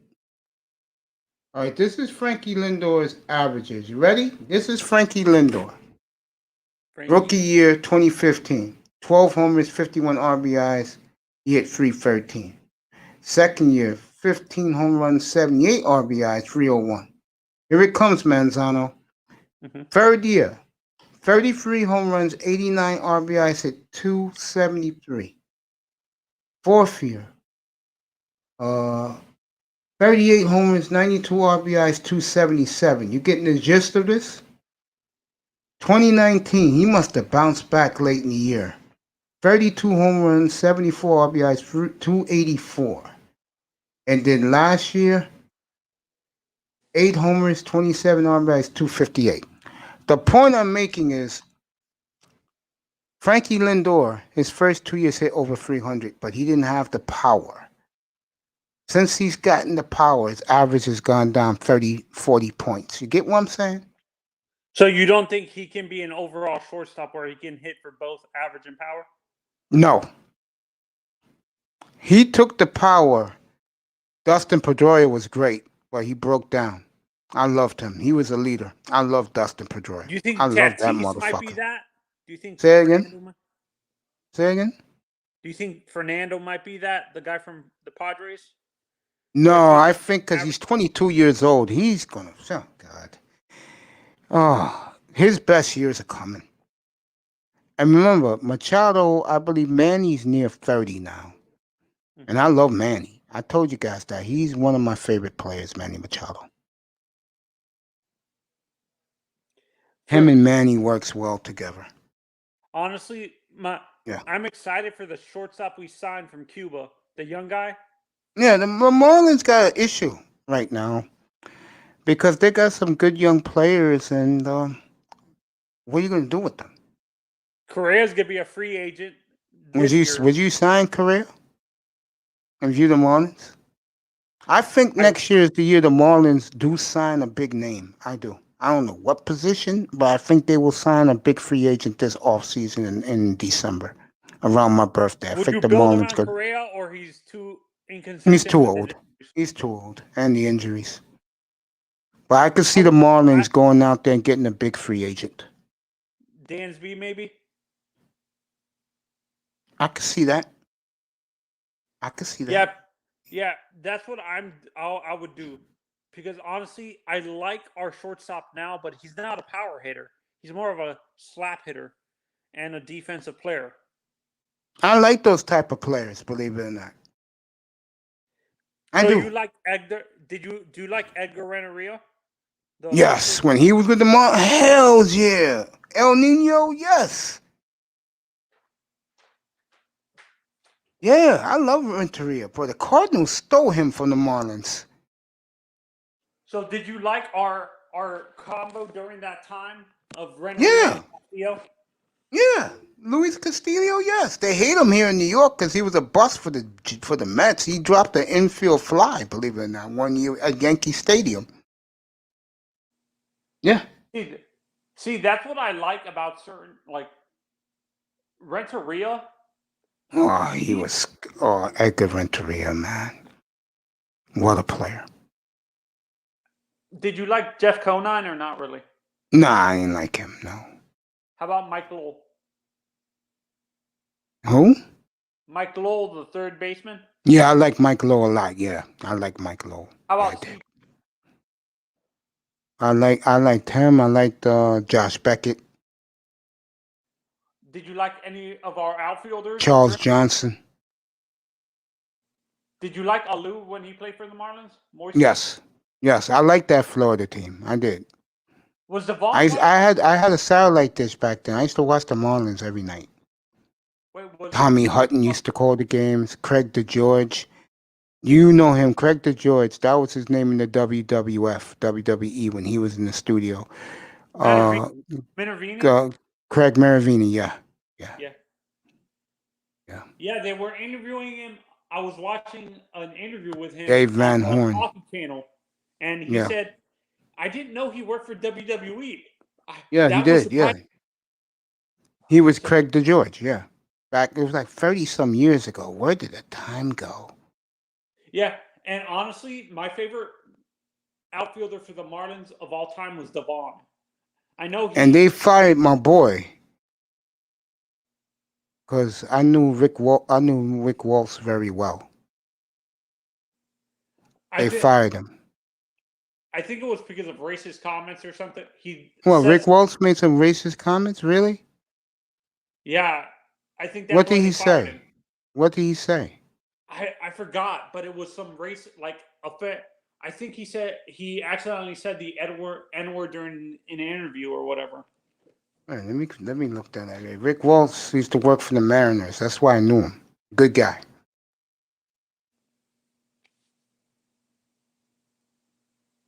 Do you like Tommy Hutton? Yes, I liked him as a player too for the Phillies. He said he was never a good player. I liked him though. Mm-hmm.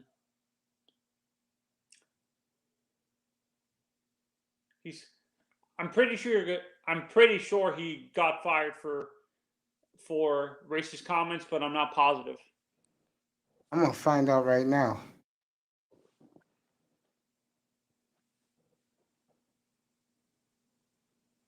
Yeah, there goes Rick. Rick got old working with the Marlins. Mm-hmm. Rick Waltz I see on the left. That's the Rick Waltz I remember. Young Rick Waltz working for the Mariners. What's your opinions on Dave Van Horn? I liked him. Yeah, he's a good guy. I liked him when he was with the Expos.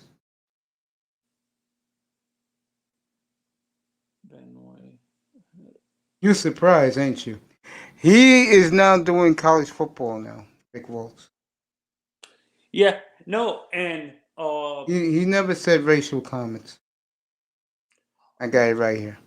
Okay, what did he get fired for?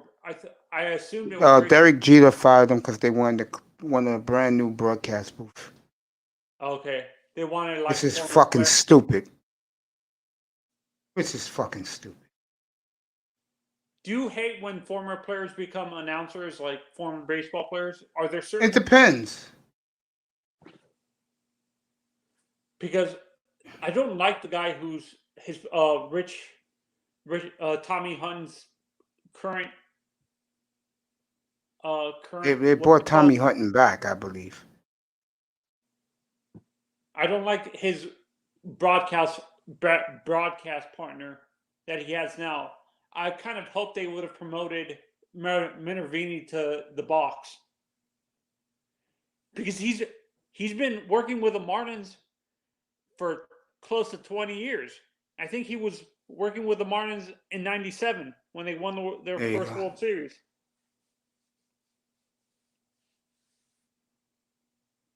He should go back to the Mariners.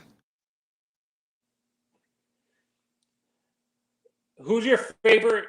Like, being that you're up in New York, who is your favorite overall New York sports announcer? Walt Frazier. Oh, okay, so you. Oh, goddamn, she looks awesome tonight, bro. God.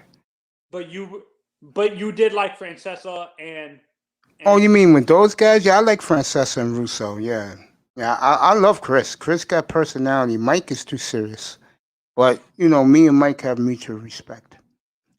Us fat guys stick together. Even though I lost 145 pounds, I still consider myself fat. That will never leave me. What's up, Sheet?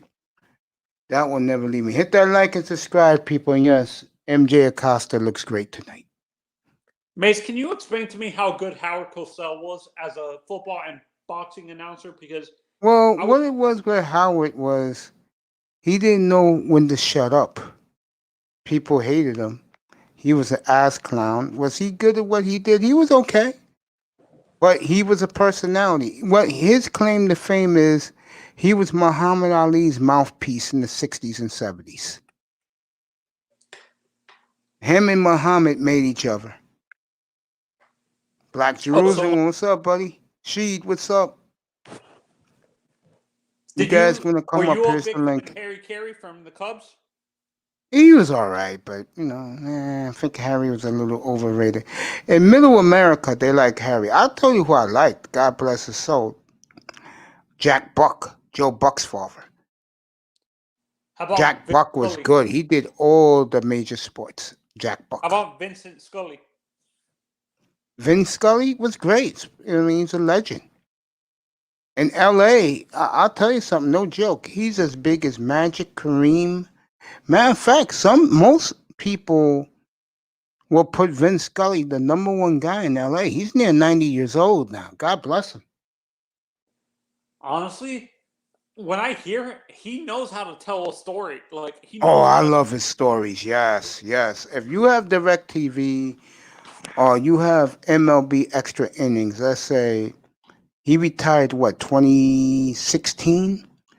Yeah. So if you had Extra Innings from 1998 to when he left the game in 2016, you got a treat because he did the broadcast by himself out of respect for the late Don Drysdale, because Don Drysdale was his partner and he died in his sleep, no joke. I think Drysdale died about 1994, 95 in his hotel room in Montreal.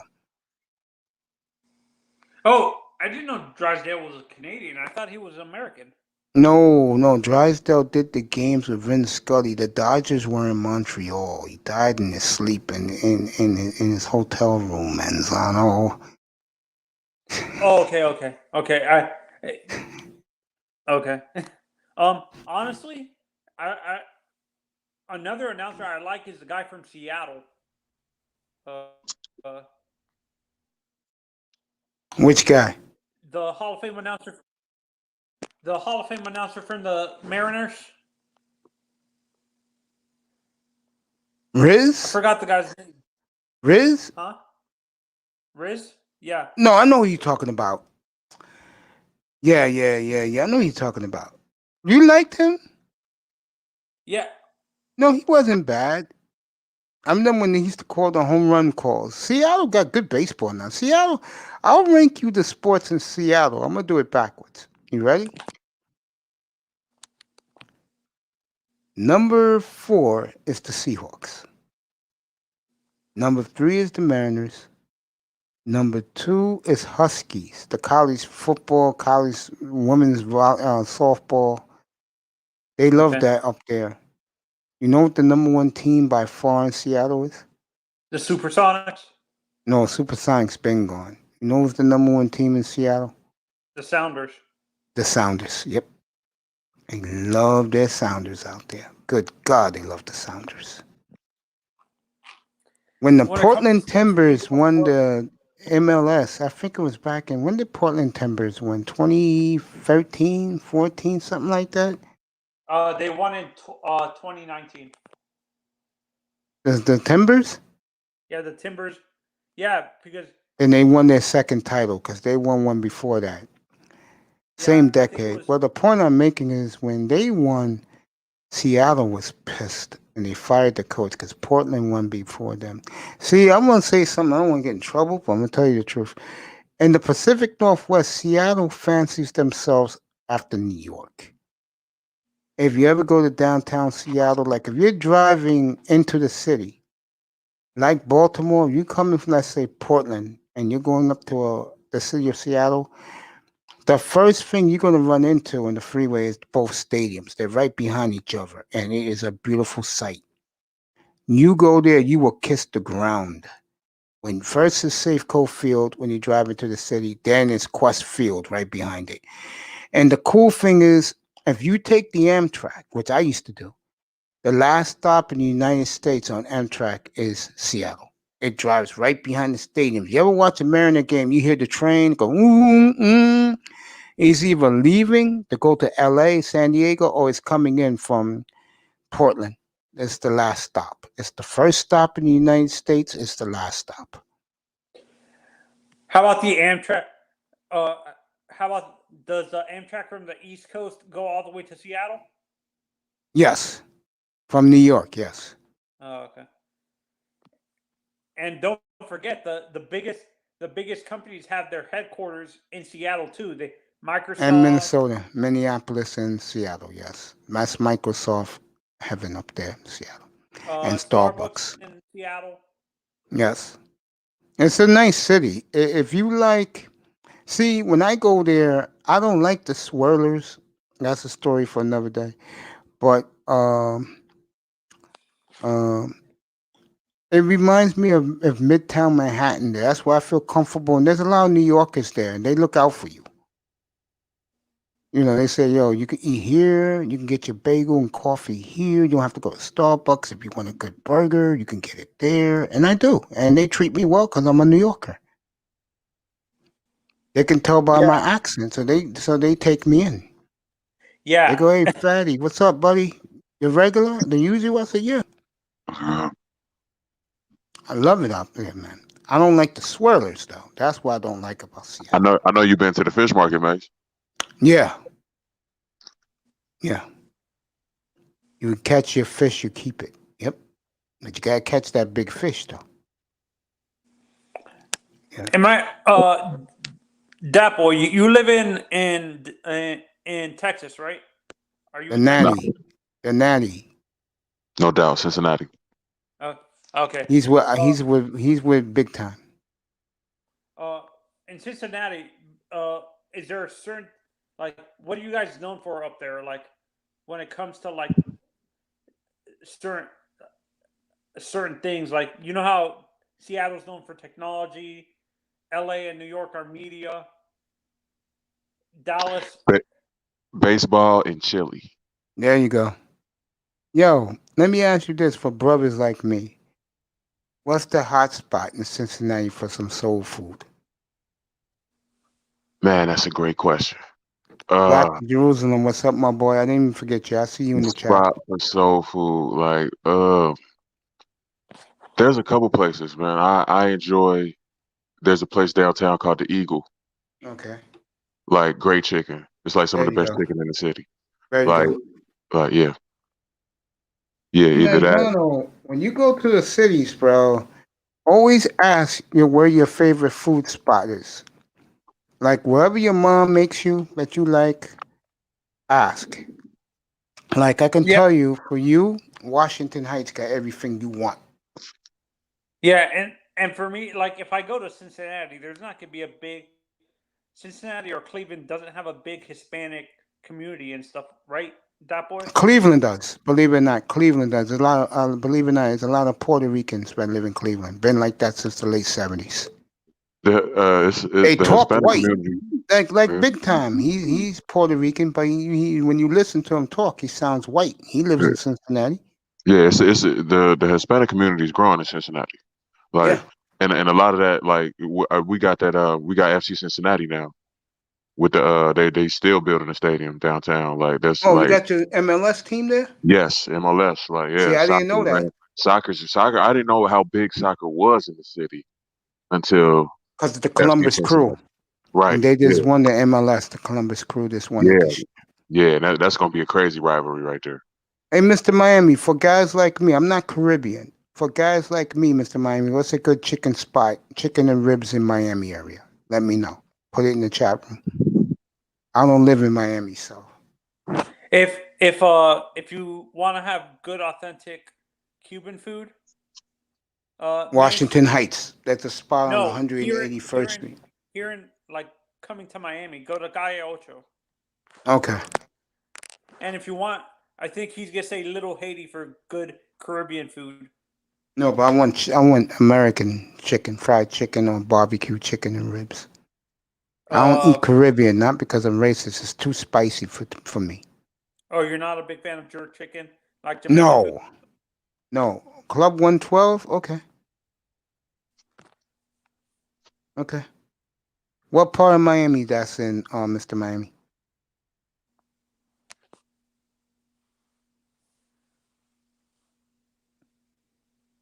Trick Daddy restaurant. Okay. I I feel had, that. I had a Trick question Daddy. for you, Mace. Go ahead, bro. My favorite position in baseball is the pitcher. Your favorite pitcher all time? Well, I'm gonna say Christy Mathewson, Walter Johnson, because they dominated back in the late 1800s. But if you're talking about like nowadays and stuff like that, they all just passed away. Seaver, Bob Okay. Gibson, Okay. those guys were awesome. And our time right now that you would know, I hate to say it, you're gonna have to go one, the Braves. David Cone was great.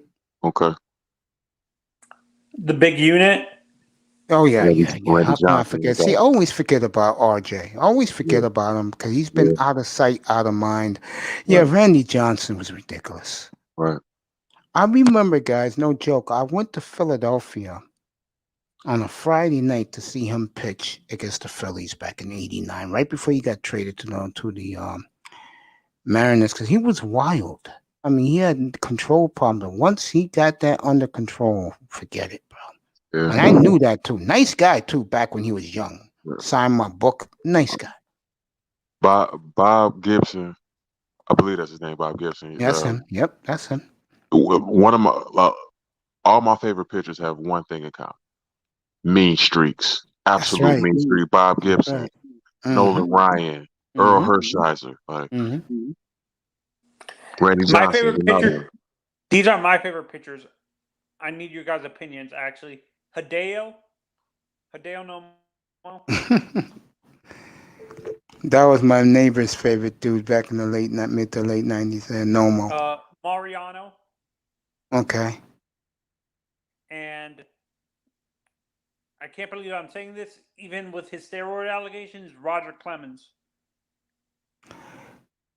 Clemens was great, but again, the steroids. I can't do steroid guys. The only guy I would give a pass, Chef Creole in Miami. Okay. The one guy I would give a pass, but he shouldn't have raised his finger was Palmero because his numbers were ridiculous. Actually, I'll replace Roger with Tom Glavine. I'm a Marlins fan and I hated the Braves, but Tom Glavine was a good pitcher. It's my Yeah, favorite he was. left-handed. It's my favorite left-handed. Now, my favorite left-hander was Steve Carlton. Mm. Oh, he was great for the Phillies. A weirdo, a racist, but he was great for the Phillies. Who was your guys' favorite relief pitcher? Raleigh Fingers. Dennis Eckersley. Okay. Heck. Mine's Fingers. Love Fingers. So you liked Raleigh over Goose, Mace? Well, I met Goose almost every day when I went to the Yankee games as a kid. You know, Goose is a personal guy with me with Pinella. I love Goose, man. Good guy, great guy. I was a kid then. He used to treat me great. Him, Pinella, George Frazier. Those guys treated us kids like gold, man. Used to Who's your rub favorite us on the- catcher of all time? Don't even go there, Manzano. That boy, tell him who my favorite catcher and, in my opinion, one of the three greatest players to ever lace up cleats. Tell him. I know. I remember you telling me. I forgot though. I forgot who Oh your favorite God! catcher And you live in Cincinnati? I remember. Oh yeah, yeah. Okay, Bench. Johnny You did say Bench. Bench. Hells yes, You did say Bench. That's right. man. favorite They catcher? MLB last summer did a 90-minute Johnny Bench documentary. I had tears in my eyes watching that 2:00 in the morning, man. I was crying. That's how much Johnny Bench means to me, bro. My I wish I favorite. could have seen Bench. I didn't get a chance to see him. So I understand. I'm choosing a player off one of the greatest teams in MLB history, but my favorite catcher, even though I've never watched him, was Yogi. You've been watching those highlight films too long. Mike Piazza. My only problem with Mike was, in his young days, he was the bomb, but he lost his catching skills somewhere. But boy, when he hit a home run, you could hear the crack of the bat. Oh my God! No doubt. Either him or Pudge, man. Yeah, Pudge was crazy. Pudge was Johnny Bench in your time. Yeah. Yeah, What an arm. you. Man, Yeah, he'd gun you down. Bench had the and- arm too. Bench was ridiculous, bro. Fucking Bench was ridiculous, man. The catcher who I find that's overlooked because of even though he won World Series with the Yankees, I think because of Pudge being so dominant at the position, Jorge Posada was a good catcher. Jorge? You know what Jorge's problem was? No. Andy Pettit didn't like pitching to him. That hurt him. Yeah. And if Pettit didn't do steroids, he'd be in the Hall of Fame right now. Pettit? Hold up. Wait a minute. Pettit was on roids? Yeah. He was with Clemens, bro. He was the one who sold Clemens out. That's why you don't hear about. That's why you don't hear about Pettit no more. Yeah. That's Chef crazy. Trio has good chicken wings. I gotta go there when I get to Miami late this summer, bro. 2 cities I definitely will be in. Hopefully this. I know Miami's definitely one. I gotta get to Chicago. Mace, are you a big fan of Asian food? No.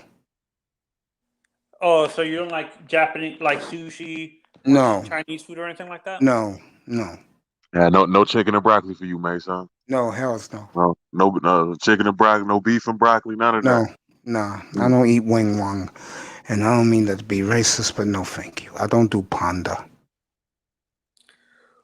Who is your I like Spanish food though. I like eating me some I love the way the Dominicans make their ribs, their pork chop. You heard what I told when this guy was up here earlier?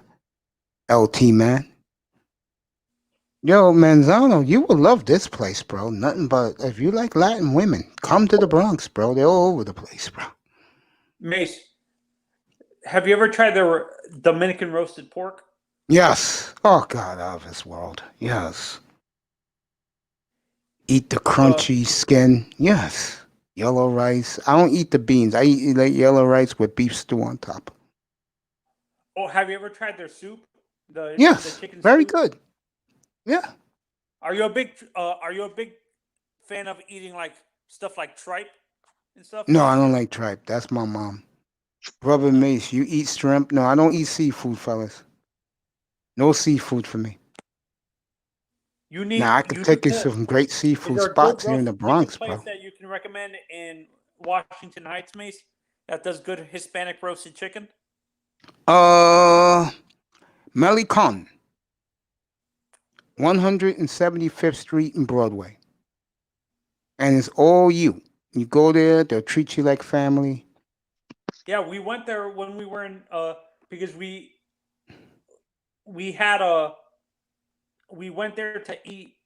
I think it was dinner because we were going to see a Broadway show. We were going to see Aladdin. Okay. And Broadway's not that far from Washington Heights, right? Yeah, Broadway takes you all the way up to where I used to live. It starts at Wall Street and it takes you all the way uptown to Washington Heights, yeah, and to the end of Manhattan. Then you cross the little bridge and you're in the Bronx. I used to live right there, right across that bridge. Lived over there for 32 years.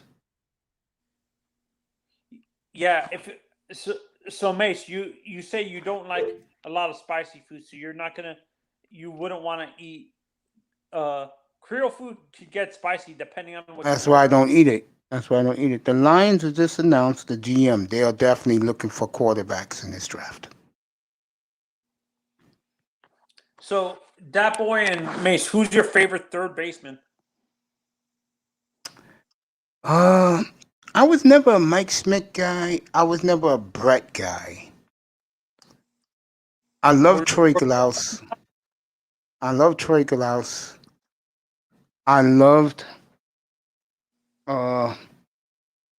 Scott Rowland. Were you on more of a defensive guy when it came to third base, Mason? No, I want him to hit a little bit. I love Ron Say, the Penguin. Yeah. I loved Eric Karros, believe it or not. Right. Chris Sabo. Sabo. How about Brooks Robinson? Oh yeah, he was great. Yes.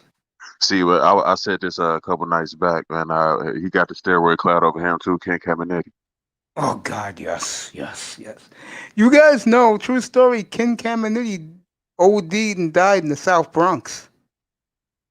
In the Bronx. I know he OD'd. He was in the Bronx though. Yeah, he was buying drugs there, and they found him in an alley. That's sad. Boy, Caminiti, especially with the Padres. Wow. Yeah. Wasn't he a player that? Yeah, for sure. Oh God, I remember. damn, I love me remember some him. Ken Caminiti. I remember his Astros years.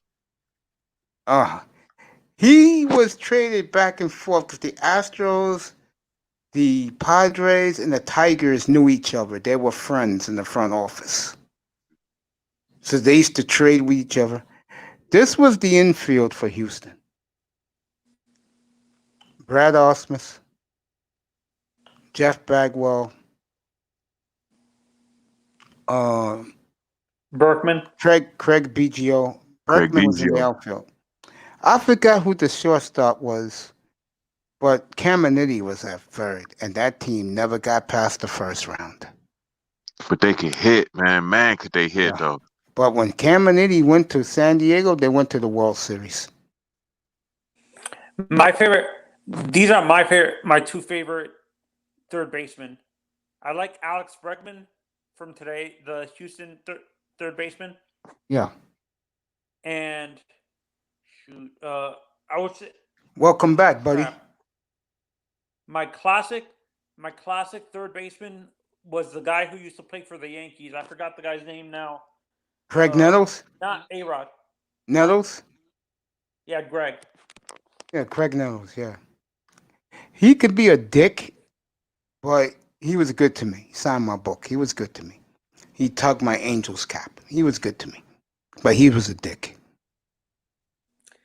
Is that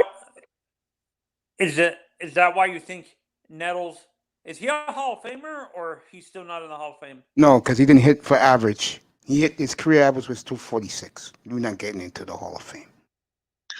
You know who I feel for most in baseball? Mattingly. Yeah. And I told this story the other night, and guys were shocked. He is the most popular Yankee ever. And couldn't get a ring. Well, he hurt his back. That was his problem. And he retired before the Yankee dynasty. Can you believe that? He retired in 1995. If he would have stayed one more year, he would have got a ring. Right. They will have his day here. Trust me. They will have his day. They love him here. Yeah. Oh, God, do they love Mattingly in this town. Yeah. That's what they say about him, man. His career was bookend by championships. They won the year before he got there and the year after. Yep. They love him. Goddamn Yankee fans. If you put a statue outside the Yankee Stadium of him right now, Yankee fan will genuflect to it. So even he was that great. Yeah, for Yankee fan, yeah. Even over Jeter, who won them 5 World Series.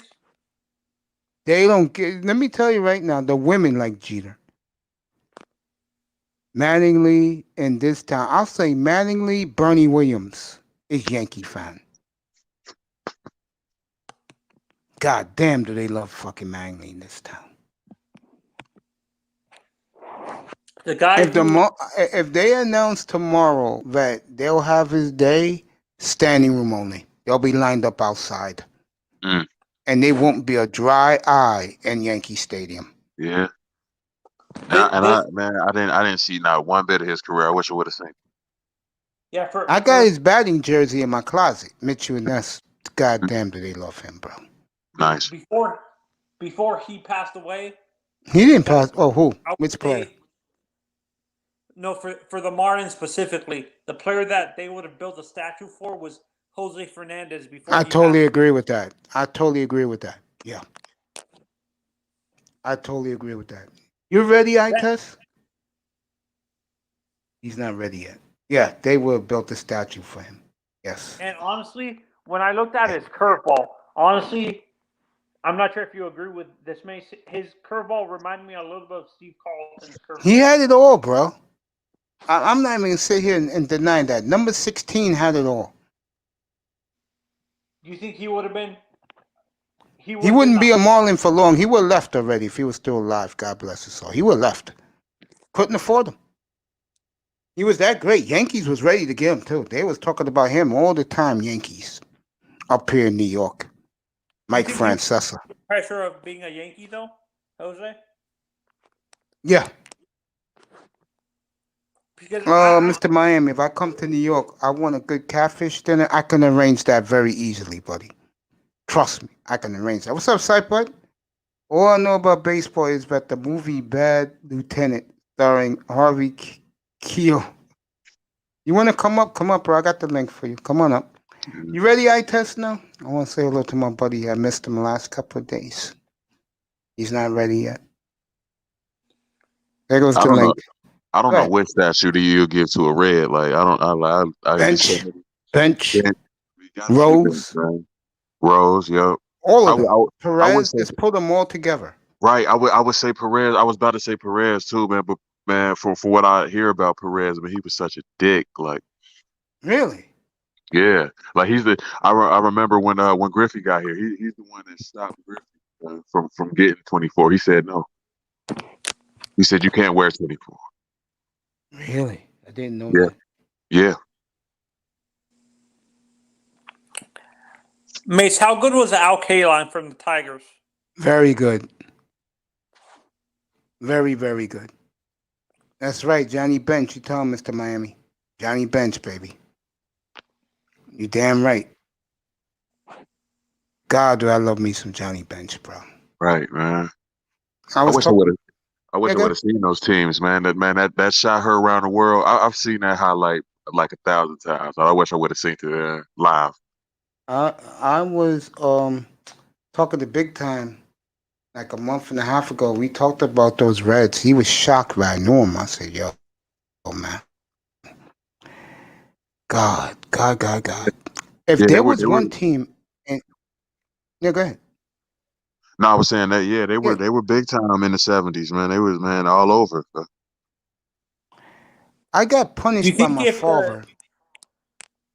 If the Reds of that era stayed together, do you think they would have been able to win enough championships and stuff like that to catch up to the Yankees, or no? When it came to championships? No. I'll never forget 1976. None of you was in existence. And I was 12 years old, and I was punished by my dad. And I said, Dad, but I got World Series tickets. My dad wasn't the biggest sports fan, but you know who my father knew?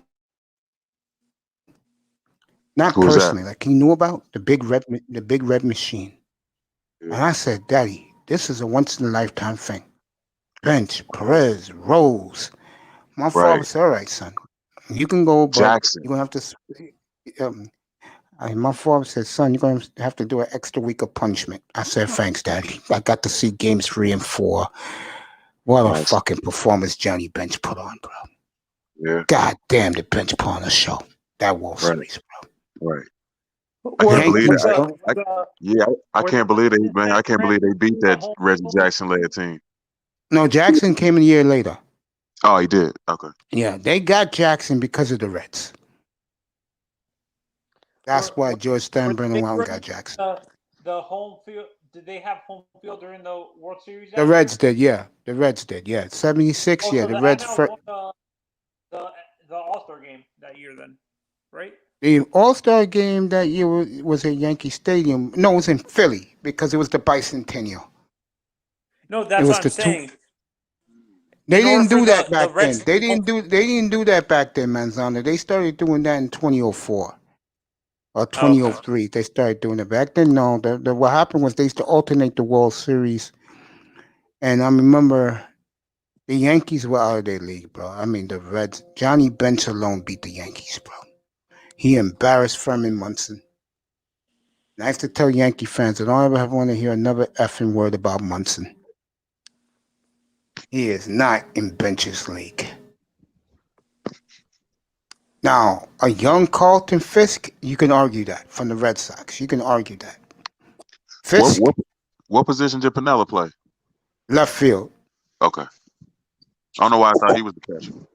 The outfield for the Yankees was Pinella in left, Mickey Rivers in center, and Oscar Gamble in right.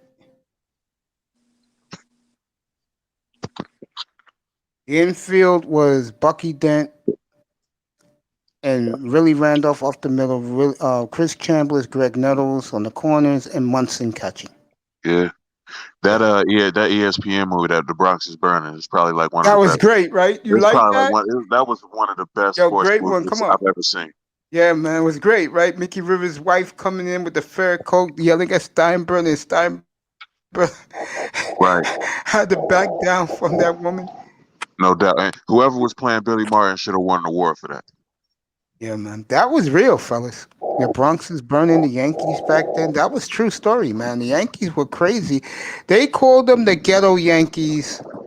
The Italians hated that team because the Yankee fan is mostly Italian-driven and now Latino-driven. The only reason why the black guys was liking the Yankees because of Reggie. Once Reggie left, the black guys gave the Yankees in baseball the finger here. What's up, little baby bro? I missed you last couple of days. I'm sorry I did that. You know, the Manosphere looks out for their boys. They looked out for me today. They told me how to bring you back, and I did. And I text you, get your ass back in it. Missed you last couple of days. How you doing, bro? I'm sorry I did that to you. No, you good, bro. You straight. It was a mistake. What's up, yo? Yeah. What's up? What's up, everybody? What's up, Yeah, man, we miss you up here. My question to you, I know you don't give a damn about baseball, so I'm going to switch it back to NFL. Aaron Jones is available. Sean Jones reported tonight that the Dolphins are into James Conner from the Steelers because he's going to come cheap. Would you take him and would you sign him and what's my boy? Curtis Samuel? They're both available. They're going to come cheap. Or would you rather get Aaron Jones and Kenny Galladay? I mean, it then it goes to the price thing, like how much. Yeah. If it's a decent price. Yeah. I mean, I Connor's straight. He's not a world beater, but he's better than what you had the last 2 years, and he could be a nice changeup for Gaskin if you leave Gaskin in there. Aaron Jones gonna be expensive, and I was talking to my dog earlier. He was like, "Yeah, bro, like that Aaron Jones, it sounds nice, but Aaron Jones takes you out of the running for Deshaun." Well, he only costs $11 million, Deshaun, this year if you get him. Miami, the cap is not 25 no more. It's up to 38 with but they released Van Noy today. Yeah, it's official. I saw that shit. But that's what I mean. Like, there goes another dumbass decision. Why bring him in? Like, you rented this nigga for a year. He barely played last year. He got big money. Remember? Yeah, it's your coach being gangster again. but it's after the fact. You shouldn't have got him in the first place. You should have saved that money or got somebody else. Like, why waste it on Van Noy? Like, I ain't like Van Noy. I mean, I don't like shit at New England because it only works in New England. Only works in New England. Only a few players I've seen leave New England and they steal that guy. Yeah, the guy in Arizona. Chandler Jones. Damn, I ain't even see Malcolm Butler ball like that. Got cut today, by the way. Yeah, he got cut. That's what I'm saying, bro. Like, coaches, players, coordinators. Only Brady and Chandler Jones left and flourished. I'm gonna let you at least kept the same energy. You feel me? Kept the same level of play. Yeah, I'm gonna let you run the panel. I'll be back in a second. Go get me some water. Be right back, everybody. Go ahead. You guys can keep talking among yourselves. And he's right. Eye test is right on point. Don't get New England players. Buyer beware. Jamie Collins played well. Pete, you can come up if you want, bro. Come up and then I'll go get me some water. Even though my but remember, He played garbage at Cleveland. They had to bring him back to New England. No, he for played him good to. in Cleveland. He played No, good, but he Cleveland didn't. was 1-15, bro. Sup, Iman? Del Rivas, yeah, but that was the end of his career, though. I mean, when he went back to the Jets, Rivas didn't do shit. Do you think these Patriots players get overhyped because of the system? Yes, because they got rings. That's why they're overhyped. Yes. The players, the coaches, all the motherfuckers, bro. I'll be That right shit back, only boys. works there. Yeah. Yep, only works with Belichick. And yeah, Flores, I think what Flores is doing, and I told you guys this will happen. If they sign, Pete will be up in 5 minutes. I'll be back by then.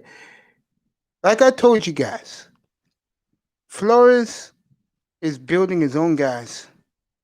And you got a taste of it this year that it works in Miami, but with Flores' players. Nate Soldier, he's been a bust with the Giants so far. Come on, Iman. I'll be back in a minute. You guys can talk.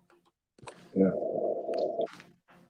Man, they all been bust, man. From Josh McDaniels to fucking all them bitches, bro. Like, only fucking Brady and Chandler Jones. I ain't trying to hear that Darrell Reeves shit. Darrell Reeves was done. Who else? Vince Wilfork was done. Right. So McDaniel's gonna get it. McDaniel's gonna get another shot though. But he a I highly bitch, doubt though, it. because that whole shit he did with Indianapolis, bro. Nobody gonna trust him. You He's feel me? good- He he's had good a for job and the motherfucker reneged on Indianapolis, bro. That's career suicide, bro. You don't do that to NFL teams. Right. No doubt, man.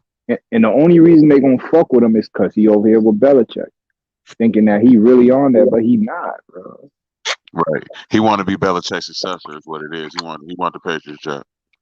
And what's crazy is as soon as he take it over, you're gonna see a decline in that organization because Daniels, bro, I don't see the genius everybody else sees. Maybe I'm tripping, but I don't see this motherfucker like doing anything innovative. Bro, you had Brady. All you had to do was be in cruise control and let Brady run the show. The one thing I say about him is he took Tebow and the Broncos to the playoffs. Like that's saying something. All right, I'm gonna tell you what happened that year. You know he got busted doing Spygate shit that year. No, I did. Yeah, niggas don't know. Niggas think Josh McDaniels just left the Denver job. They fired him. They fired him because he got caught filming the 49ers practice before a Denver 49er game. They caught him and they ain't like make it public, but they fired him because of that shit, man. No. Yeah. The Patriot way for sure. The Patriot way. So I test. You think crazy. Brian Flores is going to fail as a head coach? Yes, bro. I think next year y'all gonna want his fucking head, bro. That's how y'all is. Y'all. It ain't even his fault, bro. Like, I really feel they put him in a trick bag. Like, first they gave him the 1-15 season. No, actually, he kind of fucked up when he got rid of Mika Fitzpatrick. But okay, let's say, all right, he got the team to buy in, and he got his 5 or whatever. He should have been coach or man enough to say, I don't want to, man. I'm gonna build this team the way I want to. But the fact that if the reports are correct, that they forced Tua down his throat, it shows you this man still doesn't have control. And he's on his third or fourth coordinator in 3 years. Like, we haven't had an offensive coordinator stay for 1 year yet. I'm talking since tell me a coordinator for the Dolphins. Tell me the last coordinator that was here for 2 years. But then they want to talk about continuity and building. You know, bro, you don't keep the same fucking system for more than 2 years. How are you going to build continuity? I'm a year early, bro. Next year, y'all going to want Flores' head, bro, because y'all going to be like, how the fuck we went from a playoff contending team.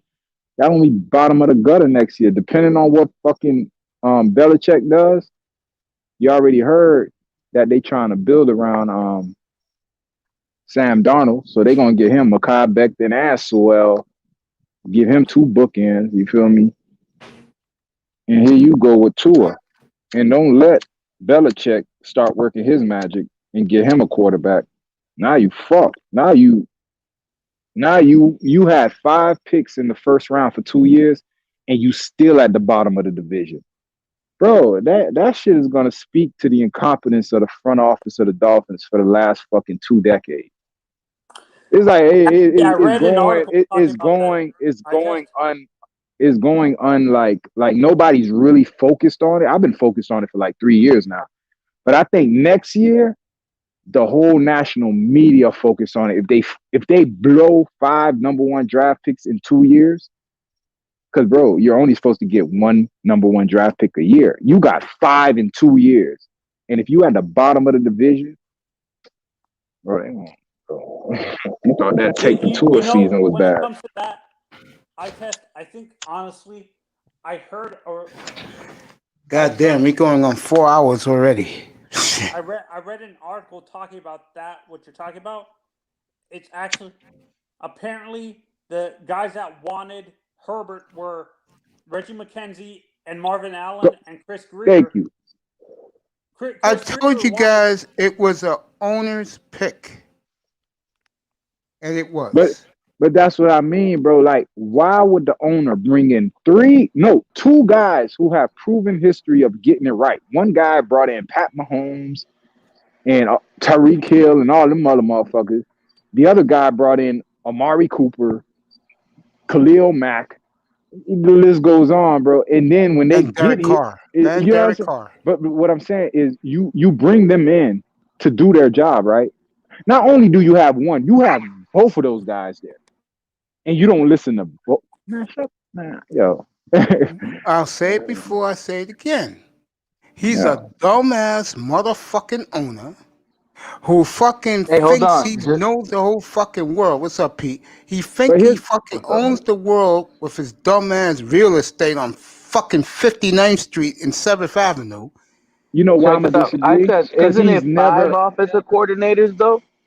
Because I think it's 5, bro. Because right now we're going with 2. One at a time. I just wanted to, because I think he said 3. I think it's 5, but correct me. Right now we're going with 2 with Godsville and Studgeville.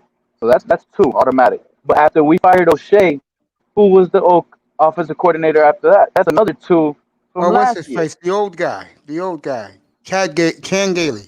So you're on Chan Gailey, O'Shea, and now you have 2. Tweedledee and Tweedledee. That's why. So we fired Chan Gailey halfway through the season, didn't we? No, Pete, can Chan you Gailey. this guy talk, please? Chan Gailey not left. Chan Gailey, Chad O'Shea. Didn't we fire Chad O'Shea halfway? Who took his place? Chan Gailey, bro. Nah, Chan He Gailey wasn't on the team yet, Mace. He took O'Shea's place. No, but he's talking about because we fired Chan Gailey. Damn, didn't we fire Chad O'Shea like 2 games? No, I'm talking about Chad O'Shea the year before. I keep getting their names 2019 mixed up, that's the problem. Yeah, but didn't we get rid of O'Shea like halfway through the season? No, at the end of the year he fired. Yeah, that's what I mean. It was at the end. Yeah, so he had his okay. he had his run. But that speaks to the incompetence from jump, bro. Why would you bring 2 flunkies from New England with you? Why not if you're the head guy? Because he wanted to prove a point. But bro, that's the wrong point. That's showing you're not your own man. What you should have did is when you left New England, scoured the whole NFL for the best possible offensive coordinator and the best possible defensive coordinator. How much brain power did it take Brian Flores to say, hey, Chad O'Shea and the other guy, Graham, hey, I'm going to Miami. Let's go. That was easy as fuck. And then you fired him after a year. So, bro, there's that. And then the next year, you bring in the veteran, Chan Gailey, and he leaves. He doesn't get fired. He says, I'll quit. You bringing Tua back? I'm out. Yep, exactly. And now this year, you couldn't find 1 competent coordinator. You promoted 2. 2 bums, yeah. Trent Williams, the reason why I'm showing his name for everybody is he said he wants to go back to San Francisco. You fucking right. I know that. I know. Trent Brown went to New England. And here's a little pushback to what you were saying a little while ago, Mace, on the Cal Van Noy release and that 1-year rental stuff, right? You don't think GMs, not GMs, agents are out here looking at it like, This guy's out here doing 1 year rentals on players. He's not committing to the contract he's given us. He's willing to You know, do a 1 year, 12 million, forget the rest of the other years, and play my client like this when you promised him a future with your squad and you played my client. well, you do know that around the NFL, the Dolphins are the least liked team by agents. That's a fact. And is that good or bad? That's very bad. That's very bad. As a GM, that's really, really See, bad the Dolphins because are now lucky. talent doesn't want to go to you. They don't Yeah, trust and not you. only that, I'll go a step further. When you have, I know you guys love him. I know you guys think he's God, but You I'm can't being trust them. honest here. No. I'm going with something here. When you have no superstar players, especially on offense, you know, that's a knock on you. When's the last superstar Miami had? Ricky Williams? You know how long that was ago? I would I say it's just probably the last one. Jarvis Landry, Johnny Brown. I don't look at Xavier Jarvis Howard Landry now. I don't look at Jarvis Landry as a superstar. When I look at superstar player, Reggie Yeah, he Bush. was a product of. yeah, Reggie Williams, bro. You gotta put numbers like Ricky did as a running back. You have to put numbers up like in today's NFL.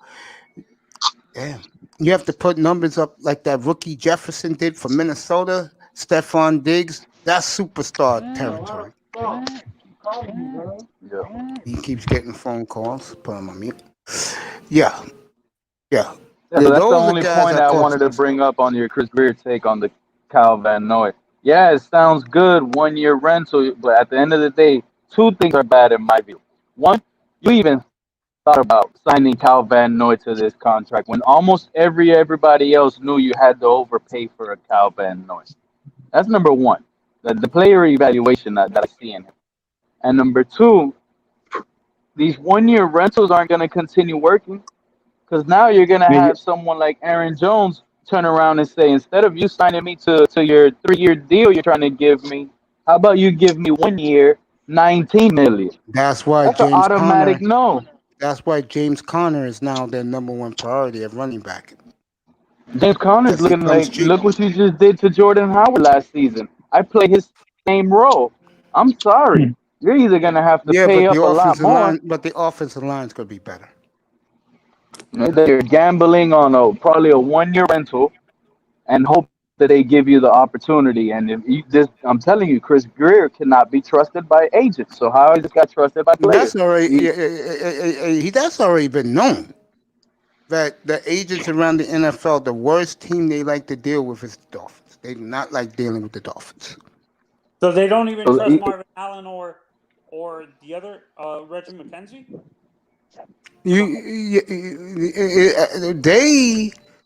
They're there to help Chris scout. Marvin Allen's the scout in the group, and McKenzie's like the overseer.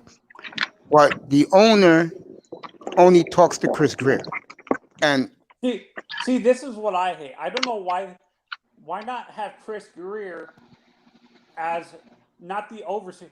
I understand why they promoted him because he's been with the team for a while for 20 now, years, 20 years, for yeah. 20 years. But have McKenzie, a guy who knows how to what's it called? How to scout and deal with contracts and stuff like that. But didn't McKenzie have a bad rap when it came to contracts as well? I thought he had a bad rap. That During was his Gruden who career. got rid of this guy, bro. That was all Gruden, bro. He didn't want nothing to do with Khalil Mack. And look what the Raiders did Monday. They cut 5 good players. and they didn't pick up anybody worthy of all those draft picks from Khalil Mack either way. Yep. Look what the Raiders just did on Monday. They cut 5 good players, Manzano. 5. I'm You could really surprised to use see. one of those linemen. I What was you I say, was that boy? I was surprised to see John Brown got released today. Yeah, from Buffalo, yeah. Yeah. Well, the word is, and I told you guys this. This was said uh late last week. The Dolphins will sign offensive players, and they will draft defensive players. John So Brown, he's a good receiver. He's small, but you know how gets it goes, hurt too man. If much. if Gets you hurt can't too stay much. healthy, teams will cut Get you. It hurt don't too matter about the much. contract. Would you say John Brown would be a good slot for us, Pete? No, gets hurt too much. No, it's a lot. You got to be able to take some hits, Anthony. Huh? Hey, gets hurt too much. I You gotta don't get think John guys who are Brown healthy. relies much on his route. He relies more on his speed. So in the slot, you got to be Since I nasty with got those my routes. since I got my little baby Wow. brother up here, I got a question to ask you, bro. Oh, you got a phone call again. Yeah, go ahead. Take that. Yeah, I and I, for I ask him when me, he comes back. Mace was asked me this question earlier. Would I rather get Aaron Jones and Kenny Galladay or James Conner and Curtis Samuel? I would rather get Aaron Jones and Curtis Samuel over Galladay because Galladay scares me a little bit because he's Gets hurt too like much. yeah, he's like Preston and Devontae. Can you really trust him to stay And healthy the whole the season? Man, story about him, by the way, listen. If you get Aaron Jones and Kenny Galladay on this roster, listen to this. This is almost the Space Jam team. If Tua cannot succeed with all his receivers being 6'3" and higher, all of these three can outjump every corner. You got a 6'5" tight end in Gesicki who could outjump every linebacker. If this guy can't succeed with these Giants, it'll be unreal. And you got one of the best route running backs in Aaron Jones. Kenny Galladay is a stud. The only concerns are his injury. Just like Devontae Parker, he's a stud. What are his concerns? Injury. Preston Williams, this guy was undrafted, went all the way to number 2 his rookie year on the depth chart, passing up NFL talent receivers like Kenny Stills right off the bat. I wouldn't Xavier be Howard came out and said Preston Williams is going to be a star just I off the fact of his I route running. It was I, so elite I as a wouldn't be rookie. surprised. I wouldn't be surprised if Greer gets rid of one of them, But I'm saying if especially if Tua you got stays. those three running 3 receiver set packages, there's not many teams in I the don't think the NFL Dolphins. I in don't the think red zone. I You don't think won't the be able to Dolphins. stop those three, bro. I don't think that What corner? if the Dolphins keep Tua, one of those two is gonna be gone. I keep saying it to you guys. They're gonna make it so comfortable for Tua to succeed, so they can You're shut making his critics it up. comfortable with Aaron Jones and Kenny Galladay, with I don't Parker think they're. and Preston Williams. I don't think they're gonna sign neither one. I think the Dolphins let out the bag tonight that they're gonna go for James Conner. You Much want to go cheaper, for he's cheap. cheaper running back. Yes, There's reasons why he's cheaper though, Mace. He comes with of course, injury baggage. but that's the Dolphins' way. You should know that. You wouldn't want Chris Carson over No, Connor? it gets hurt too much. How about Leonard Fournette? I gotta be honest. I like James Conner, but it's a tough choice between both of them to be honest. Because Chris Carson, he's nasty. Chris Carson gets hurt too much. Yeah, they I both would come with players an get honestly, injury hurt. book. if we can't get Aaron Jones, I I disagree. think the Dolphins could get Aaron Jones, but I think Don't fall for the names and the stats. You see, Aaron Jones, I keep telling people he had it easy. He was with Aaron Rodgers. He had a good offensive line. But the thing that concerns me most about Aaron Jones is yes, he's a good receiver. Yes, he's a good running back. But what are we looking for? Are we gonna pay Aaron Jones all that money to split duty? Because we can't forget AJ Dillon, a second round running back, was taking up his snaps. But that's not the only guy. It was Jamal Williams is taking all the snaps from him as well. He could not handle a 3 down roll without being injured. We're going into a 17-game season.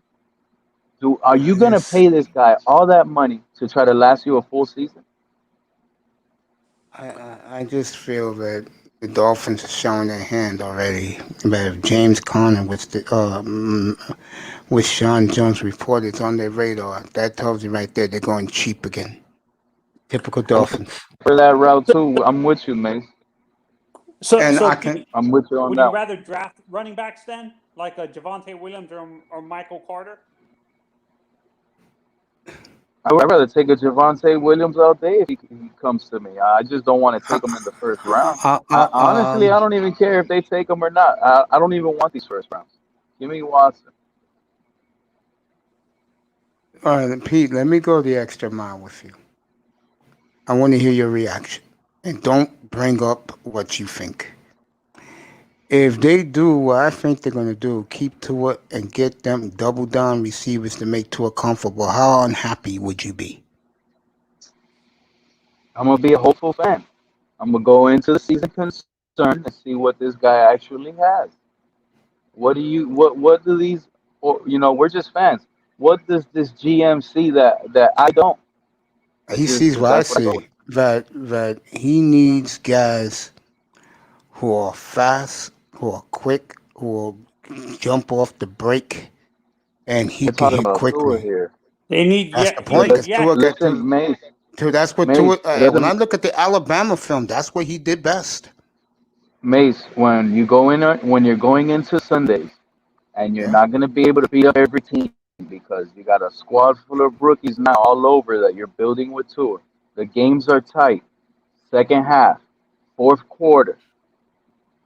If he doesn't perform in the last 3 minutes of the game and we lose, he will consistently get scrutinized higher, you and better go and get. they You will better go dog get him. you. You better go get a good backup. Like I said, I've And been then saying. you know what'll What's happen? up, Mason? Mwah. What Itest just finished saying earlier. He's a year ahead. They will fire this coach, and he has no blame on this. You know why he doesn't have no blame? Because the owner picked this guy, and the owner's controlling this team, and it doesn't matter what Greer or Flores says. That's the facts. But I think him backing away, which he did, he's backing away. He's letting But Greer, what the Flores. He's backing away because his fucking dumbass made that pick last year, and it's looking right now disastrous. The only way I confirm that move, what you just said, is if we actually move on to a quarterback this year. That's the only way. And I'm with Flores. I'm with Close Flores. That guy plays the coaching department how you're supposed to 100. Best player plays, no matter how much you If get you paid. get a good back if you get a good backup, he'll beat two out. Keep saying this. Gardner I Minshew. hope so. I Beats hope him so. out. If we get, Beats doesn't him out. matter. It beats him out. Doesn't It matter beats who him it out. is. Just give me somebody fair and Nah, it young does and matter who's because who under. Because if it's Jacoby Brissett or Mason Rudolph, he ain't beating. Yeah. It matters to that point. I agree. Well, what I was gonna finish saying is, give me a cast off who was drafted high, who didn't work out in their last regime. Mitch Trubisky. Let us get the Tennessee Titans Ryan Tannehill look with maybe a Mitchell Trubisky or a Gardner Minshew or a Drew Yep, Lock. I Let totally the agree with that. Broncos go crazy and trade out and get Watson, and then we end up with Lock. He turns out to be a star. That'll be Yeah, awesome and fair competition in camp with Tua. yeah, he'll lose his job. Trust me.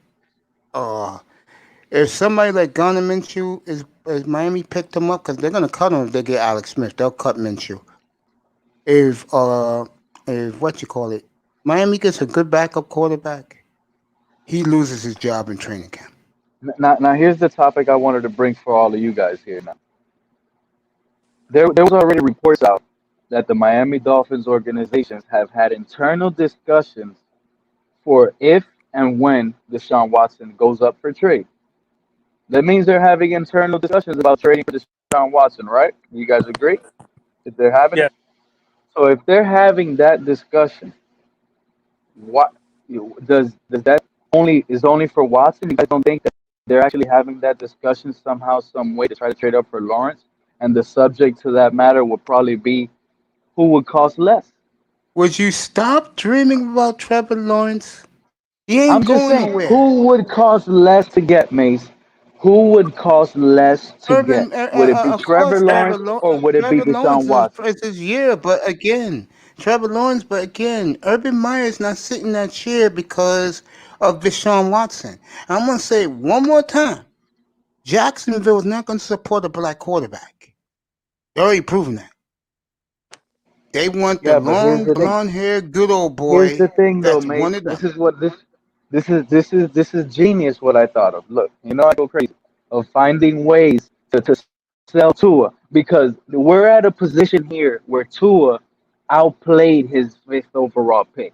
He lost that value.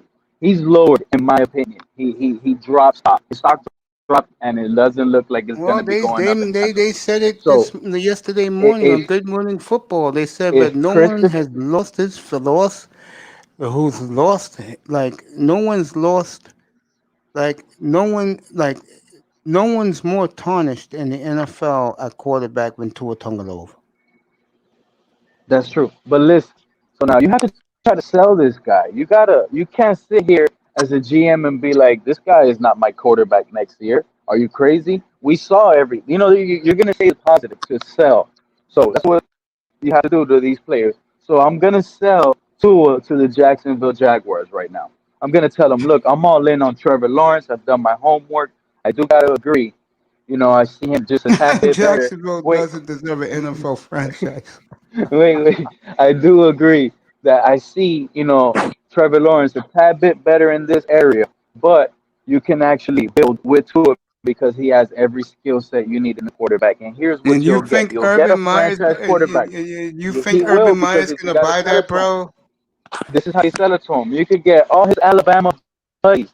I'm going to give you the third overall pick, the 18th, and both second round picks, Stop and dreaming, Tua bro. Those for the number one rednecks pick. are gonna have their Jesus, bro. Leave it alone. They got their Jesus.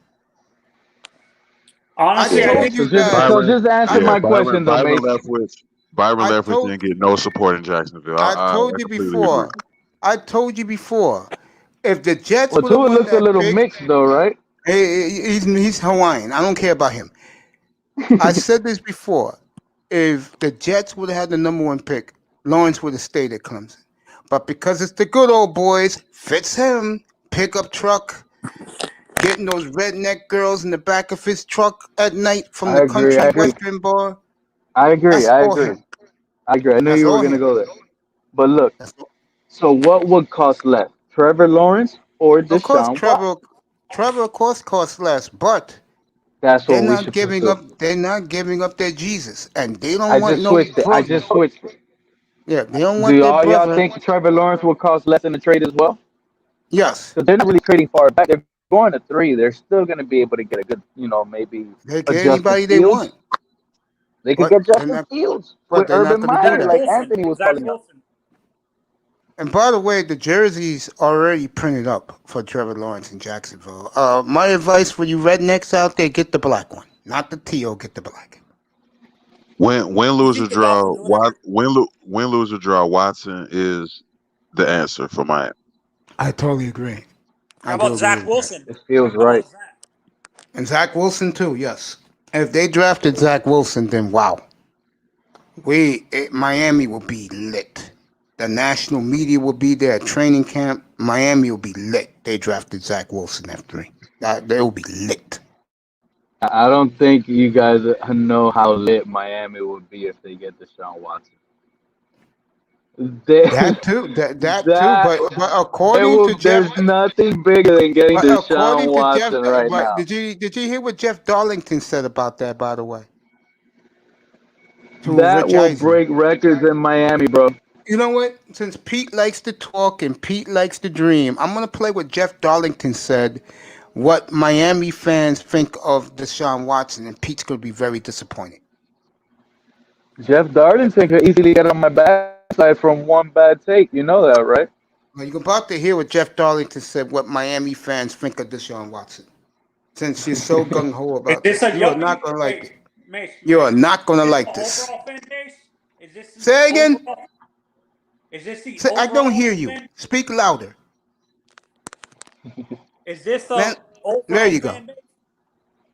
Is this Yes, the according to over? Jeff Darlington, last week to Rich Eisen. I'm gonna find it right now. And when Pete hears this, Pete's gonna go, you know what? Fuck these fans in Miami. You're gonna say it, Pete. Give me a minute. When you hear what he says about what they think of Tua compared to Deshaun Watson, you're gonna say, fuck these Miami fans down here.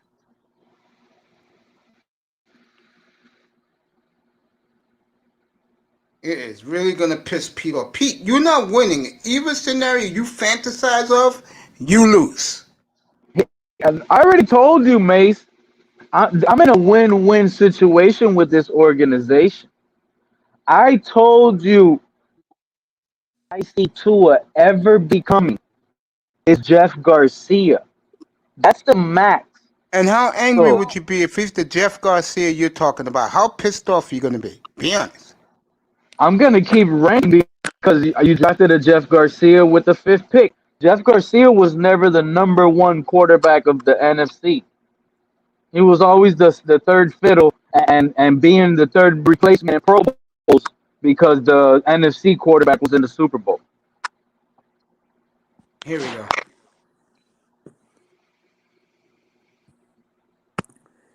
And Pete, I was Working talking heavy off the play action, had Garrison Hurst running like a dog back there. I remember those days. Terrell Owens catching everything in the middle. Every time he caught something, you want to talk about what fear, Anthony? Earlier you were talking about what player put more fear. Terrell Owens didn't want to go to the middle when Sean Taylor was in the middle of the field. He was curling up before he was catching that ball, and that's all Jeff Garcia was good for, throwing slants. The reason I love using StreamYard, well, that's easy. I can make Chris Brogan. I can make a show like The Backpack. How have you been? Everybody good down there in South? You're I'm doing well, man. Yeah. Are you based in South Florida still? Down in Fort Lauderdale. So, Okay. yeah, I am. And he dropped his keys, and he starts to run out onto the field, and his keys are sitting there. You have to pick up his keys. Robert Kraft was there at times when it probably. Here we are hammering the Cowboys. How are they not signing Dak? Well, the problem is they missed the window. Had they signed him, you think about the playoff situation, and yeah, more than likely he's going to get over that and grow and develop and prove his value. But if you've seen what happened with Wentz and Goff to a little bit of a different degree, to your point, man, it's tough to pull the trigger, and you know that these quarterbacks aren't sitting there saying I'm willing to give you a discount to do it early. So it's just such a tightrope to walk, and probably the biggest challenge. I would argue the biggest challenge that a general manager has to face when they draft a good quarterback. Last one for you. I say this respectfully. Why isn't Drew Brees retired yet? Because we all thought he would. Gotten these general managers a little bit sort of gun shy on putting something big fat on the table. Probably. I mean, think about Lamar. Lamar MVP of the league, but then when Wentz signed that deal, we're like, wait, what? I didn't even know. I remember when he signed that, I was like, wow, I had no idea that this was even close to where they would consider that. It was so early. Give me a second.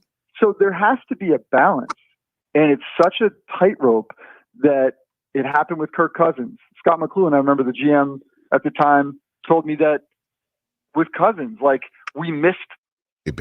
But what would be on the agenda list here?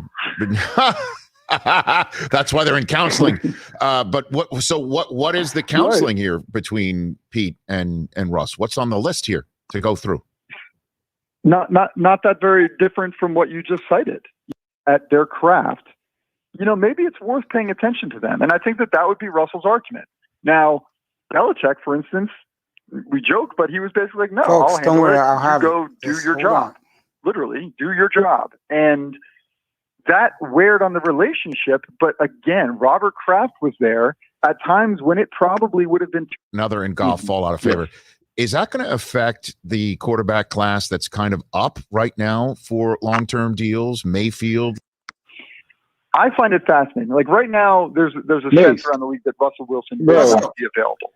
Yo, I got it on my the video I dropped available. yesterday. It Things got really- what you're talking about. Just put my video on. I wasn't trying to put my video, but I got all that shit. Oh, you got it on? All right, put it in the link. Put it in the chat, and I'll play it. Hold on. Your video is 30 minutes long, right? 20 Yeah, minutes. but I ain't gonna play all of it. Just the part he talking about. To degenerate in Seattle to the point where Brought on as a character coach to run the team, and so you've got that thing like this where it's a 20. What, he's 25, right? 26, Deshaun Watson, and a Watson trade. Right, but public relations. I mean, again, this is unlike anything we've ever seen. The belief that Watson will eventually be available, that he will wind up playing for another team, is essentially saying they truly do believe that Caserio, the GM in Houston, is not taking phone. Jalen's like, I'm highly doubtful he's ever going to take another snap for them again. Where does that stand here at the end of, at the end of the first week of March, on the eve of a ton of cuts to come with a That was almost it right there with Tua, what he said about what Miami fans think of Tua. All right, Hey, here you go. baby, Hold on. Yeah, fascinating what Jeff Darlington said. I'm going to say it right now. When Pete hears this, Pete's going to go, fuck Dolphin fans down here. I think Pete watched my video. He heard it. No, Pete didn't hear it. Hold on. I know I Pete got it right watched here. it. I'm close to it. With what he said when he asked him about how they feel about Tua down there. cap and then the new league year beginning. Where does that stand? Mm-hmm. Jeff? I was talking to an executive. It's in the back. Hold on. No, it's I not. got it. The second one, right? Hold on. Oh, Pete's going to be pissed. There you go. All right. I'm sorry my man left. See, that's what you Dolphin fans do. The second one, right? Yeah. All right, I got it.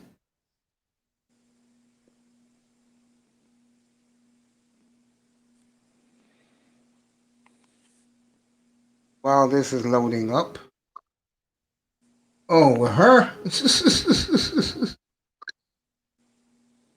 Hey, when did NFL Network say that thing they said about Tua losing his shine? Yesterday. Didn't I say that a week ago? Yep. It was yesterday. What's that show? Good Morning Football. They said no one is falling didn't off the I earth say more than that? him. But didn't you I did say that. Yeah, a week you did. ago? So that's what I'm saying. These niggas, like, bro, I'm ahead of all these motherfuckers, bro. Like, by the time they catch up to what I'm saying, like, I don't know if March people's on the eve watching. of a ton of cuts to come with a smaller Keep cap talking. and then the new league year beginning. I Where does that don't stand? know if people's watching when I was on TV. talking You don't remember when I first brought up there's a Tua's belief that Watson will injury eventually be history? available, that he will. That was wind up playing for before another he got team. injured. Then 2 or a month later, he got injured. He hurt his hip. So that's what I'm saying, bro. Like, I don't look at shit, and I kind of like, I kind of predicted in the future, like, all right, based on what I'm looking at now. There's a sense around the league that Russell Wilson will not be available. If Russell Wilson, though, suddenly go ahead. I just keep talking. Bro, all I hear is these niggas talking in the back. On the market, to me, Houston starts to lose some leverage. You still got Darlington and them talking because of who owns the team, apparently, or who the owner is. Going to stay as quiet as he's going to stay. He has Rich Eisen, Jeff Darlington. He has everybody talking right now. Who was largely unproven. Amy Polsick, who there's going to be a microphone. I'm right here, bro. I'm face. trying to get the piece with Darlington with Tua. just put the video in the back. It got it. but that's not Eisen. Bro, I'm telling you, just play the video, and I'm gonna tell you where he says it. Okay, I'll play it. You ain't gotta go through all that. Okay, I got it. Cause that's the only part I really paid attention to when he said that. I was like, exactly. Dumbass niggas. But on my video, I give both sides. Like, I don't just talk like I hate. I give them both sides of it. I give them the positive. I'm looking at your girl modeling. All right, no, just play it. You're gonna hear sounds, bro. Like, play the audio. I am. I don't hear nothing. Honestly, I don't trust Jeff Darlington anymore when it comes to local stuff. Of course, you don't trust Jeff Darlington. When it comes to local Miami Dolphins news, he's not trustworthy enough anymore. You playing it, bro? I am. Yeah, I'm putting the sound on now, bro. Oh, I don't hear it. I'm gonna get the sound in 2 seconds.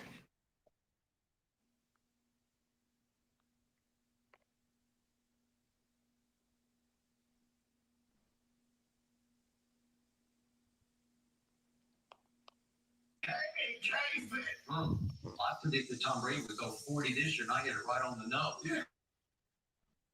I don't know about 30. Well, are you sure he's going to be the starter? Yeah. What about Fitzmagic? Is he still going to be there? Because all the big moments this team had this year were Fitzmagic. What's with the Tua distaste? I'm looking at your girl modeling. Prevalent in South Florida because they saw that he struggled, or what is the general sense of Dolphins fandom as you live down there and sense it, Jeff? Yeah, I think that there's actually more patience locally than maybe it feels like nationally. I think there's a sense down here. In fact, it's interesting to me. There's a pretty strong contingent of fans that when you bring up Deshaun Watson, what they have to give up, to get it, they get pretty defensive for Tua. So I understand nationally. There you go, Pete. Is that, can you really handle it? The Dolphins should upgrade. But I do think that I sense that this is a group down here that kind of saw enough potential to where they feel like he deserves at least another year to kind of grow into the hole. Yeah, I mean, my gosh. The guy. What you think, Pete? Reattached, right? I know I'm exaggerating. It was hard to hear. I couldn't really hear it that well. What he was talking about. All right, let me find it, because my volume ain't gonna raise it up. Yeah. So let me find it on my thing. But I test displayed it. Yep, that's it. That's But why. just say what he said. He said, let me play it again. I'm gonna make it louder for you. There you go. The last. As you live down there and sense it, Jeff. I'm losing focus, man. I was giving us some different views. Keep y'all niggas entertained. It's interesting to me. There's a pretty strong contingent of fans that when you bring up Deshaun Watson, what they have to give up, to get it, they get pretty defensive for Tua. So I understand nationally the narrative definitely is that, can you really handle it? The Dolphins should upgrade. But I do think that I sense that this is a group down here that kind of saw enough potential to where they feel like he deserves at least another year to kind of grow into the hole. Yeah, I mean, my gosh. When he's talking about that, this is the group that they see potential in him. Who is he talking about? Because the players in the locker room. Dolphin fans want to keep Tua and give him another chance, and Dolphin fans are not too crazy down there about Deshaun Watson. They're actually defending Tua, opposed to saying, "Yeah, let's get Watson." Some motherfucker, bro. EM-ass motherfucker. What you think about that, Pete? I think EM the nigga leading that fucking protest against Deshaun Watson. Niggas like him, bro. Like they so like blinded that even common sense doesn't make sense to them. Like how can you tell me Deshaun Watson is not better than Tua? Y'all niggas stupid. They said, bro. Like they said on the video, they will sit on that Tua train no matter what, above all. So pretty soon, they'll be elsewhere. But what I think about that, Mace, listen, I already told you a little while ago, I feel like it's going to be a win-win situation. The only thing is, it's going to suck for Flores because you got to get rid of the coach regardless. But let's say it wasn't the coach. I don't believe it's the coach that picked Tua. It was either Greer that had to go, or if it was Ross' pick, then they're going to have to replace it with a quarterback instantly to prove it was a Ross pick. I played the recording for you. Mike Florio and Chris Sims confirmed, and the national media knows, even Omar Kelly said it, it was a Ross pick. What more do you want, bro? Chris Greer had to keep his fucking job. Chris Greer likes making... Bro, y'all gonna go round and round in circles with this shit all night. Now, y'all been talking about this shit for like an hour, yo. No, we're not. But the point is... saying, it's going to be win-win either. Yeah, one person is going to go, and the other one is going to go. One of them are going to go. He's here now. Let's see what the fuck they're going to do. I test one of the reasons why you could speculate because it's free agent time, and this is where you make blockbuster trades, bro. And again, this is where every fan becomes a GM. If you have what the Jets and Dolphins and Jaguars have, you can dream whatever you want. But dog, that's what I'm saying with y'all niggas. This shit get me mad, bro. Dog, y'all were dreaming, hey, bro. Y'all were dreaming last year, right? Y'all had how many number one picks coming into the draft? Y'all had 3. Y'all had so much money for free agency, Yep. bro. Y'all came out of it. Listen, y'all came out of it that first year with Tua Tonga. I ain't gonna say it. Tua, Austin Jackson, Igbenogany in the first round. Free agency, you came out of it with Eric Flowers, Van Noy, Jordan Howard, Matt Breida, fucking a bunch of fucking bro. Like, and these niggas could play. Dog, let me finish. These niggas could play. Jordan Howard could play. Matt Breida could play. But it's like when they come to Miami, it's like when motherfuckers come down here, whatever they were, they come down here on vacation, bro, just to get released and go ball somewhere else. That's what I'm saying, bro. Like, nigga like Jordan Howard, that was a waste of money. Van Noy was a waste of money. Eric Flowers is a fucking waste of money. Ted Caceres is a waste of money. Matt Breida was a waste of money. Brandon Jones, you overpaid. Fucking Bobby McCain is sitting in. Bobby McCain been eating since fucking Gase. Gase paid this motherfucker to be a slot corner, and then you put him at safety. That's what I'm saying. Y'all niggas keep giving these niggas the benefit of the doubt, but bro, your history kind of predicts what your future is. And from the Dolphins' history, it's incompetence. It's a clown show, bro. And y'all keep saying it changed. Where? Where, bro? Player Just last year, evaluation. y'all just fucked up last year's haul. Y'all could have had a haul last year. This needs new player evaluators. Bro, you're coming into this free agency with less assets than you had last free agency. But it was something we talked about the other day. The Dolphins like to overthink the room, like to take these guys no one ever heard of, just to prove that they're smarter than everybody else. Bro, you fucking talking to me about James Conner and this. I'm not happy about that. No, but what I'm saying, this is what their MO. They have money and resources to do A, B plus moves. They go after C minus D fringe players. And then when it doesn't work out, you got to eat that money. You got to eat the Van Noy money. You're going to have to eat the Matt Breida money. You're going to eat the Jordan Howard money. Look at all the shit you eating, bro, and then you ain't getting no better, and you're still twiddling your thumb about your quarterback. Get the fuck out of here, bro. I can't argue that. Look how late their player evaluation. They go out, pay Kyle Van Noy when they had a player on their roster and Andrew Van Ginkel that could have done the same at a cheaper rate. They missed another player evaluation there that cost them so much money that they could have used that Kyle Van Noy money from last year and probably got a better receiver, got a better tight end, got a better O-line, something offensively with that. I don't know. They're missing out on talent and misevaluating talent. The issue here for the Miami Dolphins has been and continues to be the player evaluation, the picks. Of course, yes. How does a nigga like Calais Campbell don't end up in Miami? How? He's from here. He said, I "Fuck told that. you this. I'm gonna go to." Because how do you go from having one of the worst offensive lines in the league, right? Your team is going to heading towards a rebuild mode. You're in the draft. You're looking at one of the most electrifying quarterbacks that ever did it in college, and you call him a running back. You say, I don't want a running back at quarterback. So you want a pocket quarterback with one of the worst offensive lines in the league.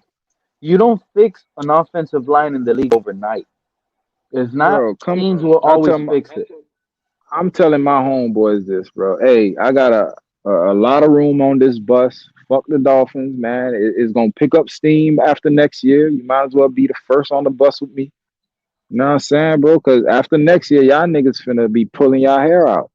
I'm a year ahead of y'all niggas. So just come over here. Come over here, be the #1 Dolphin hater, bro. There's gonna be a lot of niggas joining this bus soon.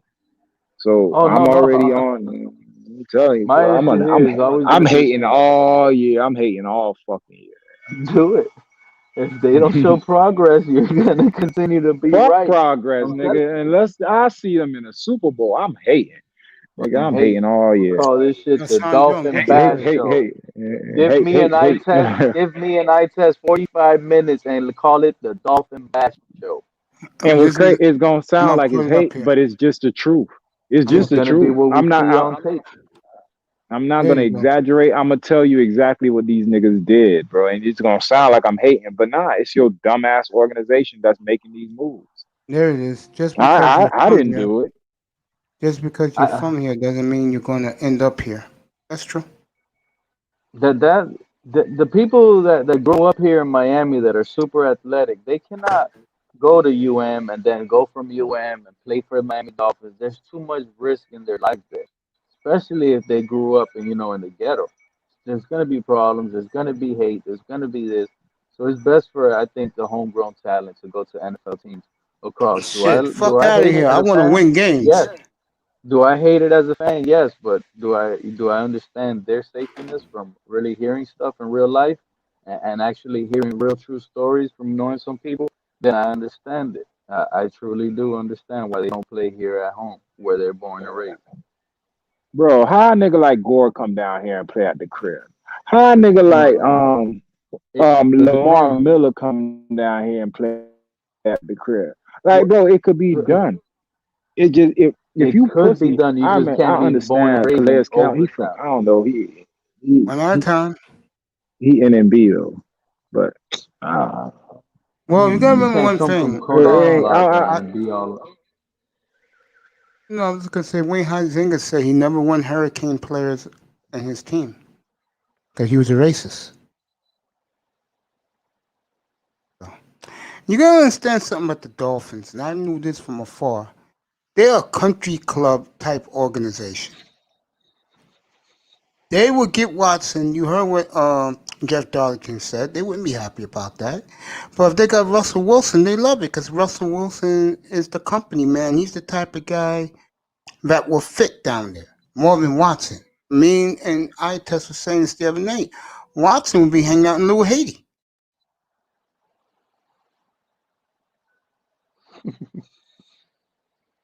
I don't know if he'll be there in Little Haiti, but there is some good restaurants in Little Haiti, to be honest, I don't think he especially cares some about the home. restaurants. I think he just want to chill with the brothers. Oh, there's a lot better areas he can hang out with. A lot better. I'm just Unless- laughing. Brady didn't play where he's from. Yeah, but he won 6 chips where he went. Miami Dolphins could have had Sean Taylor in 2004 in the draft. Yeah, but they didn't take him. Typical Dolphins. Matter of fact, they didn't have no, they traded their second round pick 2 seconds for AJ bro, Feely. Another dumb move by Dave Wannstedt. here's all you need to know about them Dolphins, bro. The same draft that had Vince Wilfork in the Mm-hmm. first round, they Mm-hmm. took Vernon Carey. Yep. That's a hurricane. They were both on the same team. They said, "Oh, I'll take Vernon Carey." And guess who took Vince Wilfork right after them? New England. That's why Vince Wilfork to this day hates the Dolphins. Yeah, come on, bro. Like, dog, I could do this shit all day with them niggas, bro. Like, them niggas is. Yeah, it's true. it's a disaster. Little Disaster, Havana, but good spot. Yeah, Little Havana. since 2017, 2017, the Dolphins have had already 7 different quarterback starts. Yeah, that's the way it is. It's Miami. It's never. That's not. That shouldn't be the way it is. Bro, we the new Browns. I've That's been Y'all what just, saying it's that for starting to years. shape up to be. y'all just don't realize it yet. Y'all the new Oh, fucking I Browns. been knew that. You Y'all know the Joe door, Rose. y'all the doormats of the league now. The Browns just played their way out of it Yep. just for y'all to go in it. Joe Rose. I used to tell him on that show, him and Hollywood and who's the other guy, the producer. I used to tell him, I don't know what you guys laughing about. You guys are right there with the Browns as the laughing stock of the league, and they used to stay quiet. Like It's after last Miami, season's Detroit, draft, bro, I'm not excited for this year, bro. Miami, Detroit, Who else to get Miami, after? Detroit, Cleveland. Used to be No. Buffalo, but Buffalo. Cleveland just won a playoff game. Yeah, Buffalo just got it. Buffalo You haven't got done it. that since 2000. Yep, true. It's true. Yes, but we had people in the organization, Sean. Yeah, you did, but they're the type of organization, say it again, Sean, that they cater to their Western Miami Beach fan base in West Palm Gardens. That's who they cater to. And Star Island, that's who they cater to. Man, Nick I don't think it's Saban that. came over It's here, incompetence. saw that this was a joke, and took off, bro. It's incompetence, It's bro. just That's all it is. Of course, yeah, I've been told you guys that. That's why I tell you. And here you get truth. And the other places you get pom pom waving. Bad no. I people, could you sit here forgot and that. say good and nice narratives all day. I could. I'm not. I used to be there, bro. I used to defend Tannehill. I used to go out and my boys used to drag on Tannehill because I loved Tannehill when he first got drafted as a rookie. I'm like, bro, this is the white Cam Newton. You guys don't see it. You guys are blind. Blah blah blah. Keep hating. These guys knew this guy wasn't it, bro.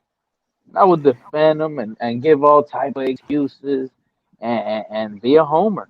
I'm not no homer, bro. This is either you're gonna show up or you're gonna get put on blast. Yeah, and me and Quinte got into it yesterday up here. I told him I did almost 12 hours yesterday, fellas. That's why you didn't hear me last night. Me and Quinte got into it again. I said, bro, when you're picking 3, 18, 34, and 50, and 81. I won 5 starters. No excuses.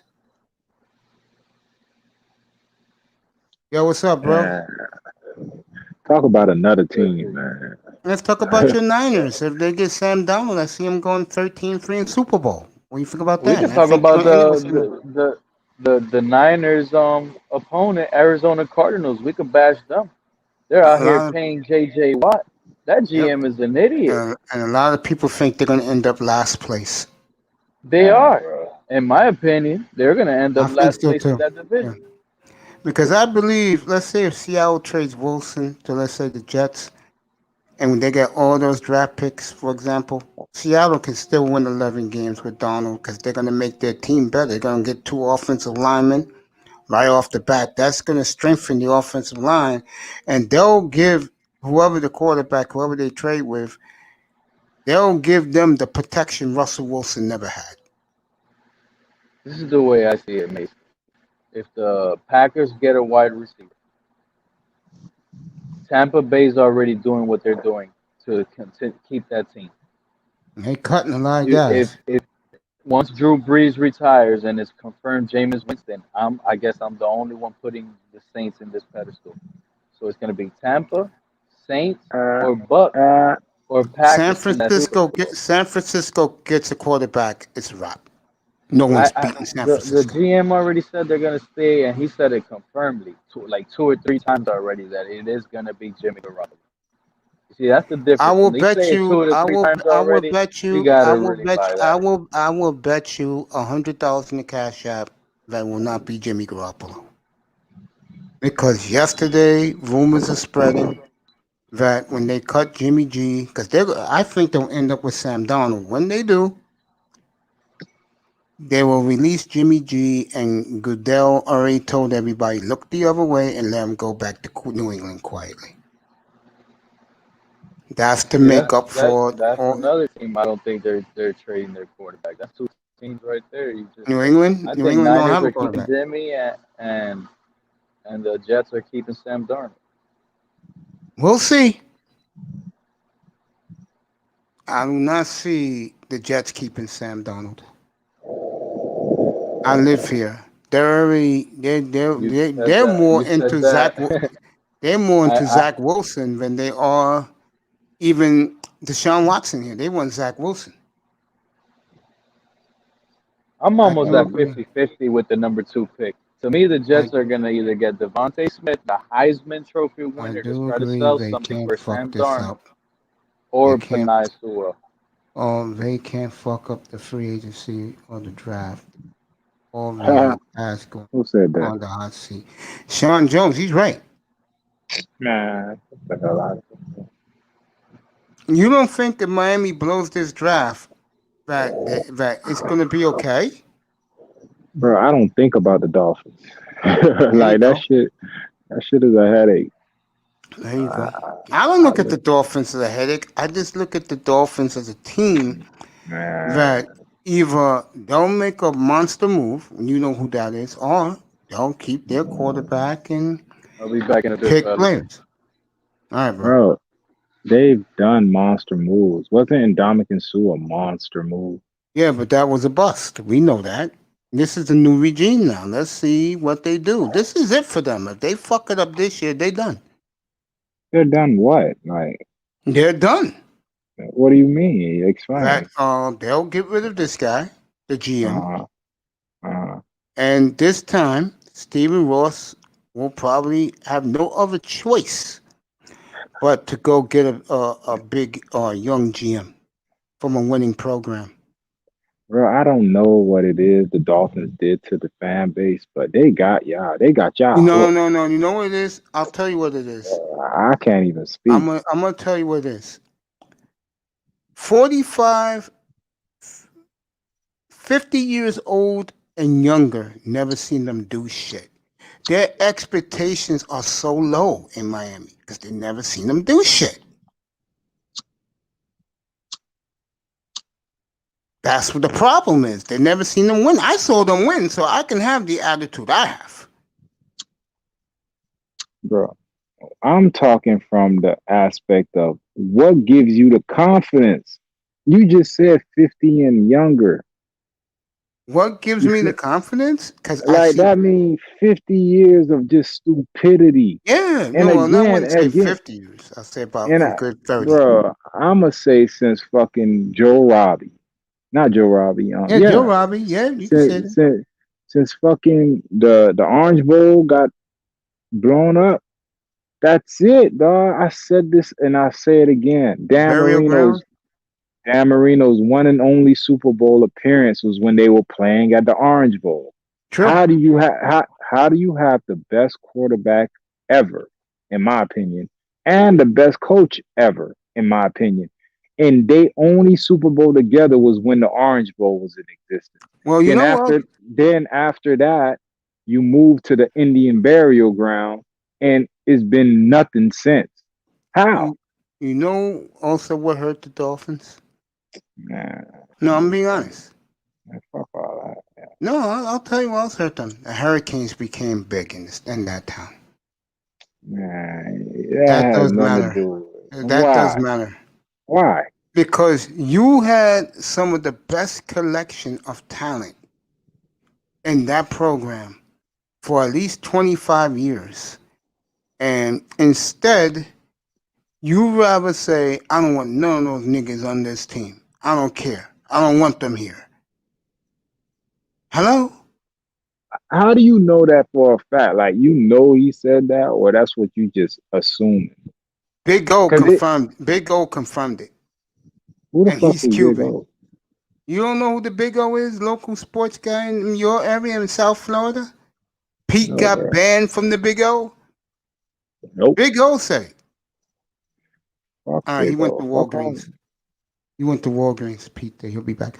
Big O confirmed that. He did not. He said Wayne Huizenga was a racist, and he didn't want no blacks working for him. This was true. I used to go to Blockbuster. There was no young black people working at the Blockbuster, all Latino, and he didn't want no Hurricanes on his team. Matter of fact, they said Huizenga did not want rap music in the stadium. Bro, how is that possible? And most of his players are black. Then he would have had a team full of white players. No, it's possible because Don Shula was great. And Don Shula don't care what color you are. You playing for Don Shula. He respected Jimmy. He sold the team when he hired a dumbass, what's his name? That's when you know Huizenga was doing his way. When he hired the idiot, only lasted 1 year. He went 1-15. What's up, Joe? Coming up. I forgot the coach. Cam Cameron. That's when they was changing it the way Wayne Huizenga wanted it. The Cam Cameron year. They went 1-15. And he Well, sold it right after that. yeah, you know what Stephen Ross's mistake was? I'm gonna tell you what it was. His biggest mistake early was he wanted IBM coach. That's what Joe Philbin is. He's an IBM coach. My nigga. You like that, Joe Philbin? No. What happened was, think about this. Chris Greer got hired in 2000, right? Straight off the Patriots. Wayne Heisiger was the owner. Mm-hmm. Jimmy Johnson was the coach. That shit ran its course. Yep. Dave Weinstein became the coach. Mm-hmm. This nigga retired in the middle of the season. When have you seen a coach do that? Till this day, that's the only time I've ever seen that. Nate, you watch more football than me. You alive more. Bro, I've never seen a coach in the middle of the season quit. That's what Dave Weinstein did. This nigga quit. What is this? That was. Then you brought in Nick Saban. Mm-hmm. This nigga came and said, bro, I'm finna come back next year. And this nigga's in Alabama. Yeah, I'm not going to be the Alabama coach. And he never looked back. And since then, he's been giving you nothing but trash. Mm-hmm. Okay. And then this nigga Kirk Cameron comes. He gives you almost the defeated season. Mm-hmm. Then this nigga sells the team. Yep. You know who is still on this fucking, like, in the front office throughout all this shit that I just Christopher Greer. Chris Greer, this nigga's still here. This nigga survived another owner. Like, no GM or personnel, anyone. I'm talking about niggas like Bill Parcells was here. Niggas like fucking who this nigga that just won the Super Bowl for Tampa Bay? Todd Bowles was here. Yeah, he should have been the coach. Nigga like fucking Detroit coach. Yep. He was here. Hamball, yes. Mike Nolan was here. I love Nolan. Mike Nolan was here. Who else was here? Y'all niggas don't know who Steve Saunders is, but he was here. He's like the top wide receiver guru in the NFL. No one knows about. And Quinn was here. He was good friends with Jason Taylor. That's the Detroit nigga I'm telling you about, bro. Dan fucking Quinn was here. So what I'm saying is, bro, all these people, I'm talking about coaches to personnel. I just went GMs, coaches. Then we get into the Joe Philbin, the Dennis Hickey, the fucking Mike Tannenbaum, the fucking who else? Who else, bro? Joe Philbin, Adam Gase. Hickey, remember Hickey, Dennis Hickey? I just said Dennis Hickey, Mike Tannenbaum. All these niggas, and who was here all this time? Jeff Ireland.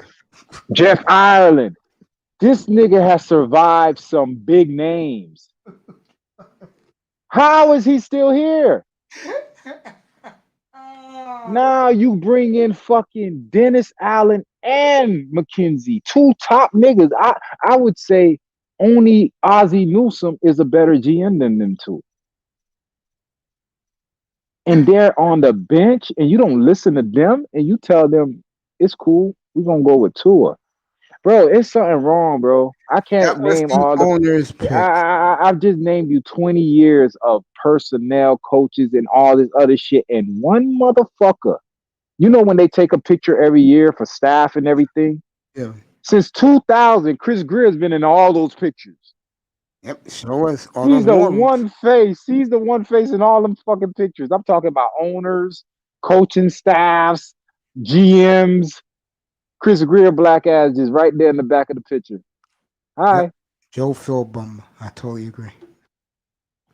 And y'all niggas don't see a problem with that. That shit should be a conspiracy show. Like, and no one talks about this.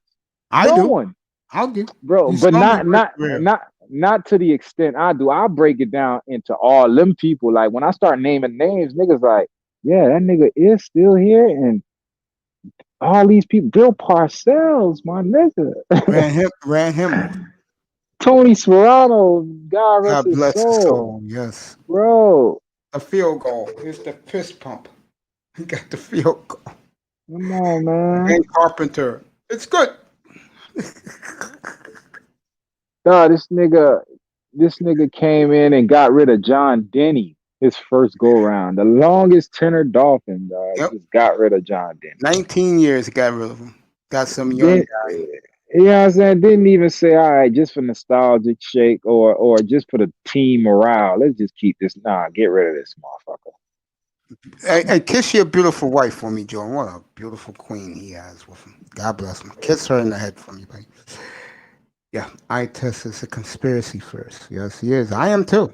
I could do conspiracy first. See, that's the problem when niggas say that. That means they're either not listening or they're just trying to use a funny word. No, just Joe agrees with you. No, I get he agree with me, but when they start throwing that conspiracy, where is the conspiracy? There you go. There you go. Where Definitely, is it? Where bro. where he is agrees some with me. where It is where a conspiracy, where bro. How the where hell did where this guy survive 20 years, I test? Please tell me. No, but here's the thing, y'all not listening. A conspiracy is when motherfuckers is like pulling shit out of the air and trying to make it.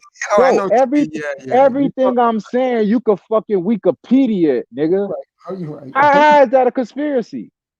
I'm glad you're back. Yeah, you're right. It is fact. Nah, y'all niggas crazy, bro. Next Monday, I swear to God, I will give Chris Greer a pep talk. You know, and he's not going to be here, but I'm going to give him a pep talk. And I'm going to say everything you just said, I promise. I will destroy the Chicago Bear organization on Monday morning. I'll be on the air 9:30 Monday. As soon as I get home, I'm coming on.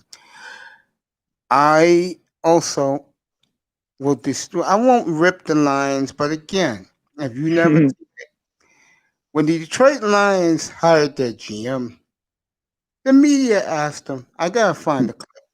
The media asked him, what do you think about Dan Campbell as your coach? And that idiot said, who's Dan? It only happens in Detroit, folks. Nah, they call a nigga Fred Flintstone, dog. In Atlanta, Fred Flintstone. in Atlanta, Fucking caveman. yeah, in Atlanta, that problem that's going to explode in Atlanta, give it a year. The coach let the media know down there he is not talking to the young black GM. He only talks to Arthur Blank. Okay? If that's the way you want to do business, then you go 4-12, 5-11 again. And, hey, you know, I Listen, never. man, the NFL is a 6-man race every year. It's Yes. Brady, Rodgers, Wilson, Mahomes, depending on what happens with Watson. And let me see. You could pull a defensive team out of your ass, maybe Chicago or San Fran, or Baltimore. To me, I look at it this way. Right now, it's other than that, all y'all niggas pissing in the wind, bro. I'm gonna do the NFC right now. Frisco won. Bro, we need a quarterback. I'm the biggest homer there is, but until I see that quarterback, trust me. I just get the feeling. No, Sam Darnold will be a quarterback. He'll win the Super Bowl with Sam. You telling me Sam Darnold like he's a fucking upgrade? I don't know shit about Sam Darnold. Who is the head coach? I get he could make magic work, but at the same time, bro, I haven't seen Sam Darnold put it down. And why is Jared Goff banished to Detroit? Because he could take a motherfucker off the street and beat your quarterback. Because Jared Goff wasn't all that. Just like, bro, I'm telling y'all niggas in love with Josh. You see the season that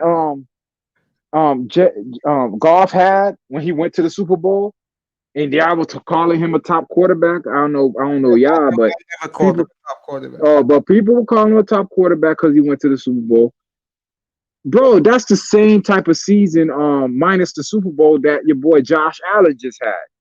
He had a rainbow in his ass season, bro. After this season, 40 touchdowns. He's gonna come back to earth, bro. That close my eyes and throw it to Stephon Diggs. That shit not working next year. I'm gonna say it again. Number 13 for the Bills. I don't know that kid's name, but he reminds me so much of Eric Moulds.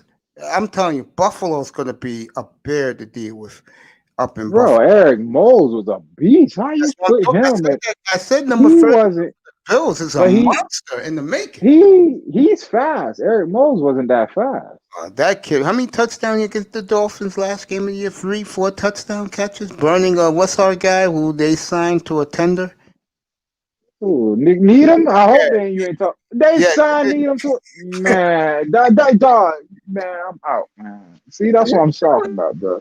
They fucking No, you all right, understand, let me bro. chill. He's not, bro. The most money Nick Needham is gonna make is like $1 million, bro. They Fuck signed that. him He on shouldn't be on the team. This nigga, him, coach's pet. Bitch ass nigga like him, Bobby McCain, fucking Eric Rowe. Don't let These Cincinnati hear you say. Man, I don't give a fuck. This nigga's a fucking. He at least put him back at slot. Get that dog. This man is your last defense. Your last hope. Yep, your last. He cannot. Come on, bro. He don't need to be back there. Brandon Jones is a goon. I love Brandon Jones. Next year he gonna be a monster. But he need help. Imagine Brandon Jones and Mika Fitzpatrick back there roaming around. Would you like Caleb Farley if they trade down? Bro, I want Surtain. I don't want nothing but Surtain or Kyle Pitts or there's only three. If they trade, and Kyle Pitts is in the top 5 now. I can see the Dolphins. They love him. They love him. See, that's why I don't like that. When I was saying that a month ago, people were, oh, what the fuck with Kyle Pitts? Yeah. And now everybody, the media says it's okay. Now it's all right. Yeah, I'll take him. Fuck y'all niggas, man. All right. I'm tired of y'all niggas, man. Y'all niggas either get down or lay down. That's how I'm fucking rocking now. Me and Quinte had it out yesterday up here again, bro. I'm tired of niggas. I say something a month ago, and then the media comes out and says, "Oh yeah, that sounds right." Fuck y'all, man. I'm tired of y'all niggas, bro. If I was in the media, they'll ban me, bro. I had 11 hours. I had 11 hours and 47 minute show yesterday. I wish you would have been up here for all of it. Man, fuck it. I know lucky I've been getting money. Let me show you money. Yesterday's show. Just to show you what I was doing yesterday at the beginning. And she came 15 minutes early. And this room was fucking electric. Fucking Sean Jones lost his mind. LAX. I'll show you. Was this yesterday? Yeah, no, they cut 2 hours of my show yesterday. Yeah, they sure did. They cut 2 hours of my show. Who be cutting the hours? YouTube, nigga. Why? They're like, there's no way a motherfucker could be on YouTube for 12 hours. That gotta be a robot. Here she is. So they cut your shit. They cut my shit. YouTube, I don't know what's up with them. Like yesterday, I was doing that shit just to fuck with them. I went live and I was playing music. I'm gonna start doing that shit on my backup channel. Just go live and bump shit and play tape. Cause that's how I watch film. I listen to music and then I watch film. I don't need to listen to what commentators are saying. I just look at what's going on the fucking TV. All right, that's the problem with y'all niggas. Y'all listen too much. I evaluate myself because, like I said, I used to do it for fun in my life, and I got friends who are scouts. And I do it because I'm gangster, nigga. I was a gangster when I played, and I know the gangsters. So if I tell you a nigga right, it's coming from another nigga that was right his whole life. Respect your opinion because you played the game. Who opinion you gonna take? A nigga that sits I'm talking in general. Y'all gonna listen to a nigga that sits behind a computer screen that he never played. The coach never picked him. He was last picked on the PE squad. You talking to a nigga that got picked first in everything I ever did. There you go, nigga. And I'm telling you what the fuck it is, and y'all niggas will sit there and be like, oh, it's too much. It's too much confidence. He gotta be wrong. Fuck y'all niggas. You know your boy from Houston has moved up to the 3rd round and rising. Bro, when did I say this nigga? Wasn't this nigga 10th round pick? Bro. Before Christmas? Before Christmas, I could tell you shit that, bro, if I go back and just start just going back in the shit I said, That's y'all why be like, ah, we whatever. But that's why I love the shit I got on tour, because when them niggas was going crazy over him, I was the lonely soul that had the balls to be like, I you know said this. the same thing. I said No, going to but I'm talking about when I was up there in the Lions Den with all these fucking tour lovers yep. that had the balls to tell him, you know, your boy injury prone, right? He's This was traded. before the injuries really started being like talked about with him. If they get Watson, I swear to God, I will make the rounds and I will destroy all of them. You could bet your bottom dollar on that. It really doesn't matter, bro, because at the end of the day, what they're gonna. Is sycophants. I can't stand that in the fan base, bro. Here's But yesterday. You get this. I'm gonna show you this right now. I'm gonna play. I got the audio already. This is yesterday. but before you play that, when have you seen them do that for a player, though? As a Dolphin fan, I've never seen our Not fan them. base. Not them, because you're too young, Marino. They love Marino, bro. But it was valid with Marino. I don't know. Ricky. Ricky would have gone. You know how long that was ago? It's nearly a generation ago, bro. Here is just at the beginning. Oh, young lady, which my nephew lost his mind. And he's waiting for you to do business with him, by the way. My I need to nephew, send that fucking email, man. my nephew, I'll drop the email. No, I got it. Yo, hey, hold on before you go. You know what I just because I got my computer. You know they got mugs, throw pillows, all kind of shit that they didn't have last month. Bro, they done step that shit up. They got zip hoodies and regular hoodies, t-shirts. What, bro? Bro, I'm talking about you could brand your whole fucking show with this shit, man. I know. That's why I said before. I'm gonna send the I got the email. Together. I'm not worried about that, bro. And I told you this before. Supreme King Coon is gonna blast your business all around my screen, bro. You'll see when it's. Yeah, that's why I'm getting right now, because I'm one of them niggas. I don't like when the opportunity comes and I'm stumbled. Nah, when the opportunity comes, I'm ready. And my nephew's trying to work with you too. He really Yeah, is. that's what I'm saying. I already like I ain't talked price with him, but bro, like we can get 5. I just want to keep putting in the atmosphere. We can knock out 5 a week. Yeah. Yo, we in there. When I told him I blocked you by accident, he was very disappointed. But my boy, see what happens when you know guys, manosphere guys. Yo, Mace, man, this is how you do it. Go to settings. Settings, yeah. I name, figured it out yesterday, but I ain't want to call you. I was like, man, I know how to do it, but right before I came on the air, I did it. I did it right before I came on the air, and then I said I said I'll text him, let him know to get back in here. And you started laughing out loud. You sent me that. That shit was funny because I was like, yo, this nigga figured it out. That's how much I care about you. I'm dead serious. This is the beautiful Melody Sims. If you missed this yesterday morning, she's coming. Red Pills on the move here. Listen, because this beautiful thing will be up soon. To say hello to our big bro Mace. I said to this beautiful young lady that let's go. Yeah. She should be coming up because she's doing. Oh God, there was beasting in this room yesterday. She'll be up here. They were beasting. She's doing Platinum Elite too. This beautiful young lady, my nephew. I showed my nephew a picture of this beautiful thing, and my nephew said he almost drove off the road. Oh, amazing, man. Definitely my favorite person in the entire YouTube streets. Sean, you okay? Good morning, Mace. How are you, big brother? Doing good, baby sis. How are you? I'm good. Good to see you. It's great to see you. Let me ask you this. Yes. Forgive me. GC took you under his wing.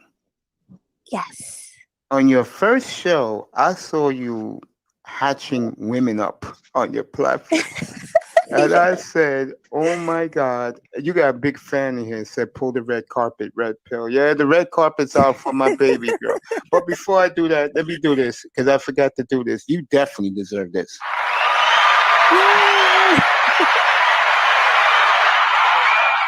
Thank you. I Ooh, appreciate you, Mace. You know you're one of you're my favorite as fucking well. Your whole Yeah. body. We They, got You that when know. they going say on that. together. But let me say I, this. Sean Jones, let me say this to you. I'm being honest, bro.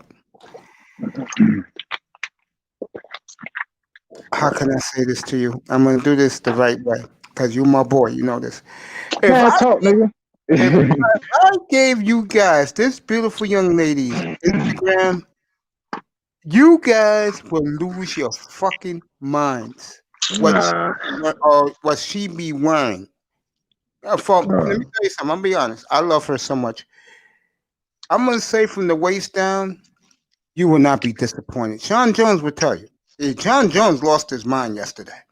A Bro, lot. I'm from Miami. We got bad hoes everywhere. Of course, I've seen girls like her. Miami, She bro. bad. Yeah. You know what I always say to New York women? They want to be Miami women.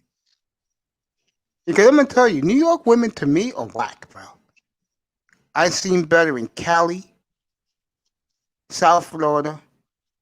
I seen better in Y'all Minneapolis. got some pretty red hoes though. I mean red girls. Y'all got some pretty red girls. I ain't gonna lie. Like My I problem think with good. my first little chick was a New York girl from Brooklyn. Yeah, She see, was Brooklyn got the you know what I like about New York girls? They straight to the point. yeah, It ain't you know what I mean, bro? Like you Brooklyn. don't in the South Yeah, it's too much, you know what I'm saying? You gotta be doing all that. You gotta, you know what I mean? Got some swag about you, got some shit about you, bro. So it ain't just she just gonna come out. I mean, some of them do, but New York girls, it be the pretty red ones, and you be like, huh? Okay, yeah. They be on that, dog. I don't I fuck. like New York. I don't fuck with the bitches here, but I will. Ah. No, I'm gonna say something. I will say this: the way Simone Love, and by the way, honey, if you're listening, I love you, and I hope you have a good night. Man, stop fucking Uh, caking when I'm here. I'm not taking. I'm showing the lady. Hey, you come. The Platinum Elite said something a month ago, No. and I'm living my life with it. And what Platinum said was, stop chasing women who don't want you, and appreciate women that do want you. Yeah. And that's what I do with Simone. And Okay. the one thing I do love about Simone, she's from here. So me and her, we can talk. We have lingo. We're near the same age. We can deal with one another instead of playing games. I like that with women. Okay. I don't. Brooklyn chicks are the best though. I ain't gonna lie. It used to be Queens, but they fell off, and a lot of them are swirlers. By the way, I will not have a show tomorrow night. I will be in Little Big Nate's room as one of his panelists because he's going to be killing swirlers. And he's the type of brother, if you ever look at the Little Big guys in the manosphere, he goes gung ho, and I'm his Robin, he's my Batman, and he'll be up here sometime this week. So you'll Yeah. hear from Little Big Nate. Me and him we're boys. We ride together. I do the sports. He does the politics. You know? I figure y'all just use this shit for but I ain't gonna lie, like this is somewhat therapy for me. Like I'm an angry motherfucker, so I get to yell about the Dolphins and then I'm all good for the rest of the day. Mostly. So You ain't lying, Doc. I don't know. Maybe y'all use this shit for therapy or something. Man. I don't see the point. I do too. I use it for No, fun. no. But I mean, let me stay out of that. Fuck it. Yeah, we was talking about the girls last night. An 11-hour, 47-minute marathon, and YouTube cut 2 hours. Some off the wall shit. Yeah. I hope they didn't cut out. Well, I think they cut out. What they cut out? They Somebody show some titty? They probably cut out what we was talking about in the last 2 hours of that show. And Jefferson lost his mind again yesterday. Jekyll came out. Yeah, Jekyll came out. Oh my God! Don't let him up here when it's Jekyll, bro. I'm telling you, that shit is a headache, man. I don't know how you do it. After one of these sisters reported it, they edited it to 2 hours. And they said the rest of the 9 hours was terrific, Mace, because it was great radio yesterday. If you like, What the fuck did Jefferson do? Now I want to know. if you like sports talk, when Melody went off the air, which was about a Yeah, what quarter. the fuck she was talking about? Like, yeah, what Melody, the me fuck? and her Yeah, talking about her yeah. channel. Her channel's blowing up, bro, and she's not bad for business. Sean What? Jones, when you put a one and you two, that boy was in there yesterday morning. Everybody was in there at 7:15 in the morning. Bro, what the fuck did she talk about? Like, what is she on? She talks about her. I asked her about her show. I asked her about how her life was doing. She did her walk at 6 in the morning. You ever watch the show The Sopranos? Hell yeah, that's my shit. I ain't even finished it either. Well, she lives in that type of community in Jersey. Okay. Yeah, she's a girl that's well off for parents, and she's a beautiful young lady. And she's the type of girl, because her neighborhood's so safe, she can go out and jog at 6 o'clock in the morning with her dog. And that's what she did. And then she came back in, and she had all these guys, especially Sean Jones, tantalizing in the chat room. Big Time was losing it too. He was in here. Oh my god, y'all niggas is sad. Damn, I had to postpone the beautiful Simone Love yesterday. Oh, she should fucking slap you. No, she didn't. She said I did a hell of an interview. Blew me a kiss and said that for me to have a good day. Yeah. But what did she talk about? You haven't answered that yet. She talked about her new show, which is a big hit on the Manosphere. She talked about life, with her. She praised me, of course, because she knows I take good care of her. And she was telling these guys in here that oh, by the way, guys, she will do the modeling for you guys. She'll put on her skimpy outfits for you guys. Okay, All Sean? right, what's her bra size? I don't know. I don't get that deep with her, bro. Why? Because that's not me, and Simone will kick my ass when she gets up here back home. All right. Yeah. Next time you invite her, invite me. I'll ask the questions. You not, because you acting like a. I don't know what's up with you. Why? Let me ask you a question. Why, when I ask a young lady that, when I treat her like a little sister, not as a piece? If I was fiending for that young lady, she would never came up yesterday. It's not the fact that you're fiending. It's like, all right, you know what she's on. She's about wearing skimpy outfits and doing all this other crazy shit. This is what you're telling me. This is because she's a bottle girl at a nightclub. Okay, so what I'm saying is, why would a female like that be online? She's well off, so she's not doing it for the money. So she does it to get you thirsty ass niggas all riled up. You feel me? So wait, let me finish my thought. My thought is, if she's well off, so she's not a YouTube personality doing it for the money. Check. And she likes to show off her body in skimpy outfits. Check. Yes, she does. Yes. All right. So that means she already knows niggas don't want to hear her talk. Niggas want to see her wear that outfit. My boy. But she's gonna come up here and act like she's some type of intellectual with you. Won't you tell that to Sean Jones and that boy and Big Time yesterday? Won't you tell that to them? No, what I'm saying, that's what they want to see. They don't want to hear her talk. They want to find out what her bra size is. How did you feel when you wore the satin panties? Like shit like that. They ain't trying to hear her come up here. I don't even know what she talked about. Did she come up here on some intellectual shit? No. Or was it some... Okay, so niggas ain't trying. All right, we could hear her voice, but nigga want to see you in them panties. If that's what you are. Well, when she starts... You talking about her Instagram, I don't know shit about her. Now, if you would have came up here and talked about, okay, she comes up here, she's like Simone Love, she's talking about business and shit. Okay, I'm coming at it different. But bro, this what she's on. This whole getting y'all niggas thirsty, knowing that y'all niggas ain't finna clap her. So she gets her little her brownie points for the day. Get y'all niggas all riled up. Dude, trust me when I tell you. Nah, fuck that. Let me talk to her. When she puts on that fashion display, I'll let these guys know ahead of time when she does. Trust me. On Like, your show? she can do it on my show, yeah. All right, that's what you do. Next time you ask her to come up, say, hey, on my show, we talked last time. Yeah. This time, you need to do some modeling. Yeah, she'll Because do that's what niggas want to see. she'll do it like this young lady right here, who I test has put on a pedestal. I'll put her up in a second. I test knows what I'm about. Are you talking about girl Ellie? Yeah. I'm gonna put her up right now if I can find one of her videos. That's my baby, bro.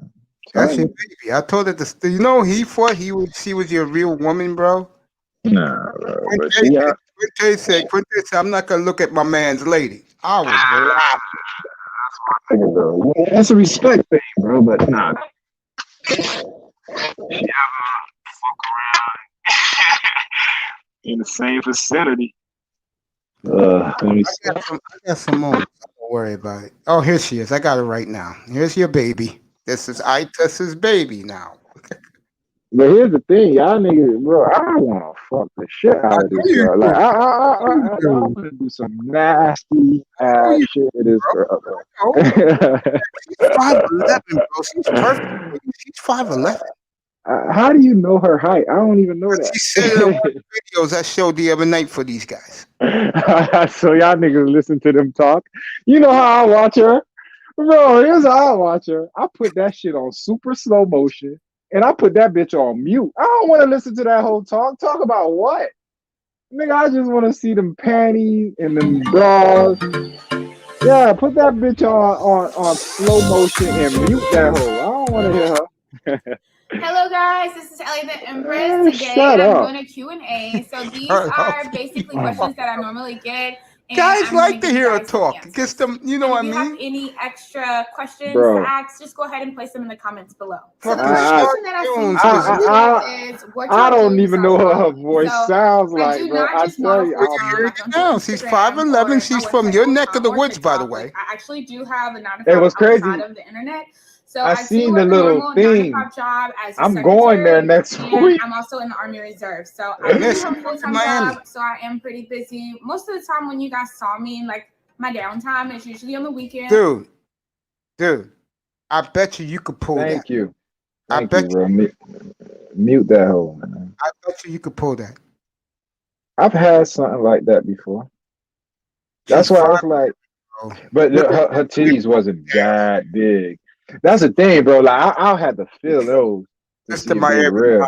Mr. Miami. Yes, sir. Bro, Well, let me I had to say feel those to see if they real, bro. this, 'Cause Simone, I love you, baby, but them I shit- have to say this for the audience. that's You a are butt. a fucking dime piece, baby. That's from me to you, Simone. Now, what I told you about caking up, that's cake number 2. I'm not That's caking, bro. that's the second layer of cake, nigga. 2 more layers and I'm out, bro. All right, I'll leave it alone. This nigga be caking. Can I hear her voice, please? I like her voice. Bro, here's what you do. Slow it down. Slow it down. And fuck this video. Why are you playing this shit, man? For you, bro. For the guys and brothers in the audience. I gotta take care of my brothers. They Nah, love me. you need to go to the black one where she got the black cat suit on. That's what you need to play for me. I showed that the other night. You wasn't here because you was banned. I showed that to the fellas the other night. Yeah, you show the black cat suit and you put that bitch on 0.25 motion. All right, Tez, let me ask you a question. How was Bro, it? I just sit there and look through her shirt. I have X-ray vision, bro, so I can look through bitch's shirt. Let me ask you a question. How did it feel to date something similar to that? I mean, I ain't date her. I was fucking with her. Bro, it's a lot of hood chicks, man. Bro, huh? Yeah. You should come to the Scots used to have hoes. Syfe Bud is up here. You know he's liking this. What's up, bud? Robin Hood had hoes. I used to be a Robin Hood. What else I used to get hoes at? Robin Hood, Scots. Syfe Bud, what's up, bro? Silver Blue. What up, fellas? You enjoying this? Hey, who is that? Her name is Ellie, I believe. Ellie the Empress? Yeah, that's my side piece, man. I'm trying to You know what I'm saying? She be on your channel, Mace? Her name is Ellie. Empress. Hey, she be on your channel? She ever come through and fuck with you or what? No, but I'll get her up here though. You guys want her, I'll get her. Right, get her. Yeah, She's fucking gorgeous, man. Yeah, Dark skin, big titties. You said I 5'11"? like my women too. Yeah, I like my women with that skin color. I'll say light skin, but they're right behind it. I mean, 1A, 1B. They're black. I'll take it. I don't. Yeah, that's my preferred skin color. I like red hoes. Yeah, but this is my preferred skin I totally complexion. agree. Yeah, I can't say I actually prefer one over the other, but you know what I'm saying? I do. I like the way the black pussy look. Like red pussy look good, but that black pussy it look better to me. I don't know why. I'm not mad at that. You feel me? You know, when you just looking looking at it, you know what I'm saying? Bro, I had a chick. This is my man. Shit, this is a while ago, maybe like eight years ago. Man, I had a chick look just like this. Titties might not be that feel big. me? It's not that big. 5'11". She wore her hair the same. She wore her hair the same way. You know what I'm saying? Shit, man. Yeah, man. This a hood chick, bro. Like that's what I'm saying. Like she got makeup on, she got the eyelashes, the hair going, but you take all that shit away, bro. It's them titties, man. And you take all that shit away, she'll still be bad. No, she bad, bro. But she ain't. Oh, you know what I'm saying? I see bad hoes. There you go, Sean. You know that wake up. But what I'm saying, them titties, bro. Like I need to feel them, bro. I need to see them shits for real. But that's what I'm. But here's the thing. My girl, like, yo, they could get them done like that, and I was like, you know what? I've seen some done, and I ain't gonna lie. I've been in the strip club where I've seen her, and when I touch it, I'm like, damn, that shit hard as fuck. When I lost my weight, no joke, the first chick I hit up was that complexion. She looked like a fucking model with real hair behind her back, bro. Black chick. Yeah, that's what I fuck with. If that's her real hair, oh, that's her real hair. I could tell. She was in this nigga Mace. You could tell. Yeah. That ain't her real hair, bro. But her real hair. Yeah, I ain't never right here. I'll put the finger up right there. You could tell. Yeah, it's not. My chick, the one I had, she had real hair, bro. She was an interior decorator, and I was feeling it. Got real hair. She was feeling me, bro. But then I found out she had 5 kids. I couldn't do it. There you go. She was built. Yeah. It'd be them tall, dark skinned chicks with the big racks, man. That shit ain't nothing like that. That's like Keisha. That's like Keisha on belly. I'm telling you, them stallions, bro. Them stallions, bro. You like Meg, huh? You like the rapper Meg the Stallion? Nah, I'm talking about like bitches built like that. They stallions, bro. Cause bro, that's a heavy back in the day, bro. That's a heavyweight fight in the bedroom, bro. Like, I'm taking that on. I'm taking that on. Hey, I'm knocking that out in the second round, dog. You know what I'm saying? I'm throwing shit around, bro. First ever video. Shit getting broken in that room, bro. You fucking with them. Man. Hey, stop playing this shit, Mace, man. He's trying to plug his bro. She bad, man. This is your broad, I test. This is not mine. Yeah, but this is my this is your night pool. When the lights are off, the kids in bed and the ladies snoring. This is I wake up and I get my workout on. You know what I'm saying? I gotta go get me. Want to be the motivation. Now you see how I feel when I do my Macy in the morning, and Simone Love I know is driving to work or she's at her desk, and she hits me up. That's how I feel because I seen a little bit for merchandise, and I'm very impressed. Hey, bro, you wake up to that, you like, okay, now I can get this workout in. You know what I'm saying? Like, life is good, nigga. Yes, bro. Don't lie, bro. When I see the women I like in tight spandex, bro, white spandex early in the morning, I'm all in. You don't have to tell me. So, bro, Mace, you get up and work out in the morning? Yeah, sometimes, yeah. I walk 2.5 miles, bro. That's good, bro. Good shit. Yeah, man. I'm starting to lift weights now, bro. That's my thing, bro. Like I've been doing too much fucking cardio. I'm still kind of big, but I need to get my weight back. I do it for me. I don't do it to impress women. I do it for me. No, yeah, that's what I mean, bro. I like, you know what I'm saying, walking around and hitting shit and motherfuckers moving around. Yes, you know what I'm saying? She is on live. She's doing this. She's doing this tomorrow. Take a look. Yeah, she's doing that shit tomorrow. Yeah. Hey, stop it, Mace, man. You man, I should have never showed you. She's doing this Friday morning, fellas, 8:00. Friday morning. She's gonna be modeling the schoolgirl outfits. Use your imagination. I'm saying all I needed to see was the black spandex, and I was done. I was like, all right, you better never cross my path, bro. Like, I showed this. Hey, Mace, man. Hey, I came up because I thought you were saying like, you know, she's one of your little special guests and shit, nigga. I was gonna pop up on your panel real quick, man. I'll reach out to her, bro. I'm serious. I'll reach out to her for you guys. Get her.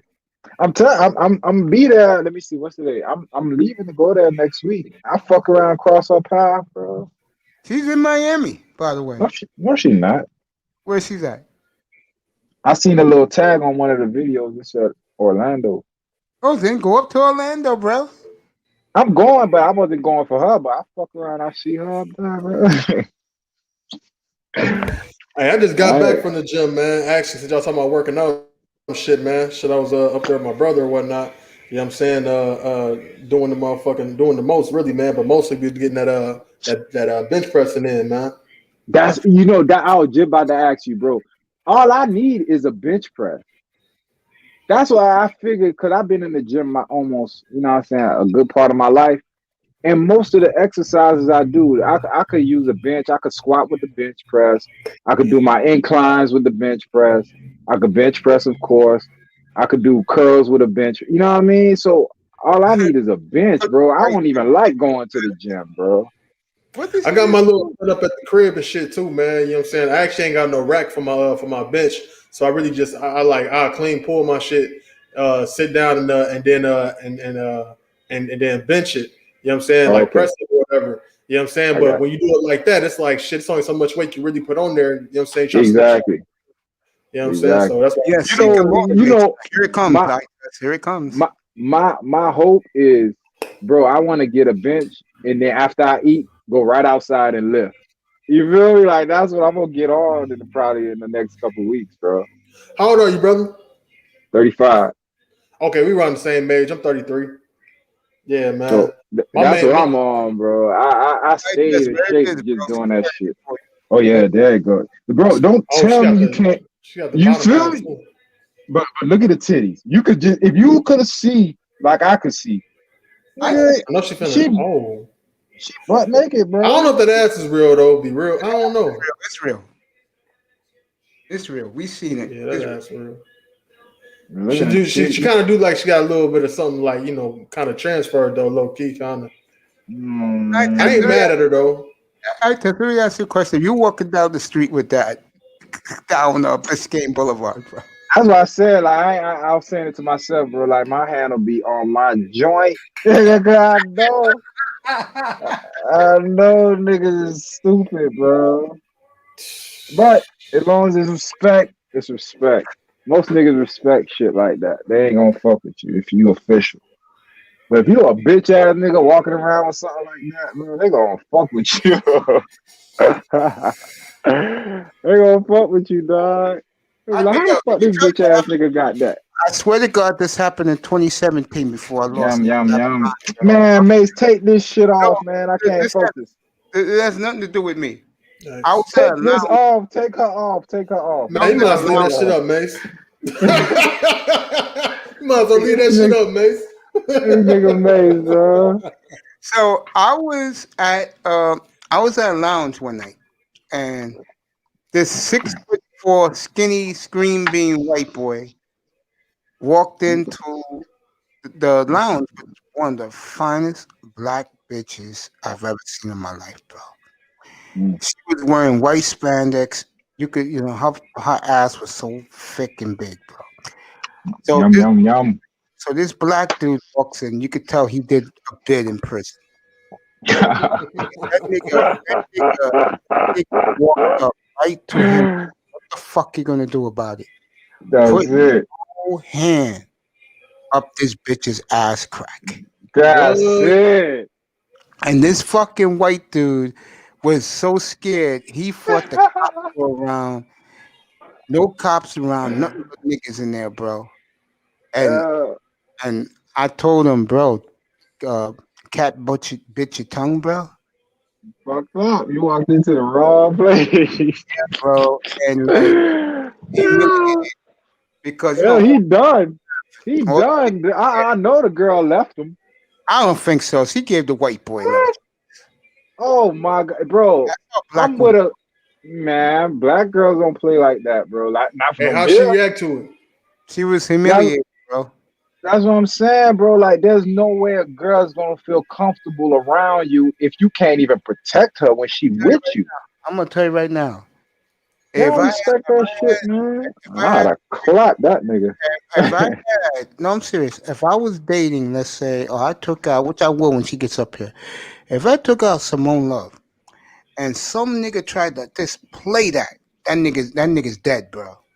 I'm swinging. You know what that is? That's like a nigga taking your chain. It's two things a nigga shouldn't do in life: take your chain or disrespect you in front of your lady. That's a keep to leave. I'll tell you like this, man. It's all about situational awareness, man. You gotta. That's what I'm saying, bro. You gotta be on point. You gotta be looking at motherfuckers' hands, man. Like that's what I do. I look at motherfuckers' hands, especially if they start touching around their waist and shit like that. But you know what I'm saying? If they look like they're trying to, you know what I'm saying, reach on you or reach on themselves, you gotta just swing on their ass, bro. You know what I'm saying? Because I'll be real with you, man. Like, you know what I'm saying? Motherfuckers talk about the straps and all that, but the strap only good when you point it at somebody, bro. You know what I'm saying? But here's the thing: how many? So they like they gonna reach on themselves, you dive on their ass. They look like they're gonna reach up on you, you counter the shit out of them. But that's what I mean. Like, let me not do this up here. No, we talking, man. I'm rolling up, man. Shit, all right, bro. Who? A nigga gonna do it. He ain't gonna let you get close like that, bro. I'm gonna hit your ass from. You know what I mean, bro? Like, if I'm really trying to do that to you, so I'm not even trying to get that close to you to give you a chance to swing. If I'm really on that, I don't. But what I'm saying in that situation, like it. All right, there's walking with your girl in a dark alley and shit happens and now you fuck, and then there's just being in a public place. And a nigga just walk up to you and disrespect you in front of your lady, bro. Like, bro, that's your honor as a man, bro. I don't know how you go to bed at night. Yeah, bro. I couldn't sleep with myself, man. Like, bro, like your conscience don't eat your ass up. Even if you would have got your ass whooped, at least she knows that you fight. You'll fight. Fuck for her. You'll fight if a nigga disrespect you. Yeah, true, bro. That's the ultimate disrespect. A nigga just disrespecting your lady, bro. I told you that it's two things you can't let happen in this life. A nigga take your chain, and a nigga disrespect you in front of your lady. Bro, this is coming from a girl, a female told me this when I was fucking with her. She came up to me. She said, "Bro, like it's a couple of things I don't like about niggas like you, but at least I know, like I'm safe." Like she said, I feel safe, uncomfortable when I'm around you. She said, the last nigga I was with, they were waiting at a bus stop, right? Miami-Dade is a community college. And some people, when they don't have cars early, whatever, they wait at that bus stop and they catch the bus because all the buses run there, right? Yeah. Bro, she said she was sitting with her boyfriend. And a nigga just came, like they sitting on the bench, just them two. And the nigga came and just sat in between them and put his arms around her. Oh. You see what I'm saying? So the nigga just sat there and the girl was just like, she thought it was his friend. Buddy just looked at him. I mean, looked at Buddy and looked at her. She's like, looking at him like, you ain't gonna do nothing. The nigga just sat there and he went like this. He said, when you done with this weak ass nigga, here's my number. And walked away. Bro, she said, even if the nigga would have at least said something, I would have respected him. If he would decked him, she would have loved him. But anything, he just sat there. Then he got caught deer in the headlights. He ain't never been in a circumstance like that. Niggas don't understand, bro. That shit real. I was watching that movie, Indecent Proposal, the other day. You know what I'm saying? Actually, for the first time, and that's the movie where dude was the millionaire cat. He was like he wanted to have one night with this dude's wife. You know what I'm saying, for $1 million. You know what I'm saying? And it was starring Woody Harrelson and Demi Moore. And you know what I'm saying? He went for it. He was like, yeah, you know what I'm saying, for $1 million, you know what I'm saying? He made the choice, you know what I'm saying? He gave his life up to this millionaire for a night. And you know what I'm saying? Fucked their whole world up. He got hella jealous after that. You know what I'm saying? And all that type of shit. But the funny part about the movie is, man, like, it's funny looking at it, because it's already a classic film, but you know what I'm saying? For me, look at it, you know what I'm saying, just now, actually for the first time, I was like, yo, you know what I'm saying? Like, she was running that nigga hella like she was giving that nigga hella vibes, you know what I'm saying, before he even made the proposition. You know, so they met in the casino, you know what I'm saying? And she went away for her a little second, and she actually seen him at the pool, at the crap table. You know what I'm saying? He got $10,000 chips stacked up, like boom, boom, boom, losing 10,000 like he don't give a fuck. You know what I'm saying? She sat there and watched him lose $100,000 on the table. You know what I'm saying? Not even blink. He up there smiling at her and shit. You know what I'm saying? And she went about her business. He come around a little bit later, and he came to him with the bread. He came to her husband on some pimp shit, like, you know what I'm saying?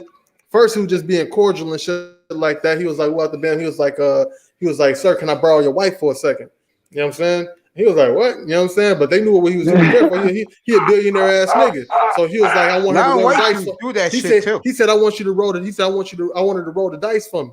So he up there, you know what I'm saying, betting 10,000, 100,000, all that type of shit. Yeah, he just went. He was like, his first thing he said was, "Well, it's up to her." It's up to her if she wants to play. Safe. Oh, but you talking about white people though? Safe. White people. Yeah, safe. This is for you. Okay. Get ready to look at the screen. Here it comes. This is the opening. Wow. I told him, bro. I told him, dog, like, I watch it in slow motion, no sound. Dude played the mental game on him, you know what I'm saying, because he had the bread. You know what I'm saying? He seduced his wife right in front of him, and he was compliant through the whole process. You know what I'm saying? You can't play them type of games. Motherfuckers come at you, man. Like shit, motherfuckers be your motherfucking friends, and you know what I'm saying, be trying to get at your old lady. You know what I'm saying? And she be your motherfucking wife, and that be a nigga you play with in the sandbox. You know what I'm saying? It be like that. You gotta be ready for whatever comes your way. It's a dirty game, bro. Dirty game. And I know you don't bid like you don't bid that other nigga, so I know the game. So that's what I'm like, bro. Yeah, but not knowingly. You know what I'm saying? Like anybody I call my brother, I ain't trying to get the old lady. Just no.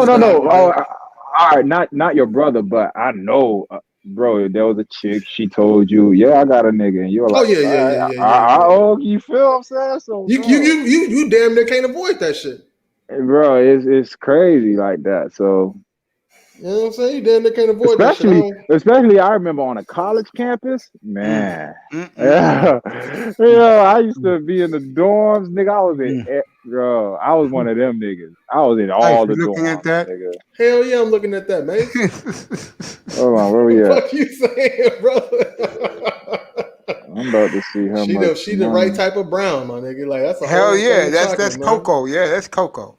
I'm telling you, that's cocoa. That's cocoa complaint. I love my women like this, bro. That's mine. That's what I'm doing right now. Nigga, that's what the brownie mix supposed to look like right there. Hell yeah, bro. You know what I'm saying? That's smooth. You know what I'm saying? She's smooth all over. Hell yeah, bro. She working it out too, man. She got it tight. Yeah, man. Yeah. That's the type of women, fellas. You take her to the finest steakhouses. Man, you can look at her shoulders and tell you know what I'm saying, them her titties, bro. Yeah, that's the type of chick you fuck all night, bro. Of course, but I'm just saying. Look at this outfit. Look at this outfit. Anything you want to wear, honey? How y'all find this shit? Y'all be looking for the.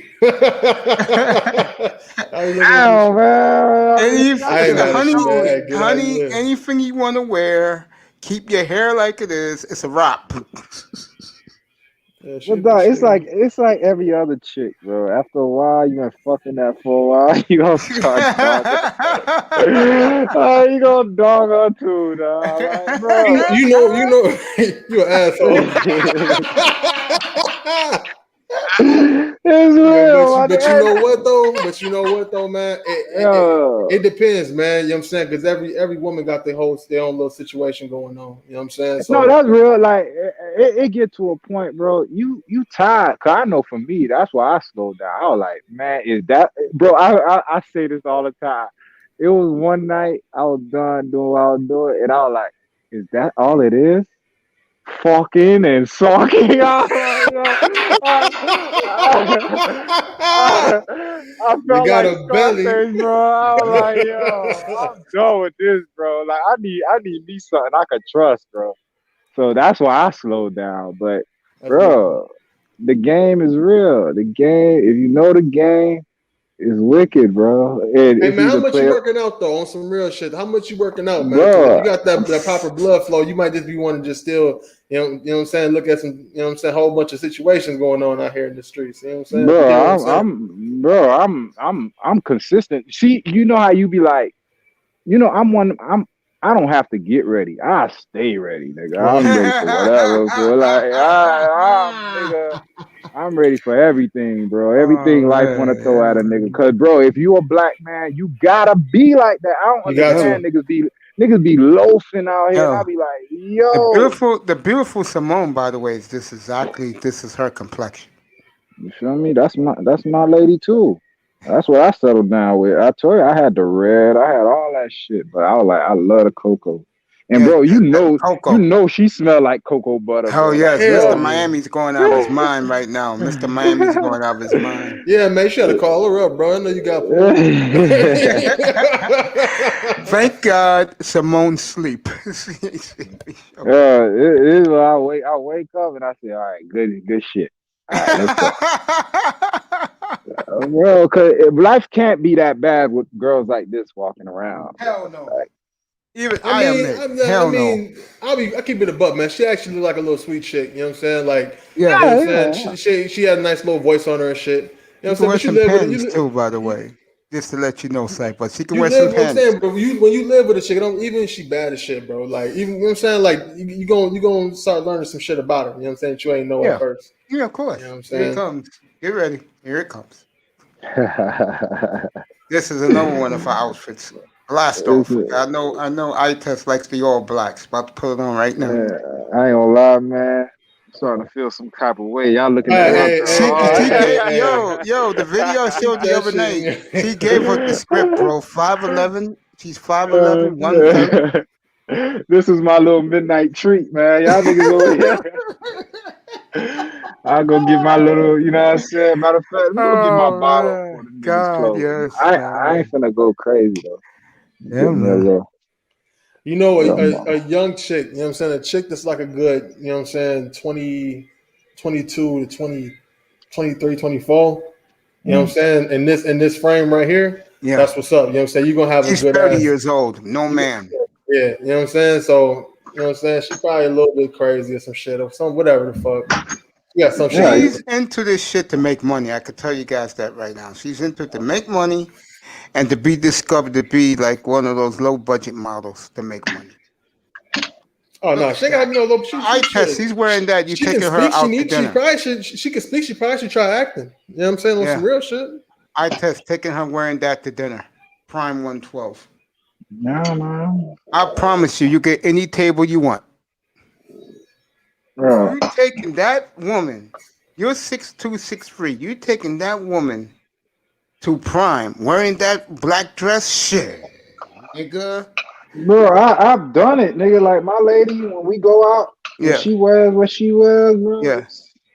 I remember we went to the Bahamas. Yeah. She wanted to splurge, bro, and everywhere we went, nigga, hers was. But like I said, it's a respect thing. It's nigga look at you and be like, you know what I'm saying? Good shit. And you do the same, bro. Like that's it. And I ain't never been a disrespectful ass nigga, so I really believe like, you know, karma shit. So shit, bad shit don't really happen to me like that. God would. God, thank you. Yeah, you blessed. You blessed. That's a good thing, brother. That's it, bro. I don't go out there looking for trouble. Shit just smooth, man. Keep it smooth. Yeah, man. That's why I fuck with the jump rope heavy, man. I be doing the jump rope shit. You know what I'm saying? That's keep you ready for everything and all occasions. You know what I'm saying? Good, bad. That's a ugly, good and little beautiful. shit to get back on. Yeah, that jump rope shit. Yeah. You know what I still have? You probably gonna laugh if you really on this. Like, Nah, I'm into this shit. Talk to me. What up? bro, I still got my ab roller, bro. My ab roller's still pumping, bro. Remember the blue one? You talking about the handle joint? The one with the handle joint, yeah. I had a red one. Yes. Yeah, I got one of them. I don't be fucking with it though. Bro, that shit keeps me good, nigga. That's what's Look up. at that. I bro, test taking after that shopping, taking that sideboard. I test taking that and her wearing that shopping, just shopping. Oh, nigga, you finna go shopping with her? Believe that. You know what I'm saying? Yeah, You getting around that. that's a must, bro. Like I do that shit now. Like I'm tired of them all, bro. Like that's all they want to do. Now I'm happy because all she wants to do is Fashion Nova. Yeah, So, man, that's what she considers. This young lady considers herself 30 years old, 5'11", no man. She got a nigga somewhere. She got a sponsor somewhere. Somebody. Of course, that's why she's modeling. That's why she's modeling these outfits. Of course, if that walked in wearing that, you ain't gonna sponsor her. I ain't that type of nigga, Mace. I ain't just paying a bitch just because she look. If this woman walked into your shop exposing those knockers, and she said, "I need someone to sponsor me on YouTube," God damn it, what time you want it, honey? Shit. Yes. Bro, you gotta put your foot down sometimes, man. I mean, if you get married, you sponsor. Look at that. Damn. Nigga. Excuse me. That's the type of ass I you ain't sponsor, nigga. sponsoring no hoe. I ain't sponsoring now. I'm gonna tell that hoe sponsor me. Hey, I mean, that's what marriage is, low-key. Oh, bad. I ain't sponsoring no bitch. Oh, let me. You kidding me? You wouldn't sponsor that? No. Fuck that. Y'all give these hoes too much power, bro. Fuck that. Hey, I just like what I see, man. Oh, nothing wrong with it. Let me do another one. Let me get them. Baby, I'm coming there. I'll be there in a second, baby girl. Don't worry about it. I got you. Your Uncle Mace got you. Don't But that worry. nigga Pac said, just watching. I think y'all perfect for real. I got to push back. I think y'all perfect, bro. Look at that. You tell me you're not sponsoring that. I think y'all perfect, man. You man with the titties all up in your face. You tell me you ain't going. I'm going, but I ain't paying. You ain't paying for dinner. You ain't paying for dessert. No, hell no. See, here's the thing. Hell yeah. That's the thing. Mason's on some other shit. Mace talking about shopping sprees and all this other crazy shit. Simone Love is exactly this complexion. And I'll do it with you. Like shopping, nigga. If you don't hit it for a certain amount of time, nigga, you're going to shopping. Hold up, man. You mean to tell me if you got it in the bank, you ain't going to Saks Fifth? Oh, I'm paying for dinner. I'm paying for outfits that I could take off. But exactly, yes. But listen, no. But listen, not all this every day coming. Hey, my hands out. I look good. Fuck all that. Man. Them titties see, that's the problem. No, see, right there. That's the problem. I could get other titties other places, bro. That's the problem. All right, but them right there though. Bro. Y'all niggas deal with y'all niggas deal with a scarcity mindset. You know There's titties like that everywhere. Them titties jiggling talking about that. You know you're gonna be at Saks. I ain't gonna lie. Hey, let's go, baby. Let's go. Man, you finna be spinning, bro. Man, yeah. At first. Yeah, don't let your lady hear that shit. Don't pay it at first. At first. But once I crack her a few times, that's it, man. That's all she wrote, man. Like I said, man, one of my favorite female rapper, I think she colder than her though. Who that? Armani Caesar. I'm gonna look her Who up the real fuck quick. is that? Yeah, she's on, Armani, who is that? she's on these YouTube streets, but I think I saw her, if not yesterday, the other night. I saw her. Armani cold as woo. Armani. Okay, Armani Caesar. Yeah, I'll bring her up next. Can she rap? If this No. Can she rap? Yes, she can rap. But if she she got she bars. was She cold and she got bars. if you was walking Okay, at I the wanna see beach this. with this, you wouldn't mind picking up stuff. Was you walking down, holding hands on the beach with this right here, Roy? Bro, that's what I mean, bro. Y'all niggas, bro. Dog, she a female. Y'all niggas, that's how y'all give y'all nuts away to these hoes because they be so bad. Get your sports. I'm doing 6 hours right now. You get your sports, Iman. We are watching sports. We're watching a woman modeling her fang bikini. Enjoy. You might as well just go to the lingerie football league. They got good highlights. I'm gonna on be that shit. covering that. Yeah. I'm gonna be covering that this year. Don't worry, boys. It's on the Yeah. agenda. I'll get you Hell live. yeah, bro. I be into that lingerie shit too. I'll get Bro. you Okay, live. my boy, he on that shit too. Okay. Hey, on some real shit though. Look at that. Look at that. Look. They be You balling telling out there. me? They be thick You in the telling me walking down the beach with that? And remember, this is from Mace, the Virgin. You got Mace riled up over here, bro. Mace got his groove back and shit. Well, the reason why I'm riled up because I saw how my own personal Dallas Cowboy cheerleader really looks. She gave me a little peek, and I said I'm all in. You know what I'm saying? She got dimples on her butt. Man, she ain't got She ain't had that fucking dimple or motherfucking dimple or none of that shit. This honey here, I'm bruh, man. this woman here is smooth. Fuck shooting the club up. I'm shutting the club down. This is Cocoa Butter Smooth, boys. This is Sports Illustrated, all right, Mace. I see you, Mace. Yeah, this is Sports Illustrated swimsuit.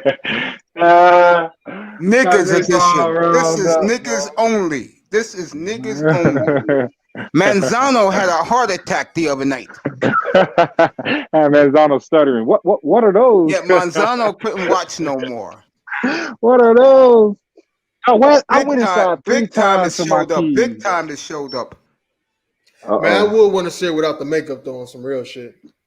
I've seen it without the makeup. She decent. That's what I'm saying, bro. Like, it's the makeup, the lashes. This is hair, our swimsuit edition, guys. Eat it and weep. She's a regular hood chick. Look at that. Look at that. Oh my God. If you guys tell me you wouldn't take this woman shopping. Coming from my city, that's not regular, man. That's not regular. Where you at?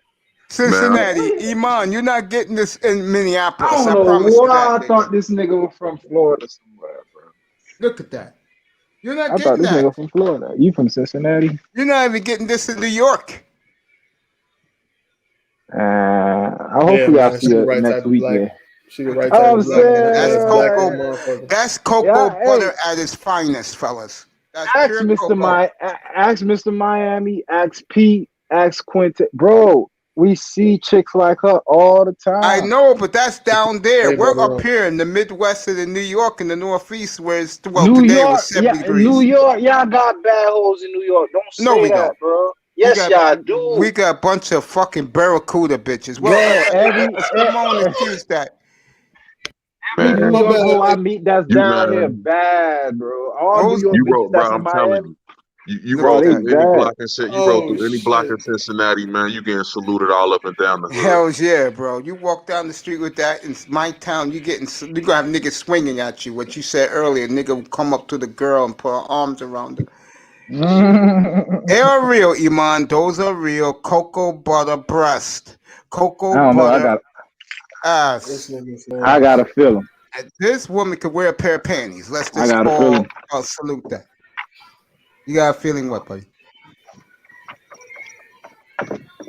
Yeah, even though she does. Friday morning, 8 a.m.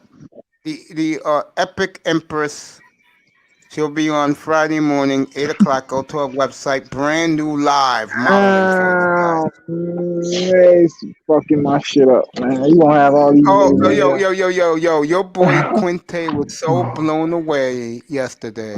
He said, nah, I'm not fucking with my man's woman. Yo, Mace, yo, Mace. I'm gonna lock her down. He put on the lingerie football league. One of the highlights of some shit. Okay, I will. Yeah. Don't worry, I got you guys. Yeah, I got you guys. Yeah, I John need you to. Jones has lost his mind again. See, you guys underestimate me. Right. Okay, I have good taste in black women. Just that black women don't want me. Well, you got good taste. I'd put her up here. That's her. Hey. But I have other way. By the way, oh, you talking about Simone? Okay. I got more women. Good evening to the beautiful Tatiana, and good morning to Nicole. That I know the ladies right now. I know they sent me something nice in the Cash App for support and love. Look at that. You tell me, guys. You guys telling me you can't get this, bro? You telling me? Look at the you see, Mace, chat room Mace is True lit Colors up coming again. out. Mace True Colors coming out. He all that fake. I don't like women shit. You see, he coming out. Coming out. I need you to check Armani. That's the. I'm gonna do what's her name next? I'm gonna do the lingerie football and the rapper, who my man wants to see. I'll do the rapper next, then I'll do the lingerie. Look at that! You kidding me? You walking down the South Beach with that looking like that, bro?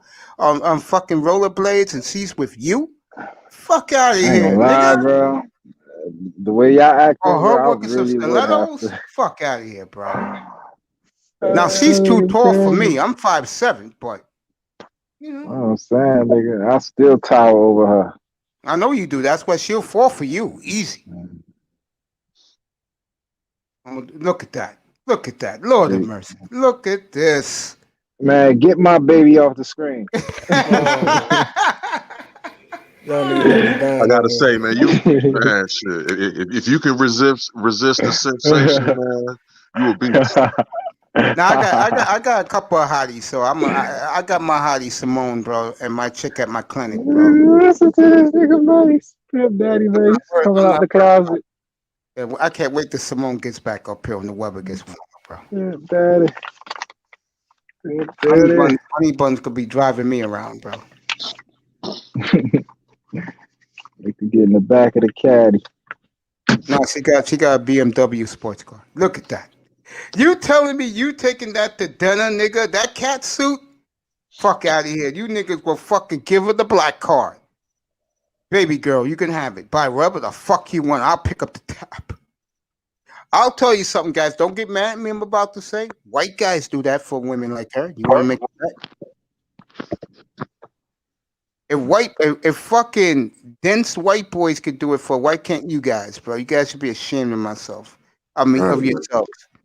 Because let me tell you, I'll tell you, I'm dead serious. If I had a bitch around 5'6", 5'7", my eye level a little shorter, sporting that shit, she'll get anything she wants from me, bro. I ain't thinking about it. Because you know what? I'm not kidding. This little streak I have, that shit will be over. Be a wrap. Naming the claiming, Mace. Fuck it. Naming the claiming. Right, bro. You gotta be fucking kidding me. You niggas gotta be kidding me. That shit, see, she's too tall for me. I test with definitely. I know Scythe Bud would. I know 5'11" is good. I'm 6'1". There you go. Perfect for you. She's 5'11". 5'11" is on point. And she'll pull in some stilettos for you too. She'll pull in some stilettos for you guys too. Ridiculous. Yeah. Look at that. Look at the black one. Look at that. Jesus. Oh yeah, girl. Whatever you want. Next time I get Simone up here, hope I get her up here tomorrow. I'm gonna ask her height. What I'm talking about. Roof, Chris, and Papa Do's. That's all I gotta say. There you go. There you go. Hey, Papa Do's is shit. Yo. Yeah, that's what Kevin Samuels used to work. Matter of fact, shout out to Kevin Samuels. His theme music just went off. Well, he's playing it right now. That room is lit up with bitches, bro. Lit up with. I remember the other day I said I had my best steak was at. I forgot where I said. Nah, I had to take that back. It was at Papa Do's. There you go. Papa Do's And got he that alligator meat and though. That'd be it was decent. in I was He in got a Houston though. nice rack. You damn right, Mr. Miami. All these guys are going out of their minds for this woman. You should. They got a Papa Do's in Cincinnati. Yeah. Damn, y'all lucky, bro. I had to go to Houston to get. Damn, that's crazy. Like, They don't got that shit in Miami. That's what's so yeah, they crazy. got one here. Shit. We don't got a roof, Chris though. Like we got man, like Jeff Yeah, we got a roof. Jeff Chris. Ruby from here. So whenever you say steakhouse, it's Jeff Ruby. Okay. Got them in Chicago. They got Yeah, everything lucky, in bro. fucking Chicago, bro. Yeah, Chicago, y'all got the way, bro. everything, You bro. motherfuckers got everything, bro. Yeah, you gotta just go for it. In New Hella York, shit. I know a place called Jake's, right where I used to live, bro. Top of the line, give you a lot for your money, bro. You only pay like $50 for a nice porterhouse steak, bro. Nicely cut. There you go. You telling me you wouldn't take that woman anywhere she wants to fucking go? Niggas would do a 20-year bid for this chick, bro. You think not? Facts. Niggas would do a 20-year bid, nigga. This is me Oh talking yeah, this shit. right. This is me Niggas will talking get this real shit. tight about it. Talk that shit, Mace. A nigga get real tight about that for sure. Hell yeah. Fucking cocoa butter too? You say you do that 30? Niggas, go and do yeah, that. niggas would do that. Seriously. Like that chick in my clinic, I told her, I said, honey, I'll do 20-year bid for you. Fuck that. Girl, I Mace, you died. killing me, dog. You killing me. Girl, I died for you. Fuck out of here. Killing me. I'm saying, what is he doing up here showing this, man? Stop it. Because This niggas, is like she my said in one of the videos I showed yesterday, she said, quote, yeah, but my man watch it on your Afro- own time, nigga. No, I don't mind showing this because this woman is not for me. I'm giving my own treat. And these niggas are lit up in the chat. Oh, look at that. Lord have mercy, bro. Look at that. You putting her on, though, man. I'll be What's back. up? Why this nigga? Girl, can She you ain't spin got that around? many. She ain't even got that many views. You look at her, you know what I'm saying? She only got 20,000 down there. You putting her on, man. That's what's up. You know what I'm saying? Fuck it, I ain't mad at Can you. you spin for us, please? Do us a spin, honey. But I'm telling you, though, brother Mace, man, because this is the sports channel, brother. I don't know if how long you want to This is be Sports perving so hard on Illustrated. this woman, bro. This is Sports Illustrated version. Sister style. I got a question for you, mate. Yeah. Who called her the nigga Marie? Danica Marie? Who called her or Danica? Danica? Yeah. Between her and Danica, her. Okay. But don't get me wrong now. Is that the chick with the tattoo on her chest? Yeah. Oh, this chick crushing Look her at ass. that, bro. You That kidding bitch me? bad, bro. Now, let me say something about Danica. Before Obsidian put her on into the manosphere, when she's sitting down, you know what she's seeing. Am I lying? That boy. Nah, she bad. She bad business. That woman has a 250,000 nigga army. The sisters don't fuck with her. They try to come in here, and those niggas, her army keep those bitches in line, bro. They check those hoes. They go into the swirler rooms, letting them know, don't fuck with our girl. On some King Xerxes type shit, man. I All know. type of goons. Now, I'm going to shock a lot of niggas in here, but I'm not joking. I'm beginning to grow a sister army for me, bro. I got women coming out of the woodworks for me now, bro. And that's what's You up, man. bossed You up. deserve it. But I bossed don't up, play man. that, though. I don't play that. That's not me, bro. I'm here to give you guys I'm giving you guys a show right now, bro. Dude, that shirt about to come out. Oh, that yeah. shirt about to Oh, yeah. Oh, yeah. about to let go. Yes, sir. I pulled them up. I pulled them motherfuckers out at random, man. You damn right. Like for Right, real. bro. This She is could be real, cooking bro. and the motherfuckers will come out, man. Fellas, this is a bad bitch here. Okay? Yeah. And if she wants to play the role of boss bitch, let her do it.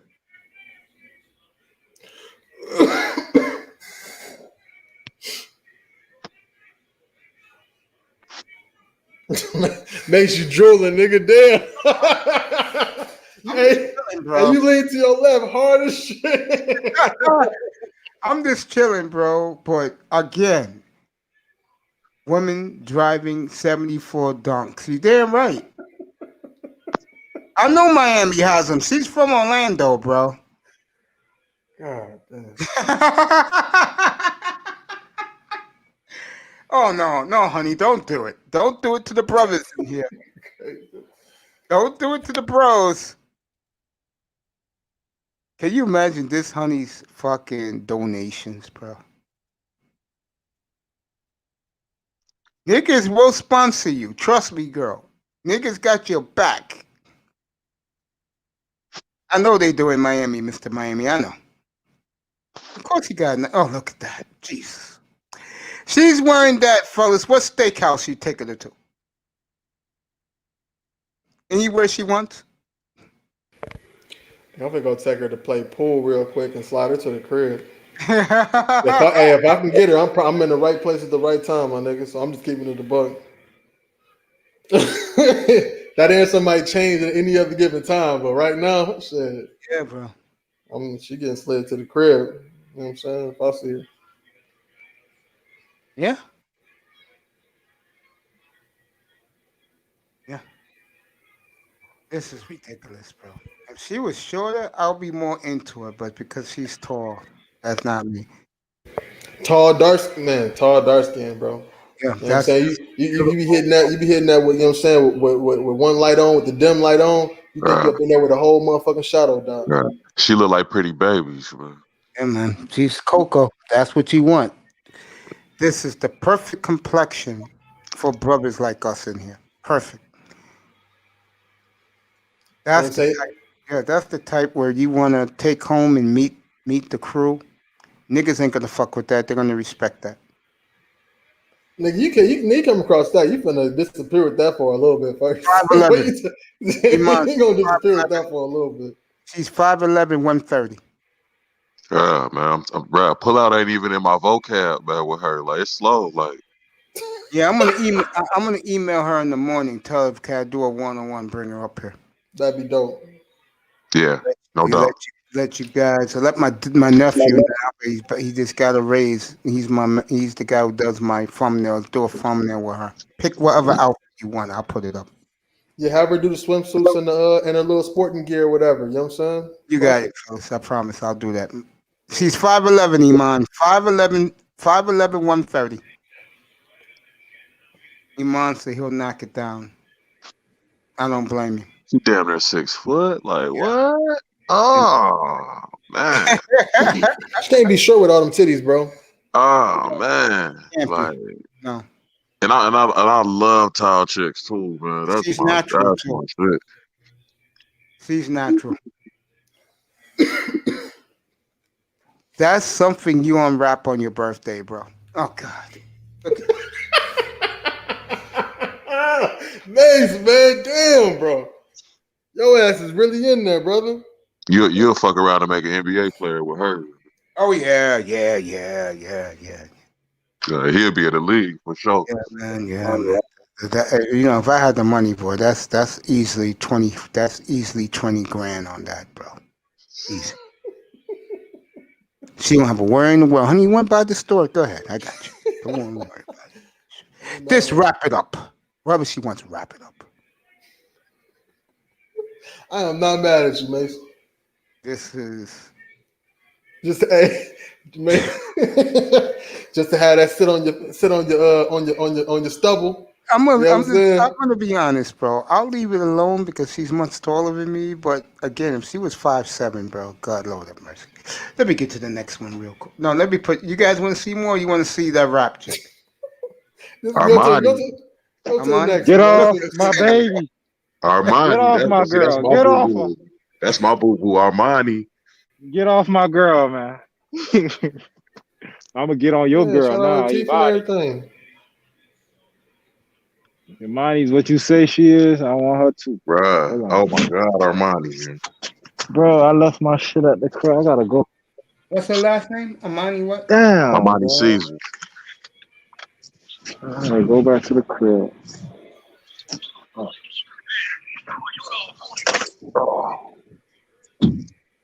Yeah, there she go. I hate that. I think I've seen her before. I think I've seen her before. Look at that. See, we're gonna miss this one, fellas. You see this being in the background? Get off my girl. That's what she look like. Yeah, that's my video, Simply Done, and Palm Angels. That's oh my god.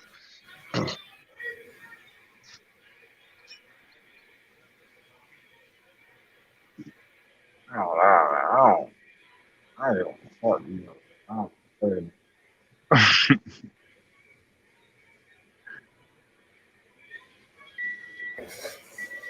I drive all the way to the crib. Let me back you up. Last thing I need is this clown, bro. A wigger. You're right. She the flies in the music video. Hey, go to the first one. Yeah, I'm trying to see what you're talking about, man. Go to the first one, man. I'm doing it right now. That's her? Yeah, that's her. You must like her music. Yeah. She got bars too. Like she actually spit, man. She cold. Oh, she fuck with Benny the Butcher? Oh, okay. Yeah. I see what's happening. I see what's happening. She reminds me of the Brat. When the Brat was young. Oh, yeah? I'm gonna check her out. Yo, so that means she could spit, nigga, because ain't a lot of people that could spit, bro. No, because I'll never forget it, bro. You know, guys, because I was fat and I was quiet back then. But guys knew that the Brat turned me on. And my boy said, "This is for you." He flipped it to me. The front cover, the Brat in a 2-piece fong bikini, bro, on front of the source. I lost my fucking mind, bro. Yeah, bro. I remember that source. Yeah, I remember that shit. Yeah, the Brat. Lost my mind, bro. That was my baby, bro. Back in the 90s, that was my boo, bro. I just found out she was gay, bro. Like last year. Went that way. Yeah, I've been knew she went that way. But back in the day, she was my bitch, bro. My lady told me that. Nah, mine was Foxy. I wanted Foxy. Yeah, Foxy Brown was nice too, bro. I wanted to fuck. She lost her mind, bro. Yeah, and Foxy was ratchet, bro. That's why I liked her, bro. Like, I like the ratchet hoes. Oh my god. Yeah, I like my bitch to be a little ratchet. Yeah, I like ratchet hoes because dog, you tame them, you good. Like I've tamed one before, believe it or not, fellas. I did. Nigga say he tamed one. I did, bro. She used to always wear the spandex for me. Seriously, spandex, the heels for me, bro. You know who was the thickest though? Shauna. Hell yeah. Shauna had a fat ass. Like who's Shauna? From DTP. She from Chicago. Yeah, I like my women like that, bro. Shauna got bro. Dump. Yeah, like what she's wearing right now. That's what I like right there. Yes. I remember no Shauna. She could wear that, bro, and she'll be with me all the time, bro. And I had a big. No doubt. She bad, cold as fuck. Yeah. Let me hear the bars, bro. Her name was Cookie, bro. That was a bad bitch, bro. She used to open me, bro. I be looking for rappers I could listen to. If she bad, check her out. She got bars, man. Let me unmute this. I don't lie, bro. I don't listen to these hoes. I ain't never listen to Nicki. I ain't never listen to Megan. Only time I listen to Megan is when it's time to listen to Megan. But other than she ain't like the other ones though. She keep it street though. Listen to her. You gotta listen to her. Okay. You hear it? You guys hear it? Yeah. Yeah.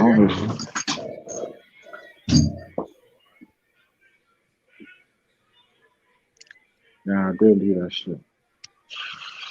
No doubt. Check out her IG. Like, hey, she need a push for real. Like Armani cold. She the coldest in the game to me. She gave you that Foxy. She gave you that Foxy Brown vibe. Yeah, no doubt, man. She's East Coast too, right? She East Coast chick. She New York chick. Right. Yeah. Buffalo. Yeah, big shout out to Buffalo. Yeah. Upstate. Yeah.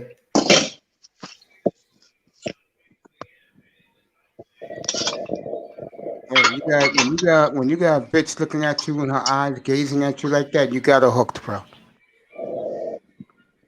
Like I said, when I had Cookie, she was like that, bro. Right. with the Philly stockings, man. Like the war. Nah, she didn't get that deep with me, but she wore spandex all the time, and our back of her panty tag always be hanging out of her spandex, bro. Oh yeah, no doubt. 10 fucking degrees. She wears fucking flip flops for me, bro. Spandex, bro. Yeah, oh yeah, you had it in there, man. Yeah, that was a decade ago, bro. I had more a decade ago, bro. That's what's up, though. Yeah, man. It's a cool feeling, bro. It is when you in the building. Yeah, it's a thorough ass feeling. Yeah, bro.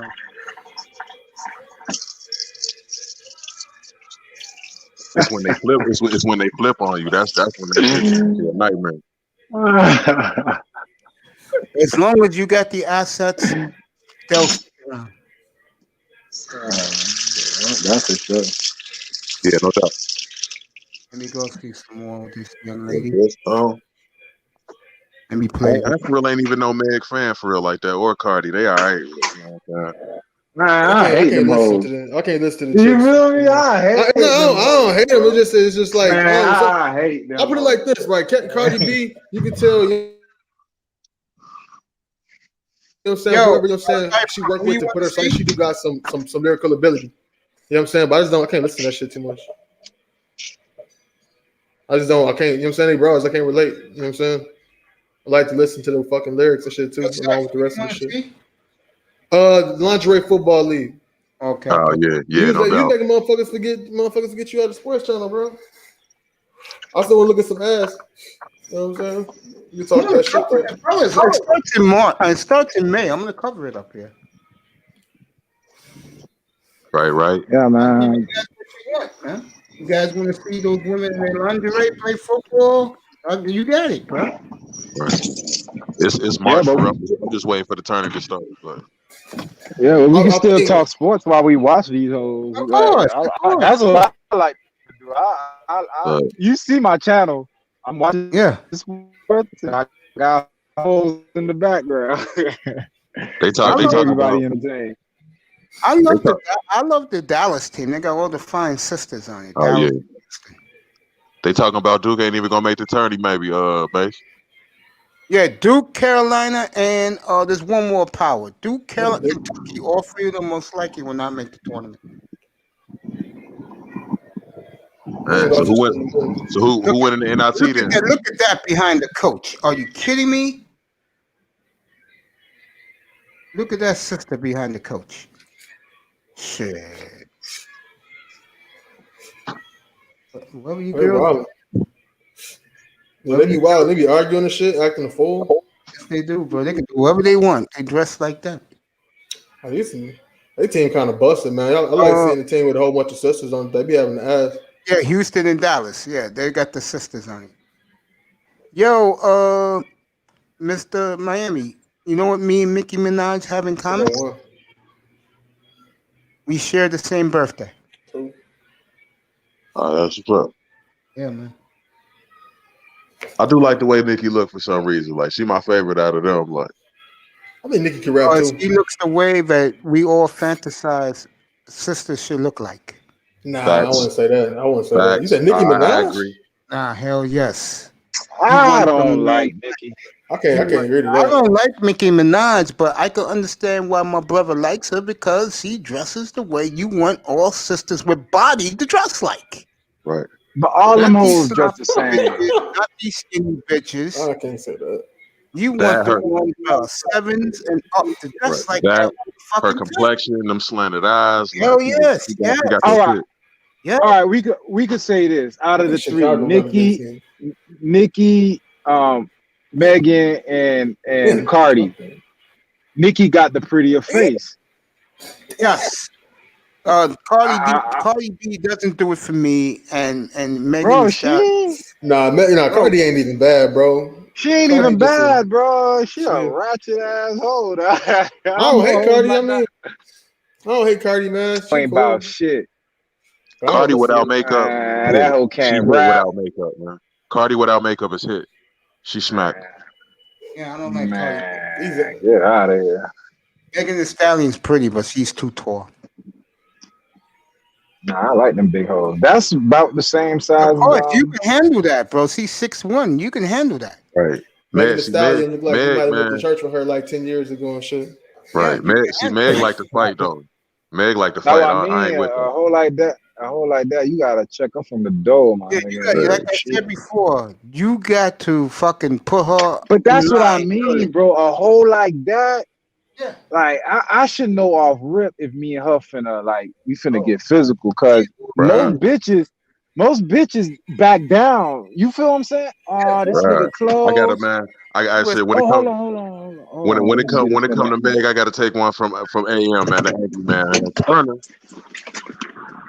That woman, Yo, Meg comes in tight spandex, bro, with that panty line, with that ass. you out of here? No, Dog, I'm let not. me just get that one. Oh, fuck, man. I left my shit at the crib. Yeah, she right. 13 was okay. Okay. Bad bitch, bro. I look at it like, you know what I'm saying, if these chicks had enough nerve to go ahead and, you know what I'm saying, put some drawers on and play some fucking football, you know what I'm saying, nigga should, you know what I'm saying, nigga want to watch, you know what I'm saying, I can appreciate that shit. If the WNBA, you know what I'm saying, like took notes of that shit, maybe motherfuckers will watch that more. I said, yeah, but most of them women now are dykes, and now they're gonna have alpha in there. Hey, that's a good idea. I ain't never thought about that for the WNBA. Man, I never watched There's a the tall ass game. light skinned chick in the NBA right now. You know what I'm saying? I be seeing her on Instagram shit. She actually cute, man. Look at Nah, her. there was that whole Mandy Moore. Yes. That bitch pretty as fuck. That little whole pretty little red New York chick, man. That's the type of chicks y'all have in New York. Mandy Moore. Or whatever her name is. And you know why she real? The nigga she went was locked up. And she quit playing basketball to take care of that nigga or some shit like that. I ain't never heard no shit like that. That whole said, fuck basketball, I'm with this nigga. I don't be fucking with no women, man. Yeah, but I fuck with no women like that. If a woman, again, she approaches me, and like the ones that do, especially one particular one, if she's local like she is, and she get back here, I'll let you guys see who I'm working with. See, that's that whole shit I'm talking about. You talking about her approaching you. You're the hunter. You're supposed to hunt the prey. The dog chases the cat, not the cat chase the dog, nigga. What the fuck wrong with you? Who's raising y'all niggas? Liz Cambridge, that's her name. Liz Cambridge, the light skinned chick in the NBA, tall as hell. Light skinned chick, cute. Let me bring her up. Hey, you You know know who what I I'm wanted to fuck with, that little hoe on ESPN, the little black tall bitch. Maria Taylor. That's her? Yeah, I'll fuck the shit out of her. Big tall ass. Phaedra Williams. I don't follow ESPN, so I don't know. Maria Taylor. She does college football. Yeah, And her. now- Yeah, exactly. Her big now ass, she's, bro. now she's in the studio for the NBA now. Her and Jalen Rose. Tap her big ass. Liz Cambridge. Nigga close up because he got a headache. What kind of shit? The liquor store, man. Nigga said I got a headache. Let me check out this Liz Cambridge. Hey, that boy Vader, man, you got a mouthpiece in there? What'd you say? That's a mouthpiece? Yeah. You be fucking around, you be sparring and shit? Yeah. I've been training MMA, man, for like the last, on and off for like the last 12 years, but I fight, you know what I'm saying, on the local level, amateur. That's what's up, man. That's cool as shit. You know what I'm saying? I respect that. I definitely respect that, man. You be watching the fight too? No doubt. Here you go. Not as much as I used to. This is Liz Cambridge. You guys will not be disappointed. Okay. Wait till I put this up. I'm just getting into MMA. You know what I'm saying? Like I wasn't really watching that shit like that, but it's a shame. Kind of popping. It's a shame this woman's a dyke. I've been into it for a little minute. Like man, that's my shit, man. That's my life. MMA. Like I love it. How did you get into it?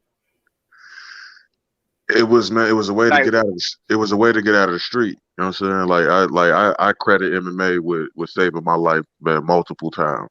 man. Like it was like I was, you know what I'm saying, all that bullshit in the street, and motherfuckers. Like I went to the gym. That's started getting into it. Like first it was boxing, then it was kickboxing, then I started wrestling. Like, and that's I ain't seen them pictures, Mace. Eat it and weep. Here she is. I saw her playing So what? basketball. I ain't see her in no fucking draws. There you go. So you, Bro, so but, what? You just walked into a gym and you said, I want to box, or you went to a boxing gym? yeah, no, I went to a boxing gym. It was a boxing gym like right around where I stayed, man. And one day I just walked in there, like, and he just dude, the head trainer, man, just looked at me like, all right, man, let's get it popping. Like you like he got me in the swing of it, like, and I've been, man, like on and off with it, but man, that's my home. Like, what's your favorite disciplines? I love striking, man, kickboxing, man, karate, man, stand up game all day. Good shit, man.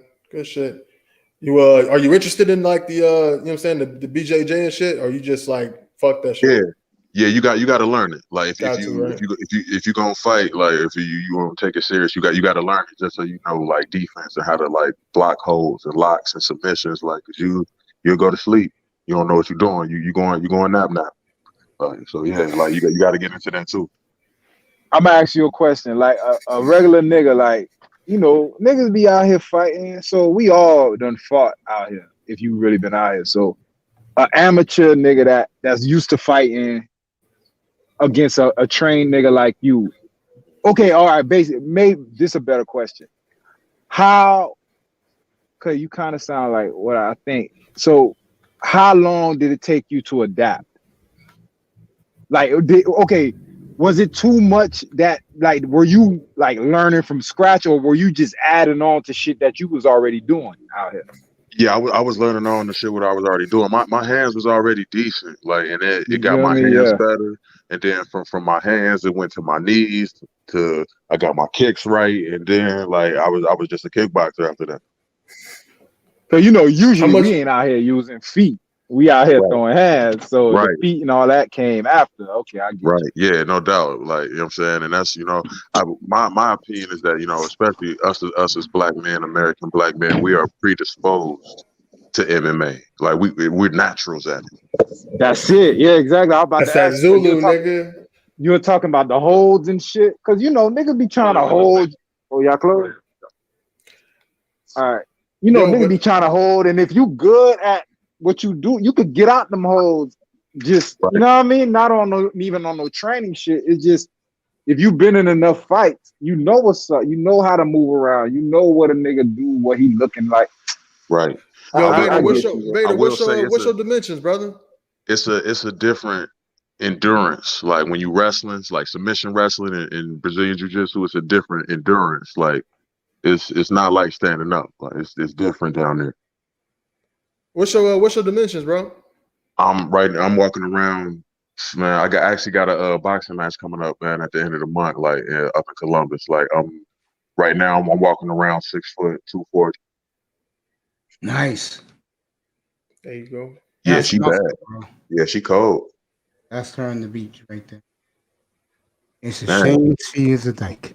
Man, she be chewing on it though. Oh shit, hey. How you know she played for that team? That don't be stopping me though. I go in still like, hey, where your girlfriend at too? Like, how you know she played for that team, Mace? Yeah, that's my nigga Vader, bro. Hey, I like that. Yeah, bro, that's good shit. Hey, you flip the dice. Hey, you ain't a real nigga. You ain't never flipped the dice. I want you to put that out there. If you ain't flipped the dice, nigga, you ain't out here right. And not even flipping them. Just the man that man. If you ain't never experienced that 3-way tango. Yeah. I'm gonna tell you what happened with me. So if you flip a dyke, that's like a extra kudos, my nigga. You on some other shit. Like, and that's what I was getting about a lot of conversations in this sector. Like the black man feel like y'all having trouble with one, try two. And then one that don't like men. You feel me? right. Especially if you doing that, like man, like you not like I done knocked off a couple studs too. Like, I'm like, man, you doing that? You on a whole nother level for real. I ain't gonna lie, you got me. I ain't getting no studs. You need my ID too? Yeah. Yeah, I ain't fucking with no studs. I mean, I done fuck with some chicks, you know what I'm saying? That was when we was younger, and they fucked around and, you know what I'm saying, turned to that lifestyle later on in life. I'm telling you, man. not I post. didn't, bruh. I'm telling you, I didn't have some studs, man. They didn't took off all the boy shit, and they cold as fuck. Like, so By I the like way, don't knock by it. the way, guys, this woman, this Liz Cambridge, she should be in Playboy. I'm gonna find the issue she was in Playboy. She was in Playboy? Yeah. Damn. Oh, look at her. Bro, you talking about? There's so many hoes on YouTube, my nigga. I can show you hoes that'll make you God. Fuck that. Go to TikTok if you want to see bad bitches, nigga. This shit but ain't nothing what y'all doing. Most of those TikTok bitches swirl. I don't want to look at those bitches. Nigga, Ellie's on TikTok, nigga. What you talking about? Ellie's on TikTok because she wants to be known. Bro, This that's is a her white Playboy. mom. This is her Playboy. Yo, you don't think Cracker sponsoring Ellie? Look at her. Bro, Cracker sponsoring that bitch gotta acting like that, man. Gotta wearing all that shit on YouTube. You think a nigga Yeah, gonna accept her? it's my opinion. She getting sponsored by. She getting sponsored by a couple motherfuckers. You think so? Yes. Probably. This is her in Playboy. Look at that. It's a bidding war. It's a bidding war, man. Hey, yo, Vader, man, on some shit though, man. The farther you go, would you rather go for like the heavyweight division, or would you rather go cruiserweight? I don't know. She was 6'8". Boxing. Who the fuck is 6'8"? This Liz Cambridge chick. Damn. That's crazy. I don't want no chick looking down at me. Oh, that's scary to me. To answer your question, Syke, but I'm trying to get down weight for real. I want to compete at middleweight, man. 185 is where I need to be for real. I dig that. Oh, I cannot go that small, my nigga. I mean, it takes that though. You know what I'm saying? Like you need to keep that endurance and all that shit. You gotta make sure that your you know what I'm saying, your body is in that right condition. You know what I'm saying? To take punches to the body and all that type of shit. You know? My first two fights was at heavyweight, and what I noticed is that everybody was taller than me. Like, and swinging up is crazy. Like swinging up, like is wild. Like, so you know what I'm saying, to get them eye level, like middleweight is 6 foot. Maybe I know out of like 6'4", he a middleweight 85. I think he's going up to like heavy here soon, since Jones then made his move to heavyweight. So you don't want to be out there like Chris Bird, you know what I'm saying, swinging at them tall ass motherfuckers. Right, and I don't see how Tyson did it, man. Tyson, man, that's why his uppercuts was so nasty, man, because everybody was taller than him. He got up in you though. The way he square off like that, you know what I'm saying? He had so much power coming from his feet. You know what I'm saying? The fact that he just had a good base and he could pivot on so good on the inside. He was a giant killer, bro. Right. That nigga got up in you. That was it, bro. You don't let. He's throwing everything. Tyson was a beast. What you say your style is? You know what I'm saying? Just the way you get up in there and do your thing. Like I know, you know what I'm saying, you got your own original, you know what I'm saying, essence to what you be doing. But like, you know what I'm saying, what's some of the influences in your style? Some of my influences, man. I take it back to the greats, man. Anderson Silva. One of my favorite MMA fighters of all time was BJ Penn, man. Just the passion he brought, man. It was guaranteed he was gonna at least put on a show. He didn't beat the brakes off a couple motherfuckers in the UFC. Like, that's my guy. Damn, everybody wanted to take pictures with this woman. I'm a soldier. That's what he says. He said Anderson Silva. I'm slick with it. I'm talented with the shit. I got good instincts, and on top of that, I'm a bad motherfucker like BJ Penn. That's a badass. Yeah, you're right. That's what's up, dog. I wish I was into that MMA shit. Like, I'm not into boxing or none of that shit, dog. Like, I don't watch MMA. I'm a casual, but I fuck with boxing, but I'm a casual MMA. Yeah. It just, I was just so by the time I got into boxing and kickboxing, like I was like I forget who was saying either I test or Syke Bud, like I was already fighting out here, man, whether it was bars, streets, bars fighting. Yeah, you gotta have it in you. You gotta have it in you regardless. I didn't know this chick was from Australia. Oh yeah, I know either. The reason I asked Cyber, cause I'm down it, you know what I mean? Cause I want to get into the gym and start boxing, but I'm like, is it gonna take me a while to get on it? Cause I think I already could throw hands. Right, bro. Like, on everything, man, jump rope, bro. Right, I tell everybody this, like even if you don't intend on fighting, it's great training. it's great training regardless. It's gonna get you in shape whether you intend to fight or not. Like it's gonna get you in shape. You gonna get there. Like, you know what I'm saying? Like you gonna lose hella weight. Like just MMA training alone. And I know you fucking with them sauna bags. That's the thing. Yeah. You know what I'm saying? That shit make you much, milk. bro. You know what I'm saying? If you stay hydrated, you get hot, you know what I'm saying? Stay hydrated at all, you know what I'm saying? For most times, you know what I'm saying? While you training and shit, and then and put that sauna bag on, you drop weight like a motherfucker, bro. Yeah, no doubt. I know you know. Bro. Yeah, I didn't. And that's what happens. Like, you know what I'm saying? You know what I'm saying? I went through a lot of trouble in my life. Like, I tell a lot of people this. I didn't lost like close to 80. I didn't lost like 80 to 100 pounds like 3 or 4 times in my life. I bet.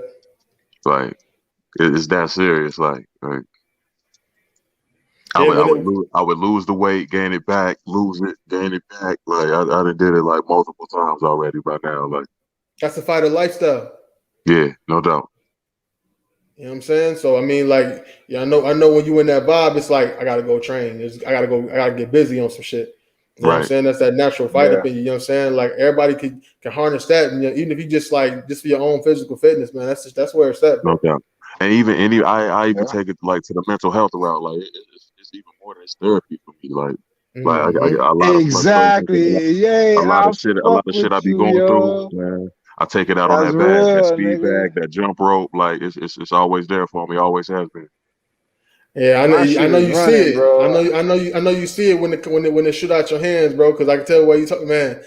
Hey, man, do your thing, bro. I'd love to see, you know what I'm saying, see some footage of any type of shit, bro. Like, stay in tune with me, man. I'm Psych Bud, man. I'm gonna fuck around, start being on my channel a little bit more often. You know what I'm saying? Okay, no doubt, yeah. Okay, yeah, I'm gonna check you out for sure. You know what I'm saying? That's good shit, though, man. Like, it's like, it make you want to, you know what I'm saying, eat the right way. You know what I'm saying? Because you always, you know what I mean? You need to fuel yourself. So, you gotta make sure your nutrition is straight, too. No doubt, and fuel it the right way. Like I'm saying, like because I know a lot of early MMA fighters, you know, they wasn't on proper diet. You know what I'm saying? So that's why you see your Roy Nelsons and you know what I'm saying, especially your heavyweights was out of shape earlier on, and now that they got their diet right, you know they look like fighters now, even amongst the heavyweights. Fucking hey Mace, man, it's a chick, right? She an Asian chick. Her name is she an MMA fighter. Her name is Angela Lee. Yeah, sexy little chick, bro. Sexy little chick. She fight for one championship. Oh man, Zano, I've been busy. I didn't see you back here, bro. I think I'll type in the dig. But what's your what in your ideal setting, bro, Vader, man? What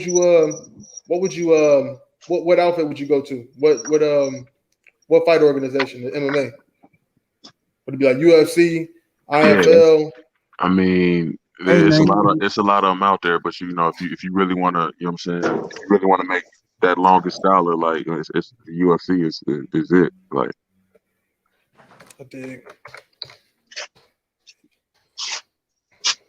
You know what I'm saying? That's what I'm striving for, man. I want to be there bad. Like I dream about it every night. Like that's where I want to be.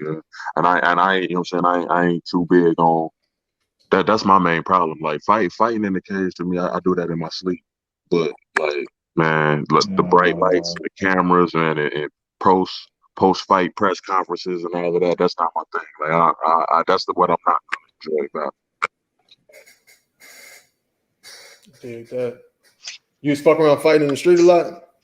Yeah, no doubt. That's where it started. Like that's how I led into getting into a gym and MMA, like just fighting in the street, like just doing wild, you know what I'm saying? Like being, you know what I'm saying, being a goonie, like that's what I knew before MMA, and that, like, you know what I'm saying, once I tried to get out of that, like that transition into MMA, it did make it easy. Bro, ain't nothing like disciplining yourself, bro. Right. I dig that shit, bro. That's what's up. And having like positive discipline at that. Like, I take it there, like positive discipline. Like, cause like, you know what I'm saying, fighting in the street wasn't exactly, you know what I'm saying, isn't that positive if at all. Like, but once you get into a gym and be around boxers, like, you know what I'm saying, especially the old heads that's been in it for a minute, and they'll definitely show you a different side, not only to the sport but to life in general. Hey, like on some real shit, like, you know what I'm saying? Since you went through the training, like pre-training and post-training in your lifetime, you know what I'm saying? Ain't it a lot? Don't you feel like it's a lot like easier just to keep your cool now that you actually really understand fighting? You know what I'm saying? Like, you fuck around, like it seems like everybody else, like the average motherfucker don't really know anything about, pugilism or any type of, any type of fighting, you know what I'm saying? So it's like, you know what I'm saying? Like, it's easy just to maintain your whole situation. You know what I'm saying? And now you don't really have to be a hothead like how you used to be before. It's like, I know I can pull the, pull the motherfucking reset button and this shit. You know what I'm saying? Right. No doubt. So, And that's what MMA and boxing do for you. Like it gives you that discipline. Like, you know what I'm saying, that you don't gotta be, you know what I'm saying, you don't gotta walk around here like big bad tough guy. Like, you know what I'm saying, like that's you know what I'm saying, that's getting into a gym, you know what I'm saying, taught me that. Like it ain't about that. Like, you know what I'm saying, like it's really something deep. Average motherfucker low every punch. My bad, go ahead, bro. I have a question. You did boxing and Man, you always got a fucking question, man. Bro, why the fuck? What's good, you did Manzano? boxing and MMA. So I'm wondering, why is it? Have you noticed the difference between the size of a boxer, like the same weight division? Like, look at the weight. I'll ask question. Wait, say that one more time. The welterweight division in boxing looks like really narrow and skinny, but when you look at the Yo, Sir Tice, get up here. why is it the welterweight the link division is in the chat. looks a little bit thicker? Is there a reason Because boxing's weight classes are tighter. What I mean by tighter is that they're a lot more rigid. Like it's maybe a 5, 10, 15 pound difference in boxing weight classes than it is. It might be it's like a 20 pound difference in MMA. Like I know. For example, the heavyweight division. I tell a lot of people this. The heavyweight division in MMA runs from 206 to 260. Like that's damn. Yeah, that's a 60 pound difference potential. Hell yeah, nigga. Okay. So yeah, it's a lot different. Get those likes in boxing. Sorry about that. Get those likes and especially those subscribes up, folks. Hit those buttons. Let's go. So I'll be, cause my weight fluctuates from 195 to 202, 203. That's on a weekly basis. You feel me? Right. Sir Tice, so what's up? I'll be in the heavyweight class, but the lower end of it. Yeah, you'll be right around light heavy. Like how tall are you? 6'3". Yeah, you definitely be. Yeah, you perfect light heavy. I'm gonna be laying down. You be in there with bones and all them. But that's what I mean. The niggas 245, 260. Nigga, like the biggest I've ever got playing football is 215, 220.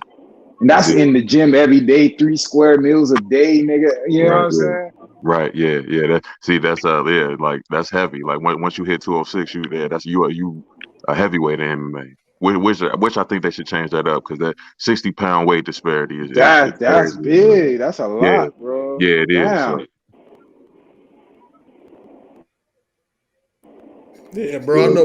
I know. Boxing got a lot more fucking weight classes. You know what I'm saying? They do that with all that money shit. They got 17 fucking weight classes. I'm not sure how many got in MMA. Right. Yeah. That's why. Like Manzano was saying, like they are welterweights are lighter in boxing than they are in MMA. They definitely have like 170. 170 is in welterweight in boxing. McGregor had a really big size advantage on Floyd Mayweather. 170 in welterweight in boxing. Love you, nicest. McGregor had a really big size advantage on. Who did this one off the air? 170 in welterweight in boxing. Love you, nicest. McGregor had a really big size advantage on. Who did this one off the air? 170 in welterweight in boxing. Somebody got their YouTube playing.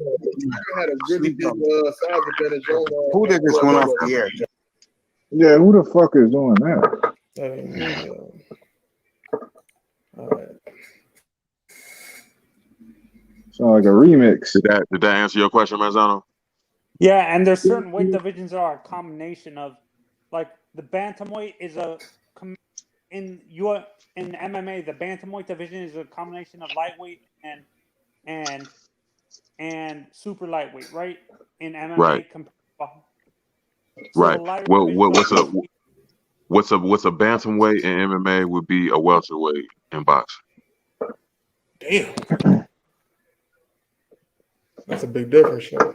I know in Right. boxing, the bantamweight is 122. Yeah, I think, and then bantam and MMA is 135. Yeah, that's a big size difference, man.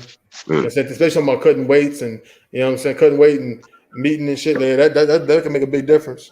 I'm gonna lay down. You guys hear me? Sir Tice, what up, homie? Hey, salute, Sight. Can you hear me? Is it choppy or not? Yeah, that's cool. You know what? I'll drop back down because it's very deep. I wanted to really chime in on this weight discussion with combat sports. So let me come back in. Nah, you good, bro. You good now, man. It ain't choppy no more. I think you just gotta talk it out, especially if you're on the iPhone. When you're on the iPhone, shit. Sometimes the iPhone on StreamYard to take like 30 seconds just to, you know what I'm saying, catch up.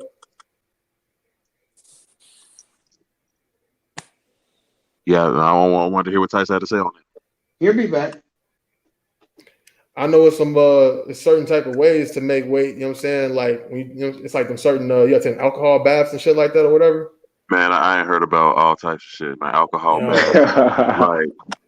for me, it's the sauna. Like, you know what I'm saying? You sitting, it probably ain't good for your balls, but man, sit in the sauna for an hour. That's damn near 5 pounds right there. Like, bro, I used to run in the sauna suits, and when I used to peel that shit off, my fucking skin would be like. No like doubt, raw, my right. nigga. A whole fucking lake could come up off you. Like, and I'm talking about in the Miami sun, my nigga. I used to purposely do that shit. Yeah, no I remember doubt, one day, nigga, I came on, nigga, I was seeing black spots. I had to take that shit off. Yeah, no doubt. Bro, that shit real. I've been there. Dehydration, man. You had to get some water off you. I had to get some water, bro, because that sun, it got too hot. Yeah, and I was out there like, you jump out there early in the morning and then that sun creep out. Mm-hmm. Bro. Right. Yeah. And I can't imagine doing it in Miami, man. That's feel me? Ooh, that's intense. That's what I mean, bro. Like I be on some other shit when I be working out, bro. Like yeah, I know in Cincinnati if it hit 100, that's hot. Like Miami, like I know y'all be hitting like 105, 110. Like that's regular, nigga. We regular 80, 85, nigga. We walking around. Right. That's why niggas be training down here. Like my lady, she likes to work. She does it like in the afternoon when it cools off. I say, fuck that. I want to be out there in that sun. Because when you done with that, the rest of your day, you good. Like, I could sit here and drink whatever I'm drinking because I know I done worked out. This is my little treat. So no doubt. And you can't, and like much to your point, Psych, but like you can't. What I've started to notice like lately, man, especially getting back into it for real, because I took a break from training for a couple years, and now that I'm back into it, like after you work out 2-3 hours, man, you can't be mad after that. It ain't no way. Yeah, endorphins, all that crazy shit. Right, like anything you was mad about before, you ain't even heated about that no more. Yeah. Yo, girl, I ain't gonna lie. My girl pissed me off. I go work out. I'll be like, fuck her. She good. Yeah, no doubt. Everyone that energy too, though. You know what I mean? That's real. They definitely do for sure, man. There was actually football players that I knew in high school that did mixed martial arts as a way of training for before the season started and stuff like that. Is actually MMA good training for football, or? A lot of football players actually do it. I know. I researched a lot of offensive linemen. Actually, they get into MMA for the blocking techniques. Like they have different ways to keep their hands up. Like they train MMA for that. Like so I heard about that. Hell yeah. Receivers and running backs, cornerbacks, like which is odd. You wouldn't think a quarterback would MMA training. Right. Stuff like that, right. They said they used it. because of the hand Right. placement. He teaches them correct hand placement Hmm. when you're Yeah, trying to exactly. grapple with someone. You Right. have to grab them in the right place. Right. And that's that's another reason why I like MMA, like, because it's like it's universal in that regard. Like it's definitely like I wouldn't call it, like, I wouldn't compare it to CrossFit, but it's definitely got some cross training like elements to it where you can utilize it in a multitude of different sports. Yeah, that makes sense. Because you got jiu-jitsu, you got wrestling, you got boxing. Right. Yeah. Kickboxing, Muay Thai, Yan, karate, like it's all types of shit. Hey, Mace, that's why I sent you that chick from One Champion. She One Champion. They actually got a YouTube page, man. It's a MMA organization or whatever, right?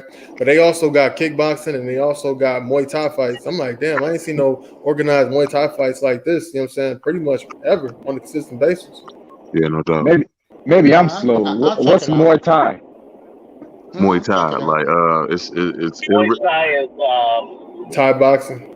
Yeah, Thai boxing originated from Thailand. It's basically it's kickboxing. Okay. It's a different element of kickboxing, but roughly kickboxing. That knee shit. Knees Yes, and elbows. knees and elbows. Yes. What would you have to say on the weight disparities though, Tice? I was interested to hear you on that. Hey man, first of all, salute to you. I can't. I'm driving, so I can't see who this is. That's Vader. Who was that? Who was that asking me that question? That's me, yo.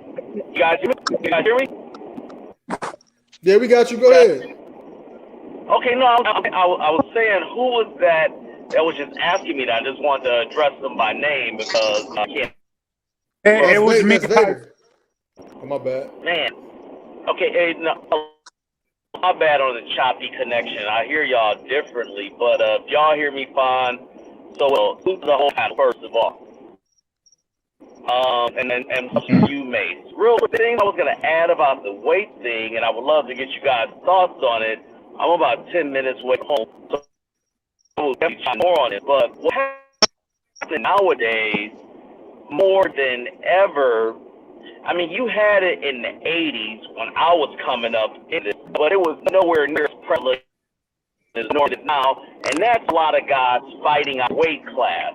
So to use boxing as an example, and I'm sure my man Sightbud on it, you got guys like the Charles brothers, okay? These brothers are like 6'1" and fighting at 154 and 160, but they're walking around and they're 200 pounds. Okay. Ain't some big ass jokers. Now, and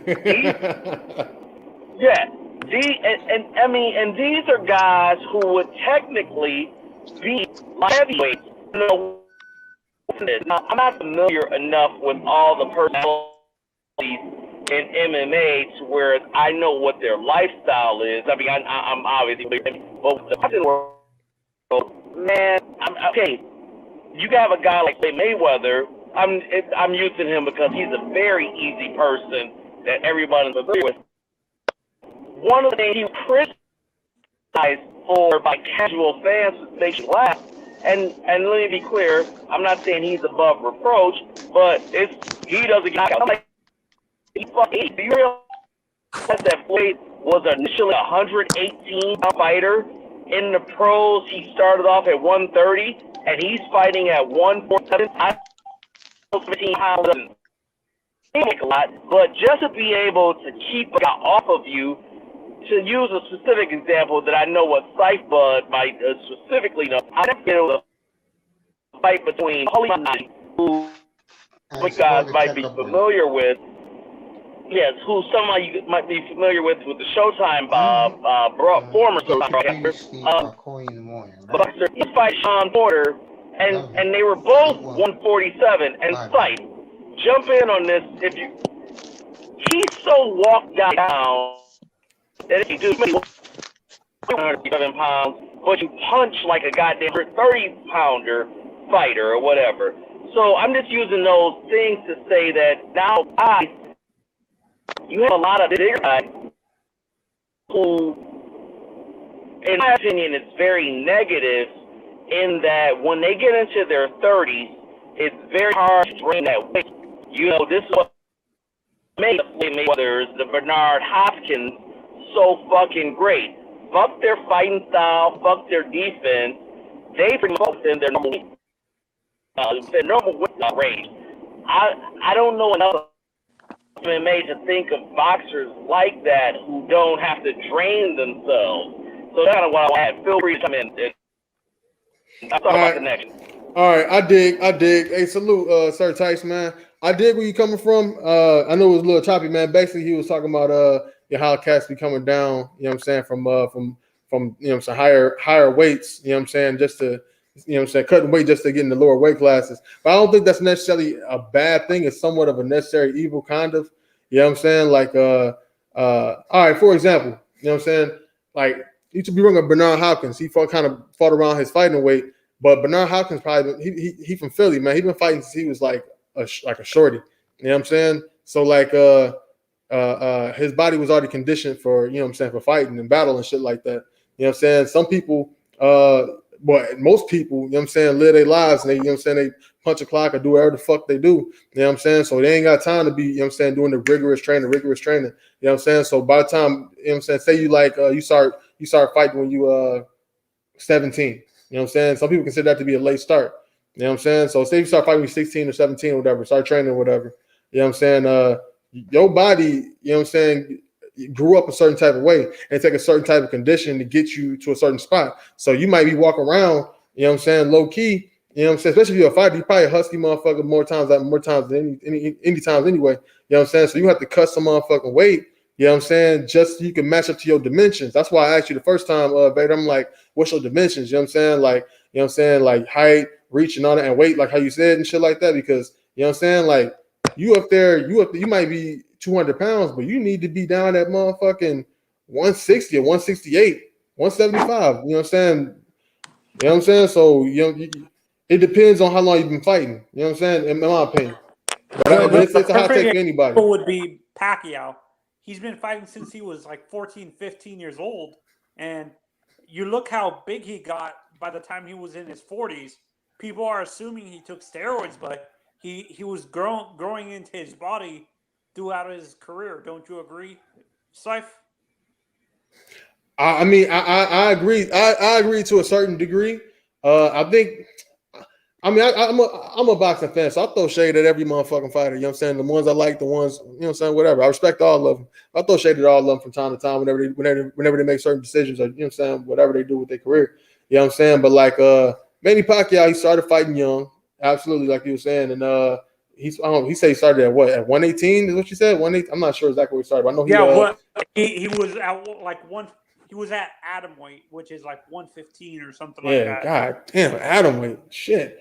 Well, you know what I'm saying? And he was as a professional, you know what I'm saying, he's been fighting for a long ass time. So he's growing into his man's body. You know what I'm saying? It's just what it is. You know what I'm saying? And if you look at the way Manny Pacquiao trained, man, like he built himself to the core. Like he be doing some of them Eastern motherfucking exercises and shit.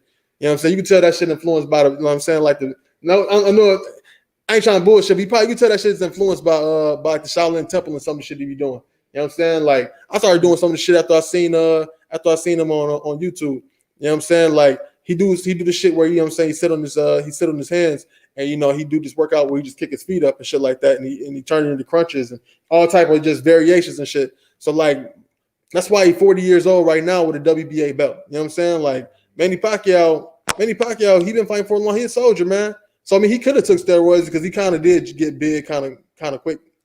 But I don't know. Maybe he did, maybe he didn't. I don't know. I don't give a fuck. He's still doing stuff. There's certain fighters that I know why people. I think it's jealousy with Manny specifically. People saying that he took steroids. And when he went from 140 to 147. Yeah. Then it was like he got big and shit. Yeah, no, but you have to admit that's kind of jealousy of like either younger fans or something like that are actually saying that accusing him of taking steroids when he was probably still growing all that muscle. Well, they were saying that shit when it happened. You know what I'm saying? Floyd was saying that shit. That's why he was telling them like, hey, if we gonna fight, you need to take the vow to testing. You know what I'm saying? And Pacquiao, I mean, I think Pacquiao gave a lame excuse. He was like, oh, well, Pacquiao's afraid of needles. Motherfucker, you got tattoos. The fuck you mean you afraid of needles? You know what I'm saying? But it is what it is. It's a boxing and crooked sport, man. I mean, Bait, I know you know this shit, man. Like motherfucking fight promotions be shady. You know what I'm saying? Like a lot of cases, especially the motherfuckers that's making money. You making money? Hell yeah, shit. Dana White is shady. I would say Dana White is shady from UFC. You can't have that much motherfucking money and be completely clean. I mean, that's just you gotta, you know what I'm saying? You gotta put your hands in the dirt, you know what I'm saying, to get it, you know what I'm saying, get the fruit. You know what I'm saying? It is what it is. No doubt. And that's what that's what I look at like with combat sports, man. It's like it's a shame how they do fighters, man, because man, if promoters could have you fighting for free, they would.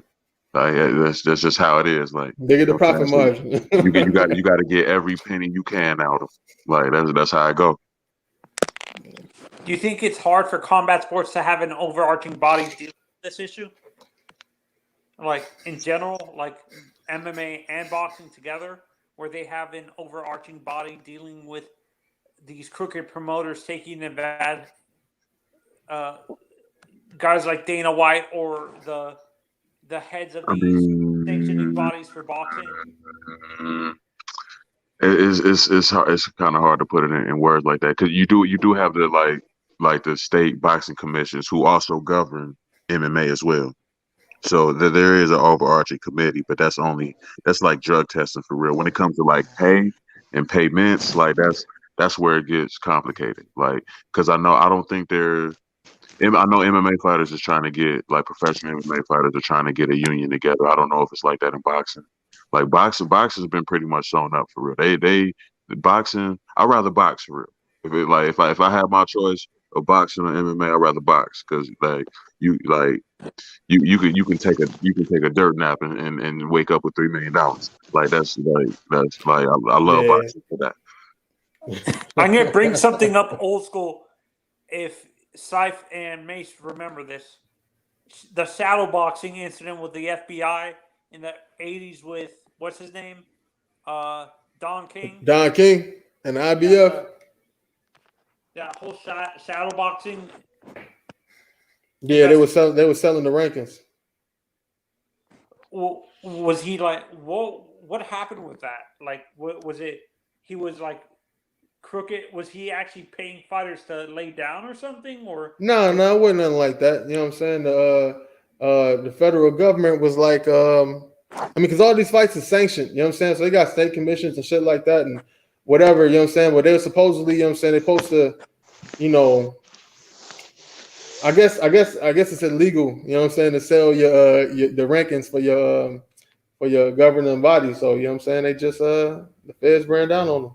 I mean, I don't know, it turned out okay. I mean, the cats kept on working, they kept back to business. So it wasn't too bad. And IBF is still recognized to this day as one of the four major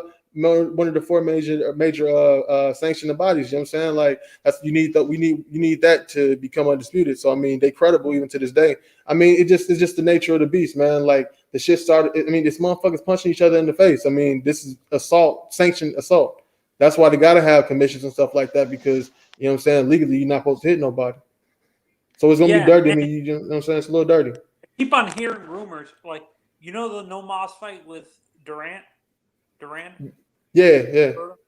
I'm not sure if it's true or not that he was paid by the mob or something to throw that fight, or do you think it was just he was getting tired of chasing Mosley around?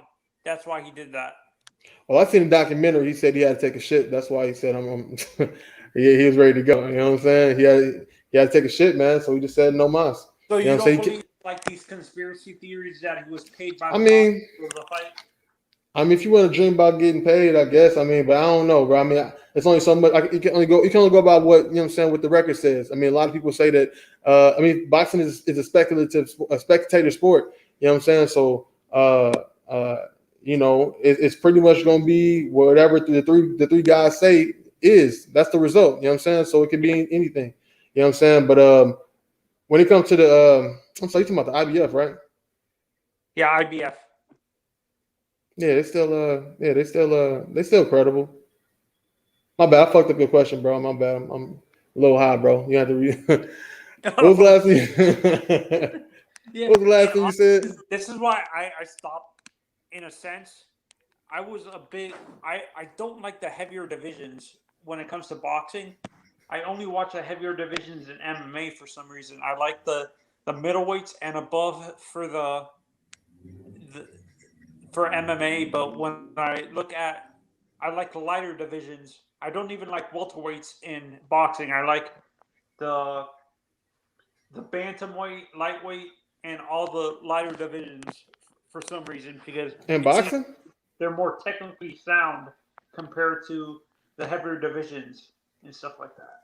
I respect that. I mean, it is what it is. You know what I'm saying? If that's your cup of tea, you know what I'm saying? And they still get knockouts down there as well, too. It's different tactics, you know what I'm saying? Like, Vader will tell you this, man. Like, fight, you know what I'm saying? Bigger guys fight a different way than the smaller guys do. You know what I'm saying?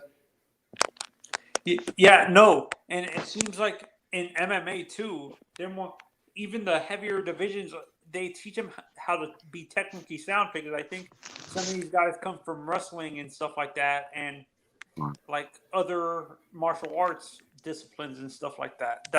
It seems like a guy like Israel, perfect example, Stylebender, is one of the most technically sound middleweights I've ever seen in MMA history, to be honest, compared to like a guy like Quentin Rampage Jackson or whatever, where he was like, he would have issues with like being accurate with his punches sometimes and completely miss. But when you look at Israel, he's pretty accurate with his punches, like as a middleweight, which is rare. I've never seen that before. Is he just a freak of nature, Vader? Yeah, he is. Like Adesanya is in the mold of an Anderson Silva, like who was also like that, like one of the most technically, if not the most technically sound MMA fighter ever. Anderson Silva, like if he could put it on you anywhere he wanted to, like from like fists, elbows, knees, feet, like anywhere, anywhere he wanted to throw a strike, like he's gonna land it, and He's a good and submission you, what do you say? a good submission fighter. A good submission fighter, man, would be like I would have to go back to like BJ. Right? BJ like was a good submission fighter. Like he'll tap you because that's where he first started was Brazilian Jiu Jitsu. Right Actually, before he even got into boxing. Ron, I forgot his name. Mr. America. I forgot his real name. Yeah, I know. Matt Hughes was a good wrestler. Going back to like Frank Shred. He was in the light heavyweight division with John Jones. He retired like a few years ago. Forgot his name. Rashad Evans. Huh? Rashad Evans. No, not Sugar. I'm talking about his nickname is Mr. America. He was an older white Randy. Oh, Randy Couture. Yeah. Couture. Right. Yeah, Randy, man, they called him a natural for a reason, man, because he was, man, just simply put, like, just he didn't have a weakness anywhere. Like he could stand up and box with you. He can go to the ground. Like and he was doing it well out of his prime. He was 40, 41, 42, still doing his thing, man. That's one of my role models still to this day. He just got horrible, is what it was. As he got older, he couldn't last into the championship rounds. He would get tired very easily. That's why he retired.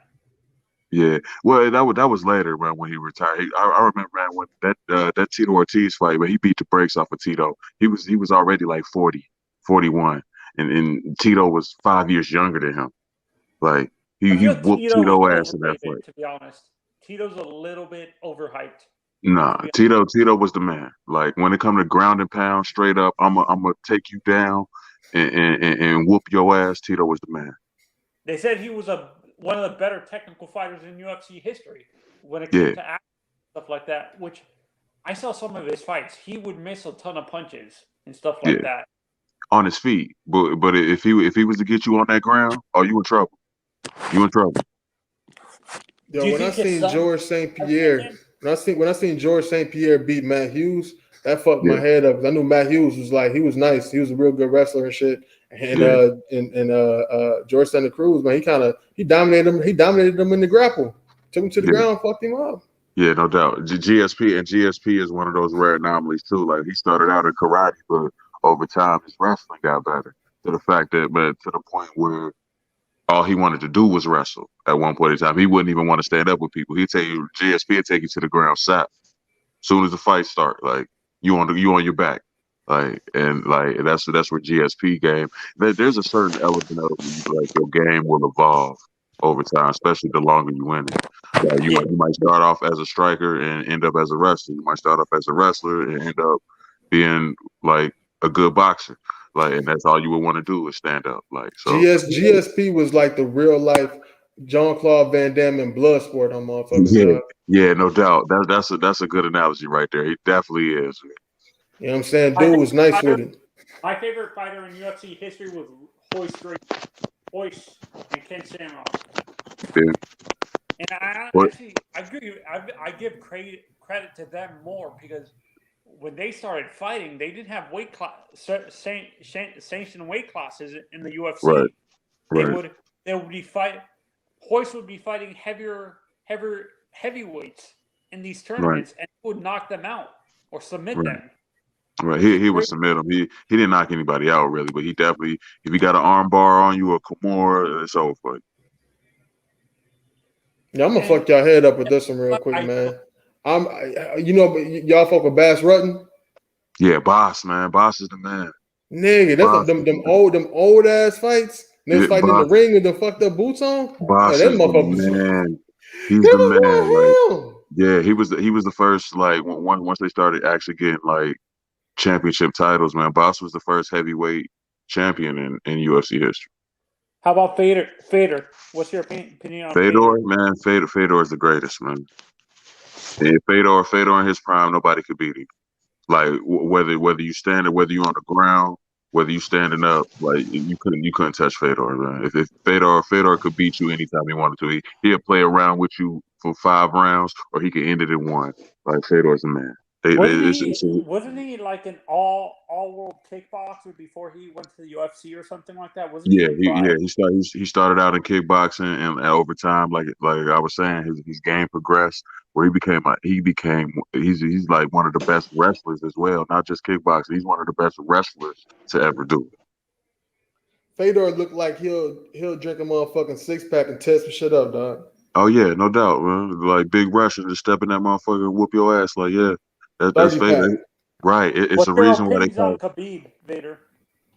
Khabib is a beast, man. I'm disappointed he retired.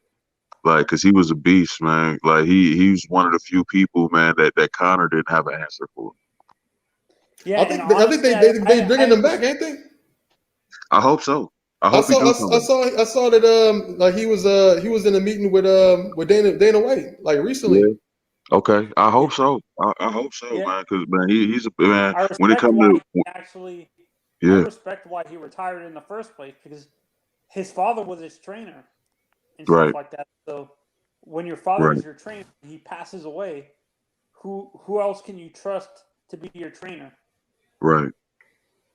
No doubt, man. I definitely understand it, man. But the fact is, he got Conor number, man. Conor can't beat Khabib at all.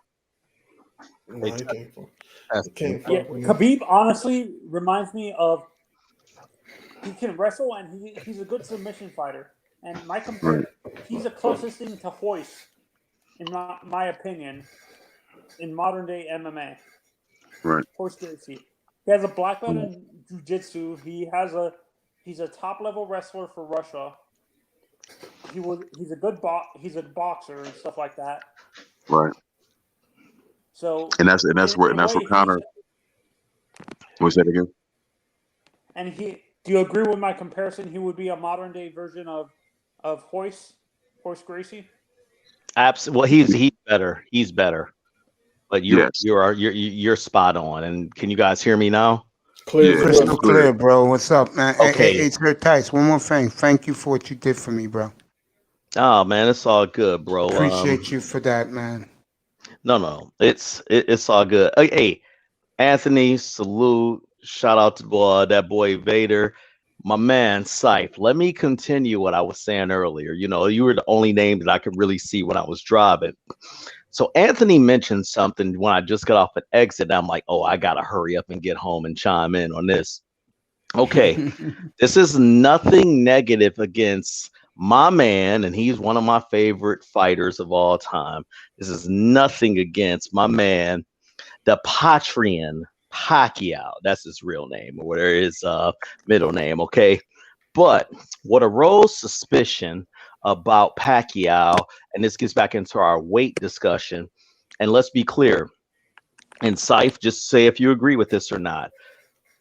Boxing fans, even though boxing is a niche sport, boxing fans are some of the most intelligent fans about their sport in comparison to other sports. Do you agree with that? Some of the dumbest motherfuckers too. Okay, I said boxing. You know? I said boxing fans. I didn't say casual dumbasses who follow it. But no, you are right. By the way, I will say this.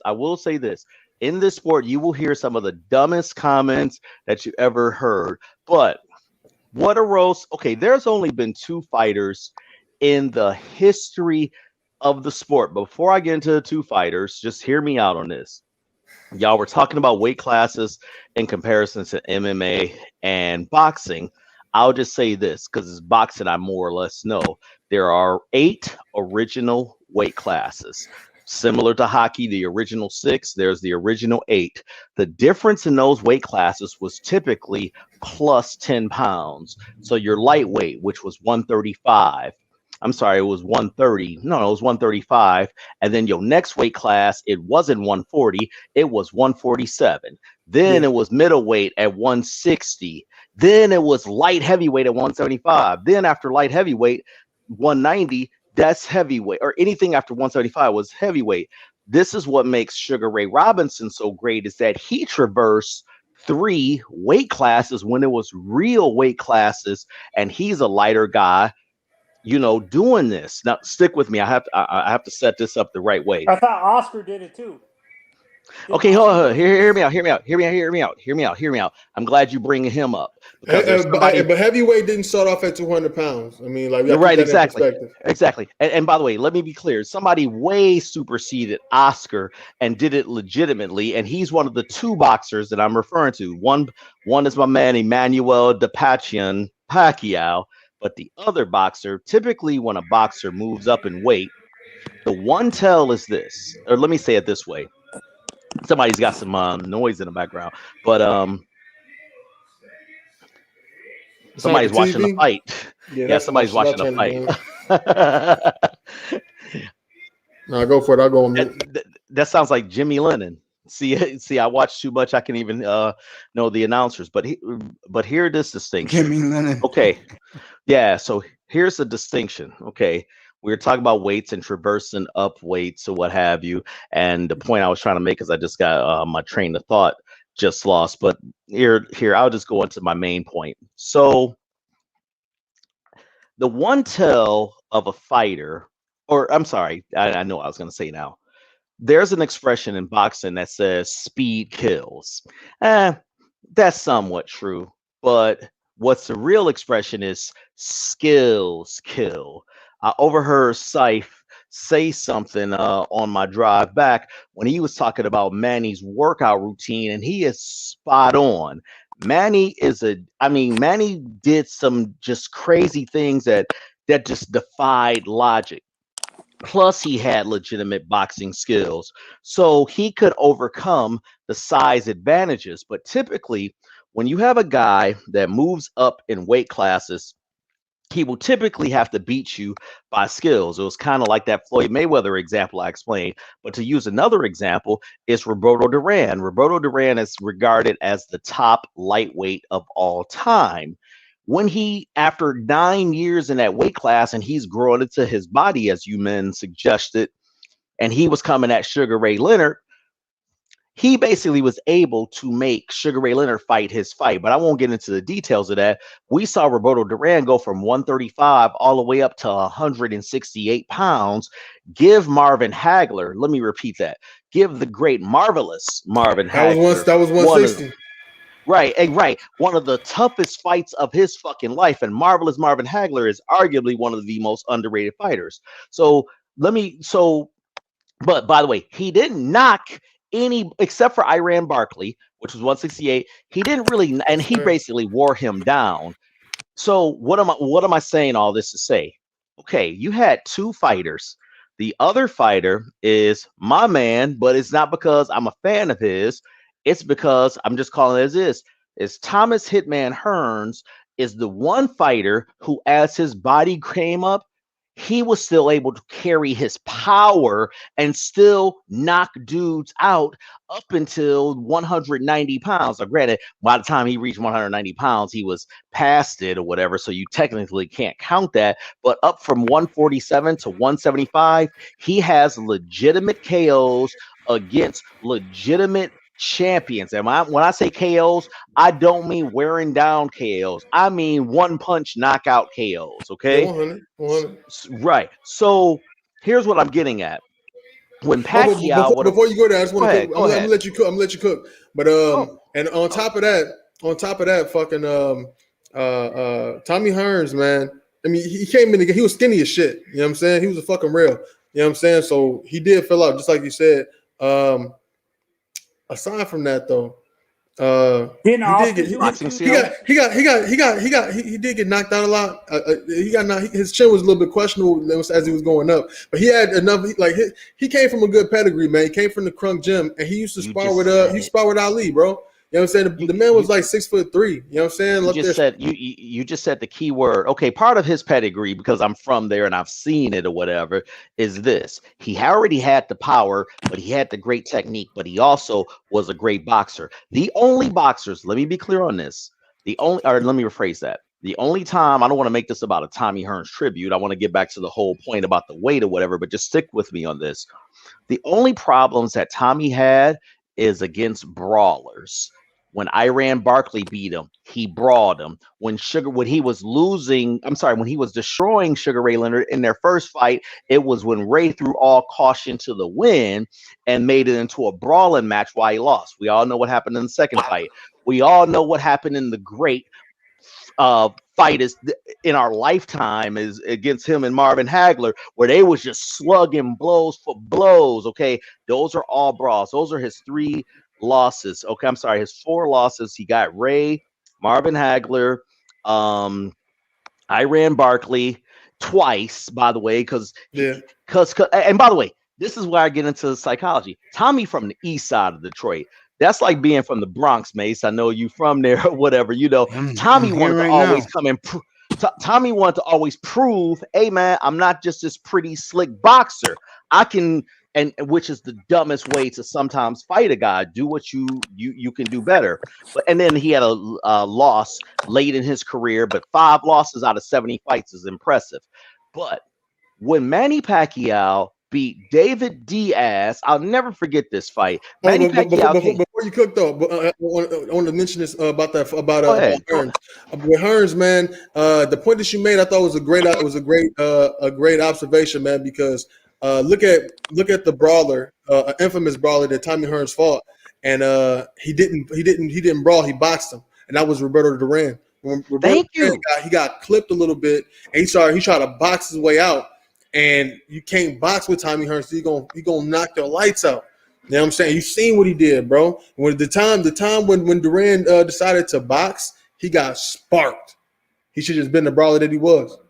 Now think about this, Tommy, and this is why circular theories don't work in boxing. Tommy is the only fighter out of Marvin Hagler and Sugar Ray to actually knock out Duran cold, but the guy that knocked out Tommy Hearns cold is the guy that the guy that knocked out Duran. I'm sorry, the guy that knocked out Tommy Hearns cold, which is Iran Barkley.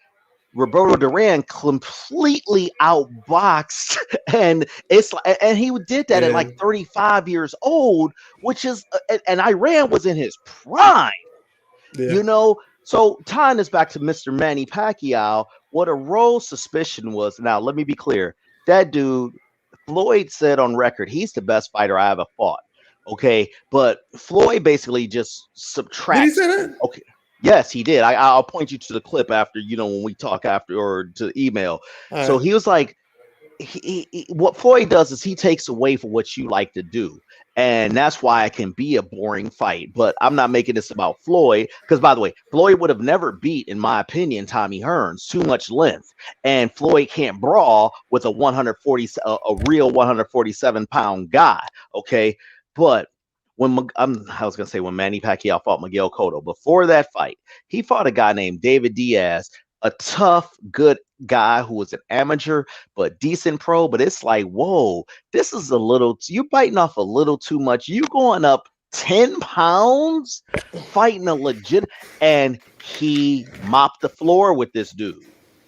And then that's what aroused the De La Hoya talks. And the only reason De La Hoya took that fight was because, and I'm going to bring back to your De La Hoya point, Anthony. The only reason De La Hoya took that fight was, okay, I can't get Floyd. This guy's he wasn't an upstart, but in the mainstream media, he was. So he did, thinking that, okay, I got a good jab, what have you, I can keep him off of me, or what have you. He didn't realize Manny knows how to get in position 10 times better than him, and De La Hoya is a southpaw who fights orthodox, so he's gonna always lose a footwork battle against a natural southpaw. Tommy Hearns, by the way, Anthony, is what I said, was the first fighter to win real weight. The official title was to win multiple belts in 4 separate divisions. He won it in 147, he won it in 154, he won it in 160, he won it in 168 and 175. I'm sorry, that's 5 divisions. And each of those wins, by the way, that he won those belts were against legitimate guys, and he knocked them out. De La Hoya did it, but De La Hoya did it against, it was, you could say, suspect guys, but it was tomato Suspect can. guys. Hold up. You said I said not all the guys. Okay, case in point. De La Hoya done fought some real you know what I'm saying, some real competition. When he won the 154 belt, he fought a guy named I can't believe I know this shit off the top of my head. He fought a guy that nobody never heard of named Patrice Charpentier. He was a French dude. When Winky Wright was clearly available, but this guy was a belt holder. But not to be outdone, when he won the 160 belt, which was bullshit, he fought Felix Sturm, who had nobody never heard of at that time, and everybody. But you know what, Winky Wright, he didn't get that real promotion from him at that time. He wasn't really. I don't disagree. He was like fighting over in Europe and shit a lot. And it wasn't until he linked up with Jay Prince, and he got bossed up, you know what I'm saying, with the motherfucking mob, nigga. You know what I'm saying? Then you started seeing them on HBO and shit. Those big fights with Trinidad. My only point was that it was Hearns that did that first, or what have you, and it wasn't De La Hoya. But back to the original thing, and I've talked enough, Actually, but I'll just say this. Before you, Let's say one more thing. I'll just say one more thing. Just one more thing. That's what I'm saying. I'm bringing this back to weight. It's when you move up in weight. Okay, Tommy was a guy, and I'm using him because he's a good avatar for this discussion. Tommy is a guy who was a fucking rail thin, but just a fucking freak as far as with his power. As he moves up, it's gonna carry. And by the way, Tommy was walking around at 160 versus guys now who are squeezing themselves. I forgot to add about same day versus day before day ends. Back before 1981, the Hearns and Leonard fight was the same day weigh in. So I want to say, we'll just say 85. Before 85, fighters would weigh in the same day. Because they had to figure out a way to promote things more, they had day before weigh-ins. Which makes guys who are squeezing themselves into things rehydrate themselves. This is why when you be looking at like, damn, how the fuck did he get 20 more pounds in a day? You know, I mean, those are the exaggerations, exaggerated guys. the older guys used to fight within their weight that they walked around, particularly if they stayed in shape. This is probably, I don't want you to go more on a tangent, but this is probably like a guy like Broner's number one problem is that he's an undisciplined guy. His training camps turn into weightlifting. I'm sorry, not weight loss camps. So Devontae Tank Davis is guilty of that as well too. Exactly. And my whole but a lot of cats do low key. You know what I'm saying? No. It really depends. I would say 85% to the boxers nowadays. I'll put Wilder in that conversation too. Well, but Wilder's a heavyweight, so he doesn't have to squeeze down his problem. And by the way, I think the way we'll sidetrack the conversation. We can talk about some motherfucking Wilder if y'all want to go there. But I'm right. Go ahead, Tice. No. My whole point is that, all right, think of it like this, fellas. It's kind of like that. Maybe this isn't the best comparison, but it's like the 12th grader taking the tests of the 10th graders or what have you. Okay, hold on. This is okay. I got a perfect example for you. There's a fighter. His name is Jarrett Hurd. Obviously, Syfe knows him. This fellas, if y'all Google this image, this brother could easily be a linebacker. Okay, maybe not a linebacker, a receiver. He's about 200 pounds. This dude squeezed in a 6'2" body, comes out at 154. And I'm like, dude, this is going to kill your body. You know what?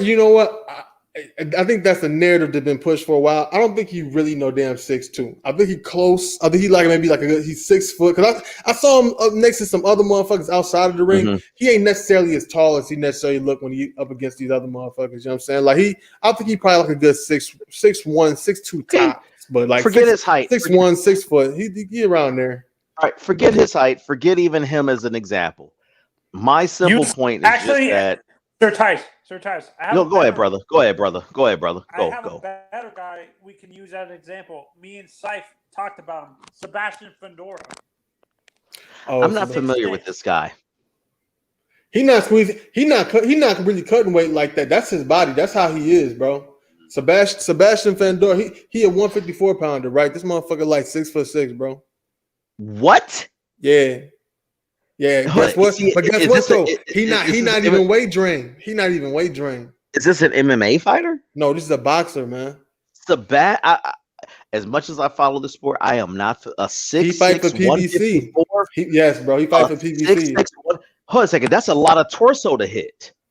Yeah, that's a lot of. He's solid though.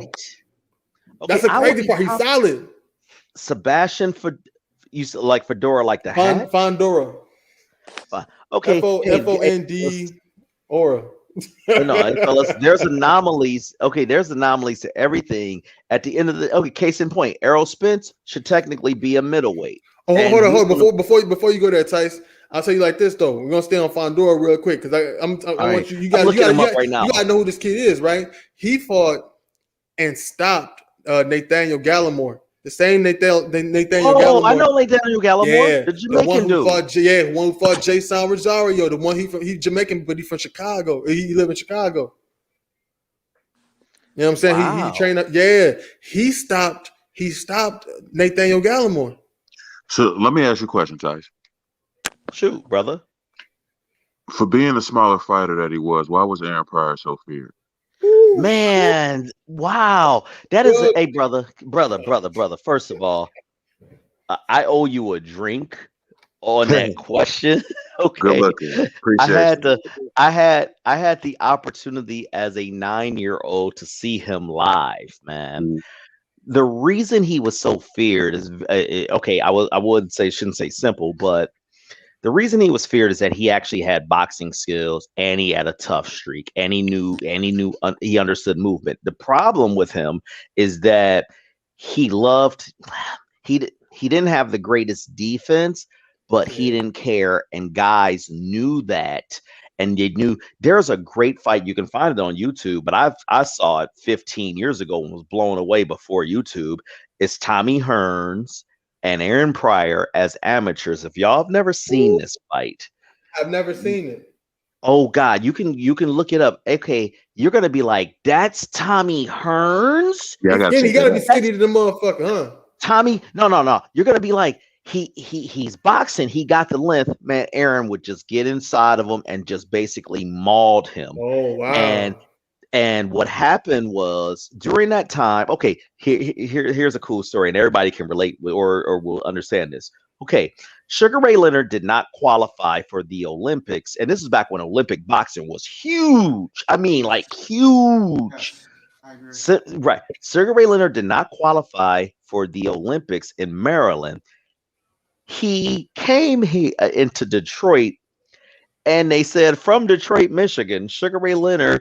And it's like, this motherfucker ain't from Detroit, but they were trying to get him qualified for whatever reason or what have you. Aaron's from Ohio.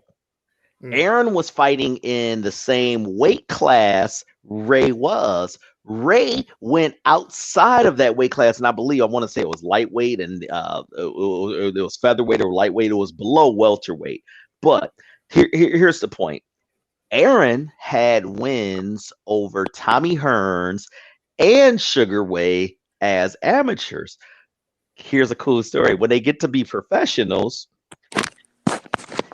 in 1979 or 1978, they tried to arrange a fight for Sugar Ray Leonard and Tommy Hearns. And Ray talks about this in his book, but he's like, Angelo Dundee heard about this fight and was like, fuck no. In other words, Tommy didn't make the Olympics. So Emmanuel was like, look, man, you can box, but we got to turn you into a puncher. We got to get some attention on you because this guy, Ray Leonard, is getting all the attention. Now, here's where Aaron Pryor comes in. Aaron Pryor was hired as a sparring partner for Ray because he could not even get any fights and he just needed some money. And they said I'm talking about this is at pros, not as amateurs. He put it so on Ray, they was like, fire that dude, give him his money, let him go. God, I wish there was the internet back then or whatever, right? Oh, yeah. So he had so one thing in the boxing community, man, even before the internet, man, for some reason, word travels around. Like if the dude got cut, go ahead. Because boxing was real big back then. Today, you're going to have to be somebody like Saif Bud, who lives and breathes it every day to find out stuff like that. No. I mean, I'm talking about Mace within the boxers. Like they were like, yeah, he got to put it on him. So it's a small community if you think about it, bro. I mean, it's only so many people who can really who can fight and spar at that high of a level. You talking about championship, world level type shit. So I mean, the world gonna get around. And yeah, but Vader, to finish the point, number one, he had boxing skills. Number two, he had proven recognition amongst top guys. So, and then number three, he didn't have a promotional team behind him. Now, wait, you're gonna love this. Just wait for it. Muhammad Ali started a promotional company after he got destroyed by Larry Holmes. Now, granted, he was at the end of his career, but nonetheless, he started the promotion company, and it was Aaron Pryor who he tapped into it. And the fight was actually in Detroit. When you look this fight up, you're going to be like, why the hell is the turnbuckles got Muhammad Ali's face on it? And it's because that was Muhammad Ali's promotion. And that's what gave Aaron Pryor the push. And then after he beat Alexis Arguello and completely outboxed him, people was like, yo, this dude ain't just some wild ass, out of control Cincinnati dude. This crazy dude ass can nigga. box. Right. Well, okay, yeah, that's what I was gonna really say. I mean, imagine Broner with skills and toughness. Whoa. Come on now. You punching it below the belt right now, Sir Tice. I only said that because they're from Cincinnati. That's all. That was the hell. Actually, I'll bring up a name. Yeah, Guayo fight with Aaron Pryor was one hell of a fight in the Orange Bowl in Miami. Yeah. That's your stadium, Mace. Yeah, that was a hell of a fight. And that's another thing I was going to bring up earlier too, which you cite, Do you but remember the Fulmer Robinson rivalry? Okay, you talk about Gene Fulmer and Sugar Ray Robinson. Man, that's a hell of a rivalry. I only know the just the general context of this rivalry. But go ahead and ask your question. No. What was your opinion on Fulmer as a fighter? Okay, let me say this. I used to have the bias. My father used to make me watch these like reel-to-reel tapes and shit. And the I real, used to real have 8mm. Yep. I used to have a bias against anybody that was a slow boxer. I'm not gonna lie to you, okay? Or slow, flat foot fighter, okay? Give an example. A slow flat foot fighter nowadays would be that's a very good example. I can't think of anybody off the top. No, Okay, anybody. Danny Garcia. Danny Garcia is a All right, slow go. flat foot fighter, but he's a good fighter. But Danny Garcia is a modern slow flat foot fighter. This guy Gene Fullmer was those guys back then. See, they were just some tough sons of bitches. You're not gonna pot shot your way to a victory against those guys, like, or outpoint them. Okay, his body attack was listen.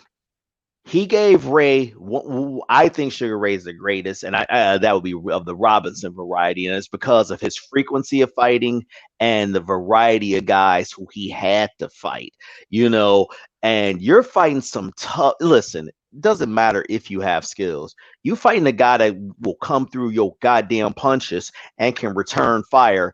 It's kind of hard to keep the bullets coming at you unless you just are that elusive and could just stop them. So that's why I like about him. There's another fighter, though, that I'm more familiar with from Sugar Ray Robinson's era that he beat. And if y'all look at this guy, that he lost to and then he beat, I need your help, Cypher, because I'm forgetting the name. He's a brother from the UK. This dude, the brother from the he's a brother from the UK. This guy, when you look at his physique, you're gonna be like, God damn, was this dude on steroids in 1950 something? Oh no! I said Sugar Ray Robinson era. No, this guy. Now this guy, his level of skills was so great. They said that after that second fight with Ray didn't want to fight that guy. He's like, nah, man, I'm not gonna fight this dude. And I can't think of his name, but I don't know. That's my talk. Vader was trying to ask. Did they fight? I'm looking it up. No, I was saying that's the point I was making a Facebook earlier. Like, cause I'm a proud Cincinnatian, Tice, and like that's one of the that's the history, man. From Ezra Charles. I was like, you better talk about Ezra Charles first. That's another bad boy. No doubt. Woo. Hell yeah. Okay, fellas, can you? Okay, you fighting at 160 and you fighting 200-pound men? I mean, it was different. It was a little bit different back then. Even though he was fighting a lot bigger motherfuckers, man. But they used to do shit like that back then, though, man. Look at Henry Armstrong, man. Like, motherfuckers, great. They it just was what it was. Motherfuckers was down for the count. Pugilist, man, for sure. Yeah, and they were still skilled guys, man. Even if you look at Aaron Pryor, like his defense wasn't necessarily that great, but his defense was mostly his offense and his footwork. You know what I'm saying? Mm-hmm. Like Aaron Pryor had some good footwork, decent hand movement. They're kind of surprising. You didn't have to see it that much because he was throwing hands a lot, but he had it. Didn't Sugar Ray refuse to fight him? Sugar Ray was like, no. He ran up on Sugar Ray Leonard. Yeah. He literally I told you. I told the story about he was a sparring partner of Ray, and they sent his ass home. Like, nope, you're gonna go home. Matter of fact, the same thing happened on a more recent example. With Paul Williams and Antonio Margarito, then they end up fighting and shit, But when you said that there's a different animal back in the day, I don't disagree with you. I will say this, though. One of the things I hate, and I've heard it in this space, and I'm still looking up that brother who fought Sugar Ray Robinson, because his name should be known or what have you, and it's sad that I'm trying to promote him. I don't know his name my damn self. But I got my favorite Randolph Turpin. Randy Turpin. That's it. Randy Turpin. Man, look at this guy's physique. You'll say this, but what I was going to say was thank you, Mace, for looking that up. Oh man, I was just about to roll off of something you said about not Ezra Charles, not Aaron Pryor. It was Henry Armstrong. Not Henry Armstrong. It was just something. It was just the last. This is what I hate. Like, I even hear this in this space, and it's like, and I would love to get your take on this, Syph. But when I hear certain people talk about boxing, it's not because there's no arrogance or anything. It's like, shut the fuck up. You have no clue. And they're like, man, that's why they're weight classes for a reason. I'm like, you don't realize that it's not always the bigger guy that's being protected with weight classes. The so-called smaller guy, there's a reason why in smaller guy fights, there's going to be more skills employed. Whereas with bigger fights, because one punch can change the result, you have less punches being employed. So the more skilled heavyweight, you know, they have the advantage over the less skilled heavyweight. But I did see this fight. I ain't know who the fuck dude was, but yeah, he's okay. My bad. Oh, I'm gonna point you to a documentary too on him, man. That was great. But no, man. But people say, man, weight class is for a reason. Listen, fuck it. Put a boxer in against a 250-pound military guy. Put him in a boxing ring. I didn't say an MMA ring, and you'll see who get their ass kicked. Okay, bro, I ain't gonna even front, man. Manny Pacquiao probably fucked me up in the boxing ring. Ain't no problem. Manny Pacquiao fucked me up in the boxing ring, and I'm a big Manny nigga, Pacquiao would fuck everybody up on this panel. Yeah, man. If you look at since we was bringing up making weight and stuff, if you look at the way Manny Pacquiao's body is shaped, you know what I'm saying? Like he kind of shaped like a gymnast. He got a really big fucking head, and his legs are fucking enormous. His center of gravity is low, and he's very explosive, man. He really pops from the ground and lands on your face. What was he it? He the last one you want to hit a blow to the body from.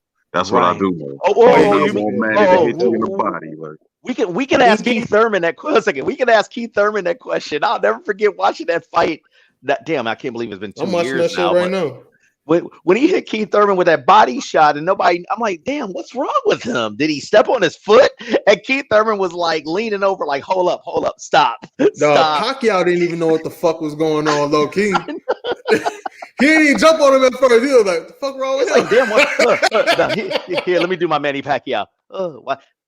Why he lean over? You know, it was a real awkward pause that was going on. You know what I'm saying? Motherfucker didn't know if it was a low blow or if it was a headbutt. Like he leaned over like he was like leaking at some shit.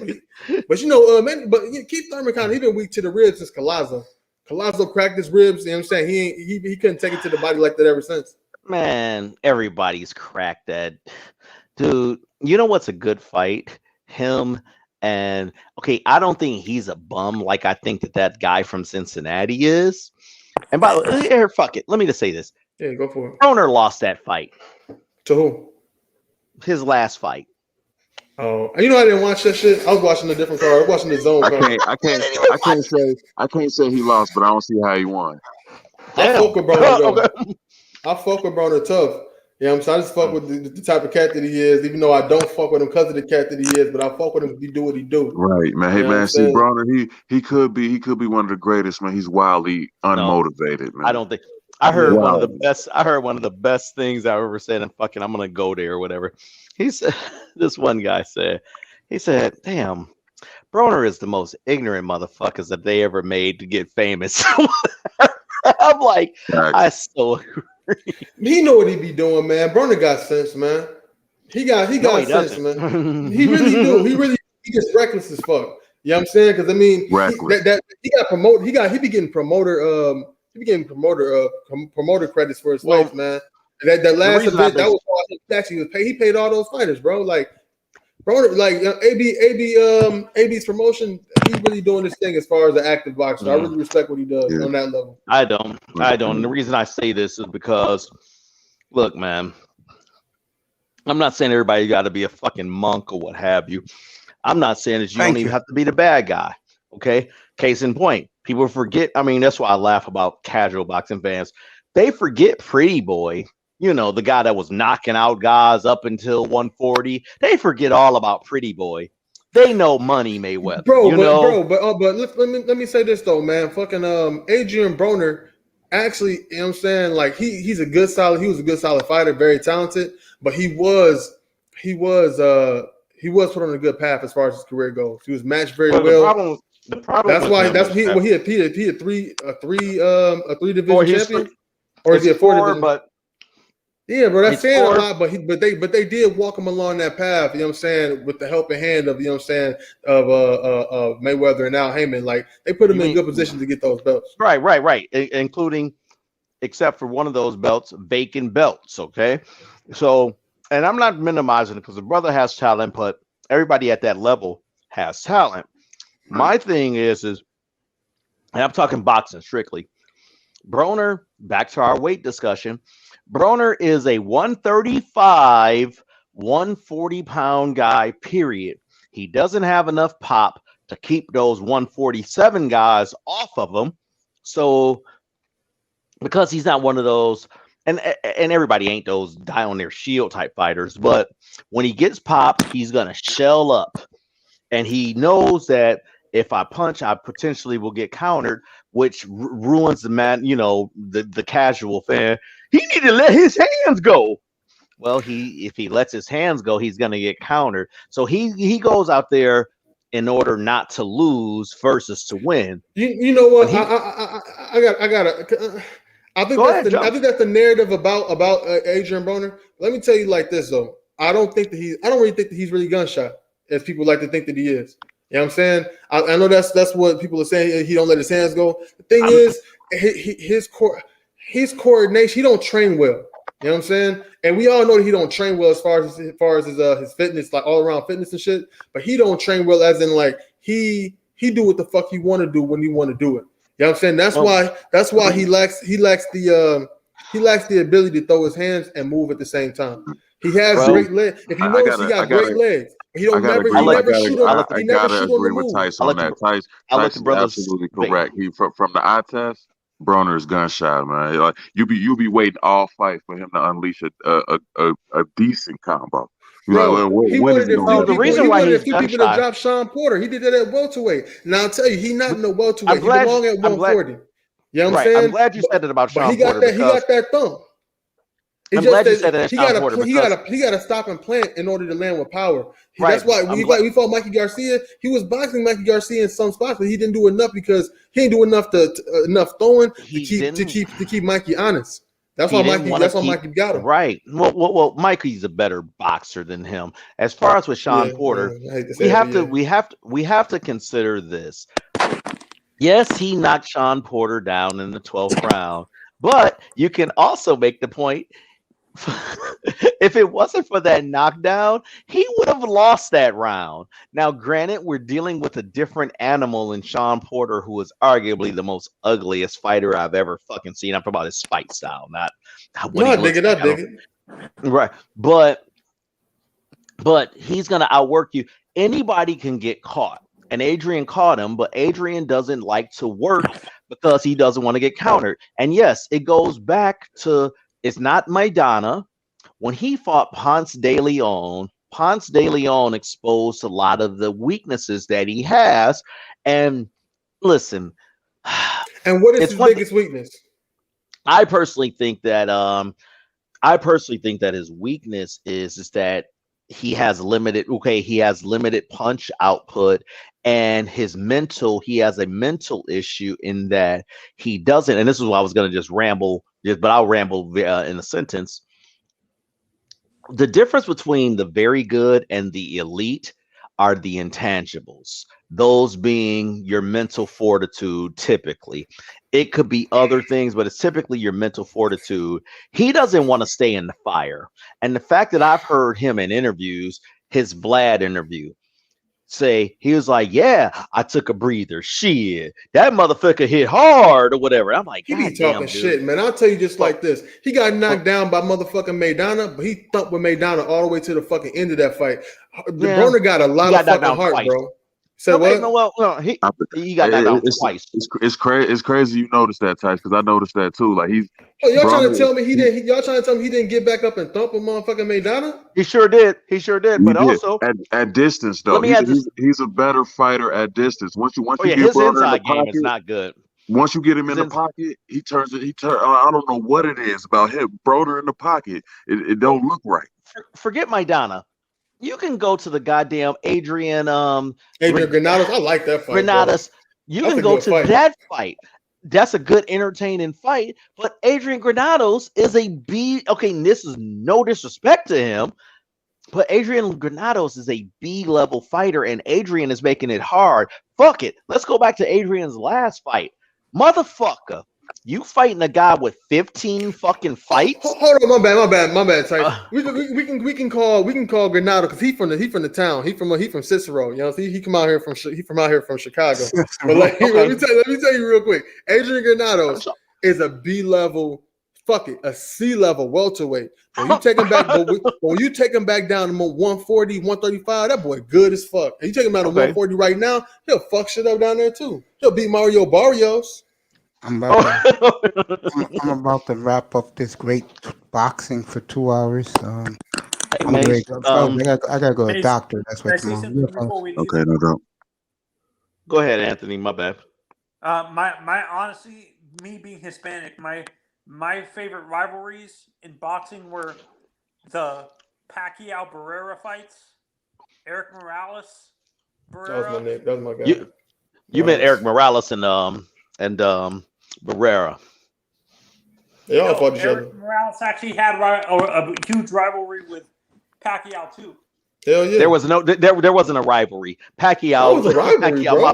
Pacquiao mopped the floor with him the first time, and the second fight it went to distance. That wasn't a rivalry. Man, you disrespecting, man. You disrespecting Eric Morales, dog. Them motherfuckers was stumping. No. I'm sorry. I got Morales and Barrera confused because Barrera is the one who actually beat him when he was on his rise. So you are right. My bad. See, I can admit when I'm wrong. Back then, Manny Pacquiao wasn't that great of a motherfucking boxer like how he developed to be, man. I know. He was a one-handed motherfucking fighter, bro. Eric Morales chopped him down the first fight. So no, I appreciate you, Anthony, in saying that. I was confusing with Barrera when he came on the scene. I'm like, he did this to Barrera because my thing with Barrera is what he did to Prince Nassim. You know, yep. Yeah. To be continued, Mace. Let me know when we can get in a full boxing segment, because this is nice. You like the boxing? You like the boxing with these two guys? Oh yeah, no doubt. Well, let me tell you this. Saif, put your channel in the chat. No doubt. He does it all the time. No one else does it, and he comes up here and he does what you love, that boy. The Underrated Darkness. He does MMA and boxing every Saturday and Sunday. No doubt. Yeah, I already subscribed to you, Saif. I got you locked in. My God. Hey, Anthony, some great things and mentions. Yeah. I saw you. Like I said, me growing up, I honestly didn't like Floyd Mayweather. I like the guys like Canelo. You guys could come up Saturday night and do it again. No doubt. Yeah, Saturday night would be good because I'm not on Sunday. Okay. Juan Manuel Marquez. That was my favorite. Hey, JMM is one of my favorites. But let me ask you this: even though he's from Puerto Rico, have you seen the Hector Camacho documentary? I used to go to his restaurant in the Bronx, bro. I need to really talk, dude. My homeboy just told me about it. I didn't watch it yet. He told me, man. They said that was. Hey, brother, you hear? Listen, and I couldn't, just like Anthony said he couldn't stand Mayweather. I couldn't stand that motherfucker, but I knew that motherfucker was good as hell, and he had that. And I'm like, this dude from New York, so he got that fucking swag and shit. Yeah, Spanish Harlem. Right. And I'm like, I heard about the part when they got caught at the border. Yo, don't even say that. I ain't gonna say shit. You gotta listen. Right. Hey, listen, this shit, I can't believe it didn't blow up. I mean, this dude, he to me is the guy that you thought, I don't want to bring the guy from Cincinnati was going to be skills and that wild side, but he had some legitimate fucking skills and he was willing to fight too. So that's, but back to the Mexican boxers, man, I go back to the Salvador Sanchez days, Bazooka Lamone, man, shit. Right. And see, my guy was Mosley, man. My guy was Mosley, man. Shane Mosley, man. He had Floyd beat that night. He had him beat that night. No, I forgot he was a Hispanic fighter. I forgot the guy's name now. He used to have a rivalry with a. Huh? Who you talking about? Duran used to have he had a trilogy of fights with a Hispanic fighter. Duran, Esteban de Jesus. He was from Puerto Rico.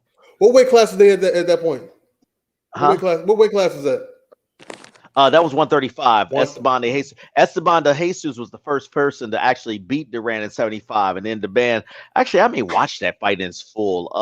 But I think Duran actually railed through a lot of, he went through Pino Cuevas, he went through Carlos Palomino. Man, we'll be up all night. Mace, love you, brother. Saturday night, fellas, come back and I'll give you until like 2 in the morning. You can talk this boxing, bro. I think I'm gonna fuck around about live for y'all cats tomorrow or something, man. We'll definitely wrap. I'll probably be on like 5 tomorrow, but you guys were tremendous. Oh yeah, we'll have some games on. I gotta talk to you about some football shit too. So, hey, before you leave, what do you think about that clown GM you got in Detroit now? You say he's a clown? I love the guy. I think he's gonna do well. Him and Campbell, I do. I love the guy, man. I love the guy. And it's not because he's a brother either, I love the guy that he okay, it's like, okay, Matt, we're gonna get something for you. We got 2 first-round picks out of that. Then you got he brought in Dorsey to take care of all of the real GM stuff. I shouldn't say real. Yeah, man, you didn't know that. Yeah. That's a good move. That's a good move. He's the assistant GM. Man. Yeah, because what this guy knows more is the college scouting. He's the guy who found Aaron Donald. He's the guy who. So, all right, listen, we're going on a tangent. I'll stay up again. No, stick around. Stick around for a minute. Yeah, he got you some football players. Yeah, man. I can't. You'll get you some football players. Let me put it that way. Yeah, it's funny. Hey, Syph, I've been looking for you. And shit. I'm like, damn, where the fuck is Syph at? I haven't been on normal channels as usual. Well, you guys missed the show. Well, Sir Tice, you missed the fashion show a little earlier tonight. Legit. Right. I can't wait till Saturday. I got to push back on that. Tice Mosley had Floyd beat that night. Yeah, no, he didn't. But part of boxing is being able to walk through that fire, and Floyd survived that shit and got rid of that label of Mayweather's don't got no jaw, which was the dumbest shit ever anyway. Whatever, but right. I think Zab Judah was closer than Mosley was on some real shit. Zab Judah was actually dominating the beginning. Typical Brooklyn. Hey, Mace, I got a question. Are Brooklyn okay? One more before I leave. Who has the stereotype of the undisciplined person? Is it the Brooklyn Cats, the Queen Cats, or you Bronx Cats? I think it's the Brooklyn Cats. See, yep. Bring your niggas down there. The bitches are fine though, but they like to be boss bitches down there. So. Yeah, well, I ain't gonna get it. I don't like boss bitches, but a lot of Caribbean chicks down there. No. I've always said, I'm like, that's a Brooklyn cat. He's an undisciplined cat. He'll get distracted and shit. Remind me to tell you a story about me and Big Daddy Kane or whatever. We definitely do that. Right. We'll do that Saturday night. I'll see you guys. All right, holla back, fellas. All right, peace, salute, bro. Vader. Salute. Yeah, you already know, man. Appreciate y'all, man. You too, man. Vader, I'll see you tomorrow night. No doubt. Afternoon. All right, man. All right. All right, man. Have a good night, fellas. All right, guys. That was awesome.